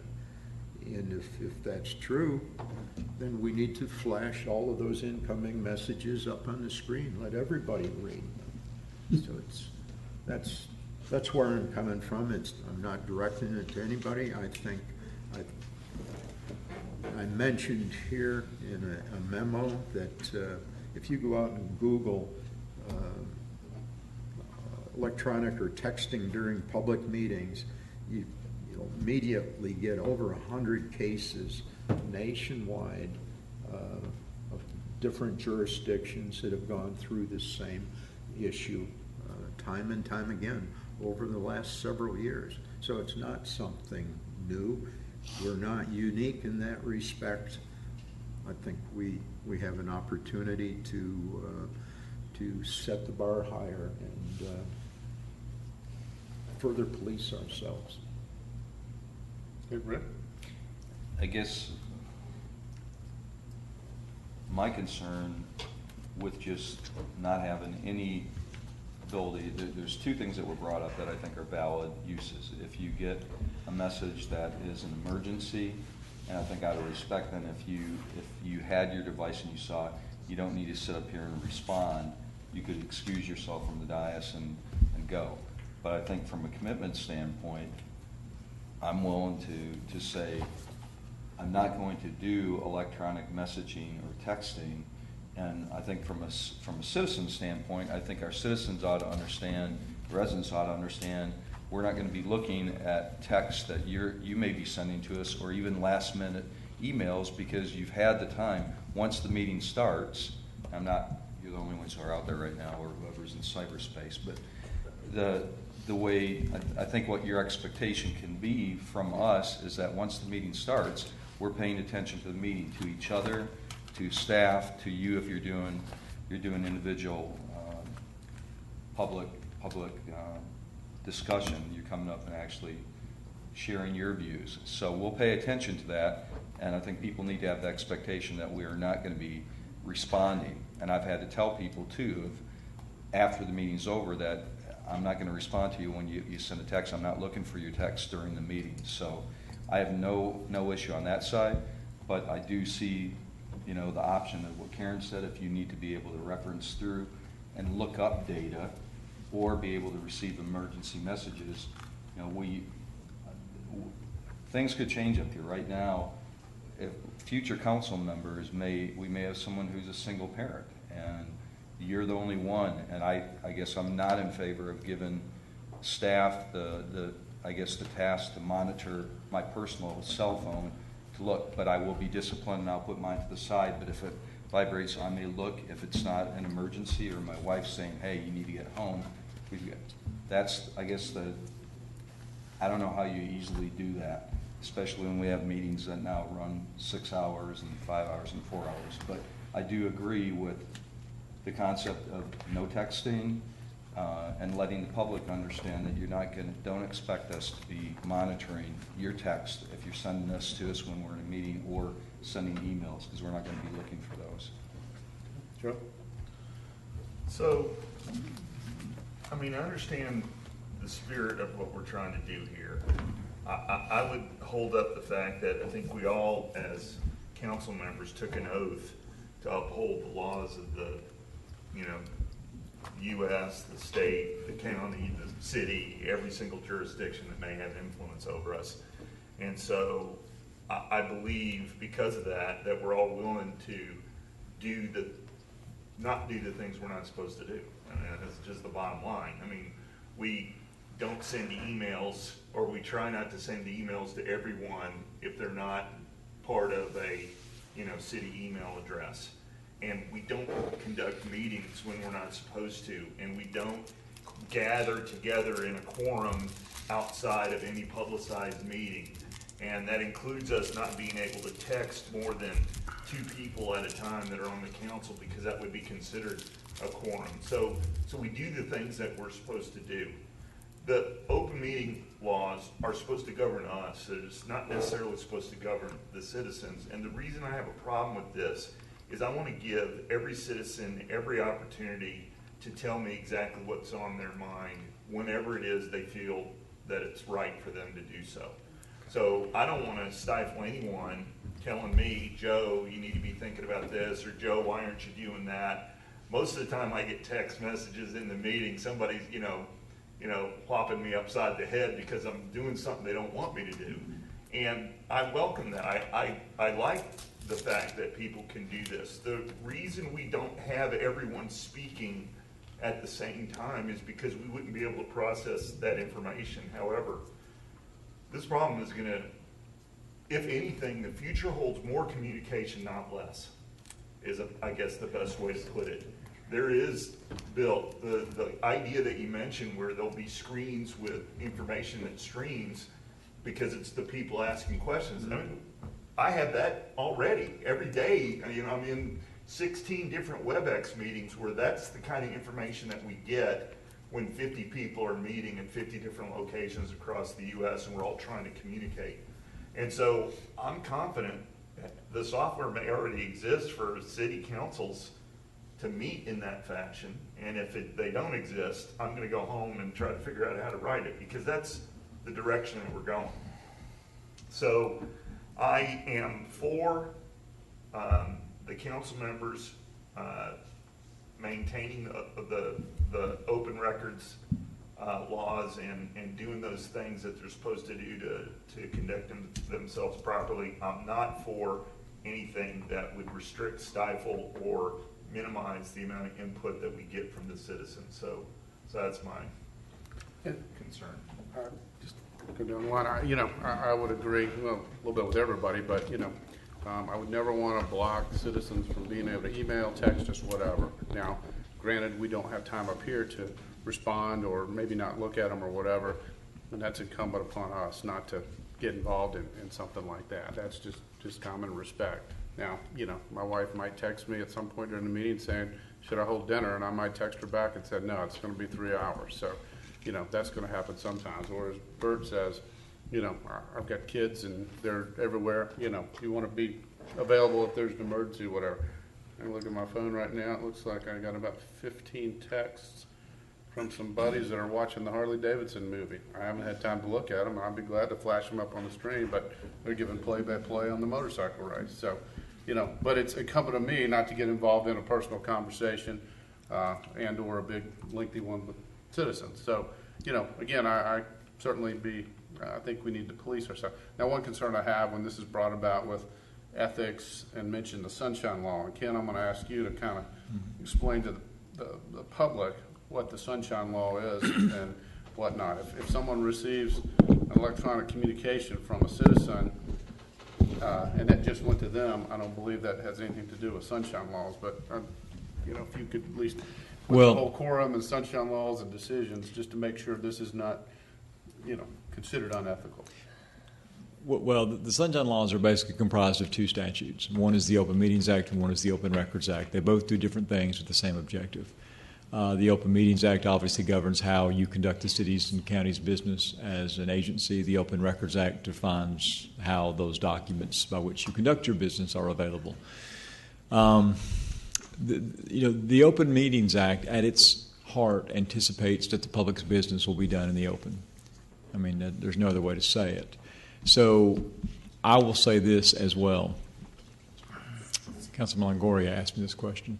No, I am not aware of any upcoming modifications to the Open Meetings Act that requires that cell phones be disabled, et cetera, text messaging be disabled, et cetera.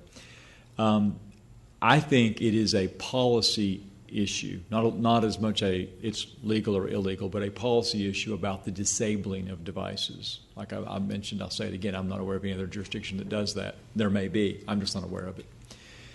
But I will say that texting between citizens or a citizen texting a council member, I don't think there's any rule in the state law against that. I will say that right now. I'm not aware of it, even during a meeting. But I will tell you that texting amongst yourselves during meetings, I think, is wrong. So I just want to say that, because when you're up here and behind this dais, I think the citizens, and again, I'm just telling you, if I was lecturing you like a class, I would say that needs to be done. Your communications need to be done to the public who are sitting here watching you. There is also sort of a checks and balances in the Sunshine Laws, the notion of, okay, so everything's not regulated as to how you can send electronic messages. For instance, did you know that it was much debated during the 2012 rewrite of the Open Meetings Act as to whether electronic communications amongst a quorum of the council could in fact constitute an electronic cyber meeting? That was heavily debated. There were those that said that it should, that if you send emails to all of you at one time and you all have a rip-roaring cyber discussion about a policy issue, that ought to be considered a meeting and illegal. It's not. And in fact, the final incarnation of the statute specifically says that emails amongst you, not during a meeting, Councilman Longoria, I'm talking about on a Tuesday afternoon, if you all are having a cyber discussion, it's not a violation of the Open Meetings Act, but they're available under the Open Records Act. And so I said a checks and balances. The check on that is that if we do that, there is an expectation that the government that does that, forget about Milton, the government that does that will be politically embarrassed. And that's sort of the check, if you will. So my only point to you is that not every situation is anticipated under the law, but they do sort of have a nice, sort of a hand-in-glove sort of way they interact with each other. Hope that made sense, Mr. Mayor. Karen and then Matt. At one point in time, and I don't know if we still do or not, we actually made a statement that the information that was presented to us that day, if we received a lot of information, we may not use in our decision making because we had just received it at that time and would not have time. Is there a way, I mean, it's the same thing with whether or not you receive an email or text message or a packet. I mean, to me, that information, if it's being received at the last minute and it's not being received as a group, where it can be as part of the regular meeting, may not be used. Or it may be disregarded altogether. Right. That's and maybe we just need to let everyone know that if they send us a text message during a meeting, it may be disregarded because we're participating in the meeting and not listening to and reading text messages. And it's part of policing yourself as far as answering emails, texts. We have to wait till after the meeting. And right. It's just respect. Right. Matt? Yeah, I've had my phone off this whole meeting. I didn't miss it, quite honestly. So I had no problem with that. Three things here in my mind. One, there's lobbying going on when people will send text messages to us, and that's what it is. We can't stop it. It happens. I think it's rude. It can be deceptive by some people, and that's one thing. I do disagree that with Joel Longoria and the mayor and with you, Ken, about texting back, because I think that actually has a problem with the right to the fair hearing of whoever our applicant may be at that time. Whoever comes to us as a process has a right to hear in this room everything that's being said. And for us in a hearing, which is a hearing, that person has a right to hear what is being said about them in that room with where it is. Now, we can't stop it when people are sending us text messages here, but if we're sending things back, I think that goes against the very spirit of the quasi-judicial process that we have here as legislators making decisions. The third part is, and this goes to family, my only text message that I sent out on April 25th was me responding to my wife wishing me well. And that came specifically, I answered that based on the fact that that was my relationship with her. I've done some research as well with regards to that, and according to the Catechism of the Catholic Church, section 2488 through 2492, that just because a public asks for information of a conversation between a husband and a wife, that doesn't mean the public has a right to have it. And that very fact that one person sits in this room that tries to say that I was unethical for actually having a conversation with my wife is despicable. And that person knows who it is. And it was in the AJC article in the comments, and I just had to say that. The reality is, we up here as council members, elected officials, are working on behalf of the public to do the right thing with what we can do to have a fair process in the legislative capacity at which we sit, which means that ethically we are duty-bound to uphold our ethical promises to the electorate who brought us in here. And for the very fact that we can sit up here and promote those promises that we made and then make laws according to, not interpret laws as some people say we're judiciaries. We are not. We are legislators. It is our responsibility to have an understanding of what it is we're doing up here and making sure that we have good government in that process from an ethical perspective. Now, I turn my phone off. I don't have a problem with that. Anybody asks for any text messages between me and my wife, I will not give it, according to my religious freedoms. And I want to state that. That person that's in this room that actually tried to say it was unethical for responding to my wife in an AJC comment section of the article is despicable, and I will say that right now. Okay, anybody else? Rick? Yeah, I guess just to I guess pick up again, just because we have the ability and have tools that can allow you to communicate in all different ways and it's going to advance, doesn't mean that it's good decorum to continue to get information. I see families that go out and you'll have a group of people sitting together and they're all on their devices. They're together, but they're not communicating. And I think that's what we're talking about, is paying attention. So I guess where we differ a little bit, Joe, is my view is you've had all the time before the meeting to get in touch with me, to send me emails, to send me texts. I don't want to have private conversations, and I'm not going to be paying attention to someone, because like you said, it's usually someone beating you up. They're usually not happy notes when someone's sending you a text during the meeting. And from my standpoint, I'm just saying, don't expect me, because I want to pay attention to this council. I want to pay attention to the people that took the time to come here. I think it's only fair if you can't make it here. Unfortunately, I'm not going to be able to communicate with you during the meeting, because when I do that, my brain isn't as advanced as other people. I just know I can't really give my undivided attention. If I'm thinking about pushing the buttons to respond, I'm not paying attention to what's going on. And I can multitask, but I lose some of the conversation. Just like if I'm with my wife and I'm doing this, I probably am not really listening to her. I may say but I'm probably not really paying attention. So, and to clarify, I don't think anybody up here, any of the elected officials, is doing anything unethical, is trying to, do sneaky things. I don't think that's the case. I think where we're at is, where do we want to go forward? What's the best way to have meetings? And then what's the expectation that the public in the city of Milton should have of us? And again, that's where I guess I come back to, I think it's still, I don't want to give my phone to someone to have them monitor and make sure they decide whether or not it's an emergency. But as far as communication about the business that we're conducting, the city business, once I'm up here, that's kind of my view, is I'm not going to be paying attention to additional communication, because that could have happened before. Yeah, I think bottom line, we're all adults, we're all professionals, we're all up here because we care about our city. We're working hard, as you guys in the audience probably see. Whatever time it is tonight, I credit you guys for being here that late, just as late as we are. I think we owe it to, obviously everybody's got a little bit of different opinion, but, just handle yourself professionally. Don't do anything that's wrong or perceived wrong legally. We got Ken to kind of guide us there, and, just move forward. I don't know how much money we've spent and time even talking about texting, but that's citizens' taxpayer dollars, so. Do we have any, Bill? Go ahead, and we've got public comment too, so. Well, I really appreciate this honest conversation about this issue here.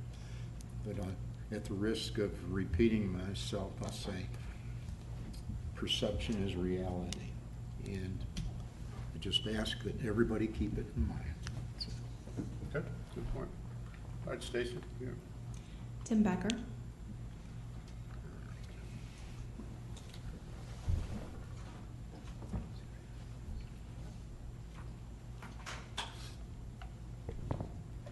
Tim Becker, 15625 Canterbury Chase. I believe that texting between council members in council meetings on agenda topics should be prohibited. However, I do not support the resolution as it is currently written. It strikes me as a bit fascist and too 1984. Having said that, I am disgusted that some people are exploiting a serious public policy issue to score political points. That is despicable. There were more respectful and more effective ways to broach this issue. For example, the topic of texting could simply have been added to a council agenda for discussion. council members that were maybe violating somebody else's principles around this could have been pulled aside privately and the matter discussed with them.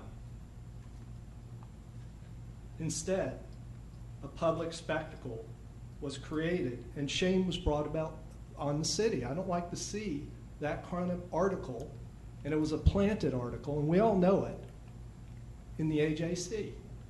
That is despicable. However, I believe you should never let a good scandal, even a phony one, go to waste. So we should use this issue as an opportunity to have a broader discussion about transparency, ethics, and good governance. If we are serious about transparency, let's ban whispered discussions during council meetings and during breaks. These whispered discussions are preferred by certain council members over texting, but they are even less transparent as no records remain. If the public looks at the April 25th meeting, they will see one of these conversations occurring right when I was speaking between two council members. So there's a lot of hypocrisy in this room right now. And if we were discussing transparency, it is important to note that some council members have used private email for city business. That's prohibited. And if we are serious about transparency, maybe council members need to keep and publish a log of meetings and phone calls with developers. We know that there are council members who have co-led tours of developer subdivisions. In closing, I urge council to resist allowing serious public policy issues to be exploited for partisan purposes. Let's dispense with the preening, posturing, and pandering on text messaging and have a real discussion about ethics and good governance. And remember what Coach Lou Holtz said. If you burn your neighbor's house down, it doesn't make your house look any better. Thank you. Point of personal privilege. Sure.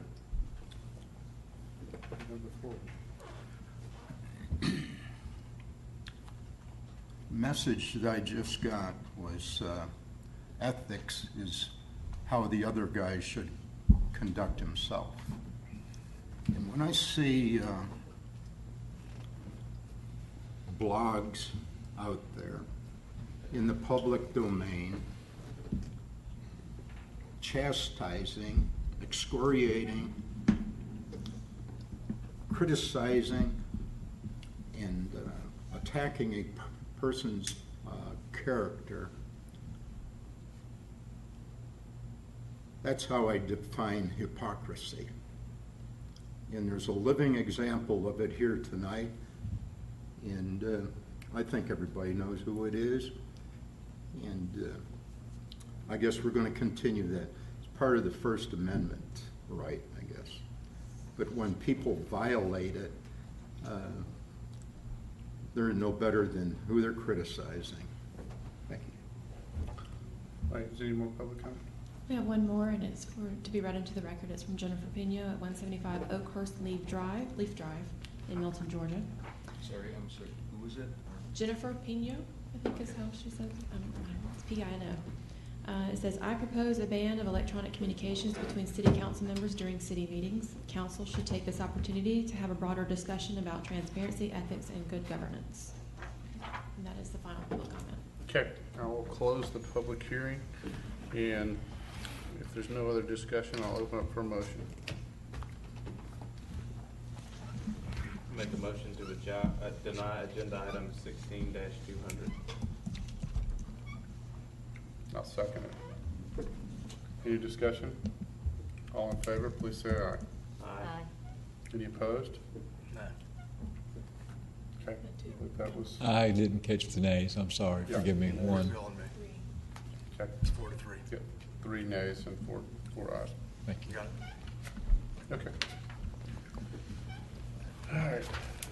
Getting late. Anything council needs a report on? Oh, I should be wearing a Milton shirt tonight like everybody else. I went to the Milton Cambridge game, which was a great game. I don't know if you saw it, but it was 28-21. Cambridge got down to the 5-yard line with only 30 seconds left and had a chance to score to tie it when they were down 21-7 and incomplete pass. But it was a heck of a ball game. Everybody would have been proud of all of our Milton boys that night, and it was a lot of fun. Packed house. Cambridge was excited. Milton was excited. Milton was bigger. Cambridge was hungrier. But it just wound up being a great night overall and a great event. I look forward to many of those in the future. Just awesome event in the city of Milton. So, Okay, Bill? Just quickly. I believe it's 8 a.m. Sunday morning, 9/11 ceremony at Milton High School. Yeah. And then also that evening, I know Milton's Restaurant is hosting an event for, actually for free for our public safety and their family. So they're having a dinner on the grounds, and all of our public safety, and I know they've been notified and advertised, but, you know. Yes, for the Patriots Dinner, but the public's invited, and it's, again, public knows have to pay, but it's a dinner in honor of public safety, and their families are free, so it should be a great event, and show your support there. Staff, any reports? Enough? Thank you, sir. Please, no. All right, do I have a motion? We adjourn. Motion to adjourn. Second. Have a motion, a second. All in favor, please say aye. Aye. Thank you.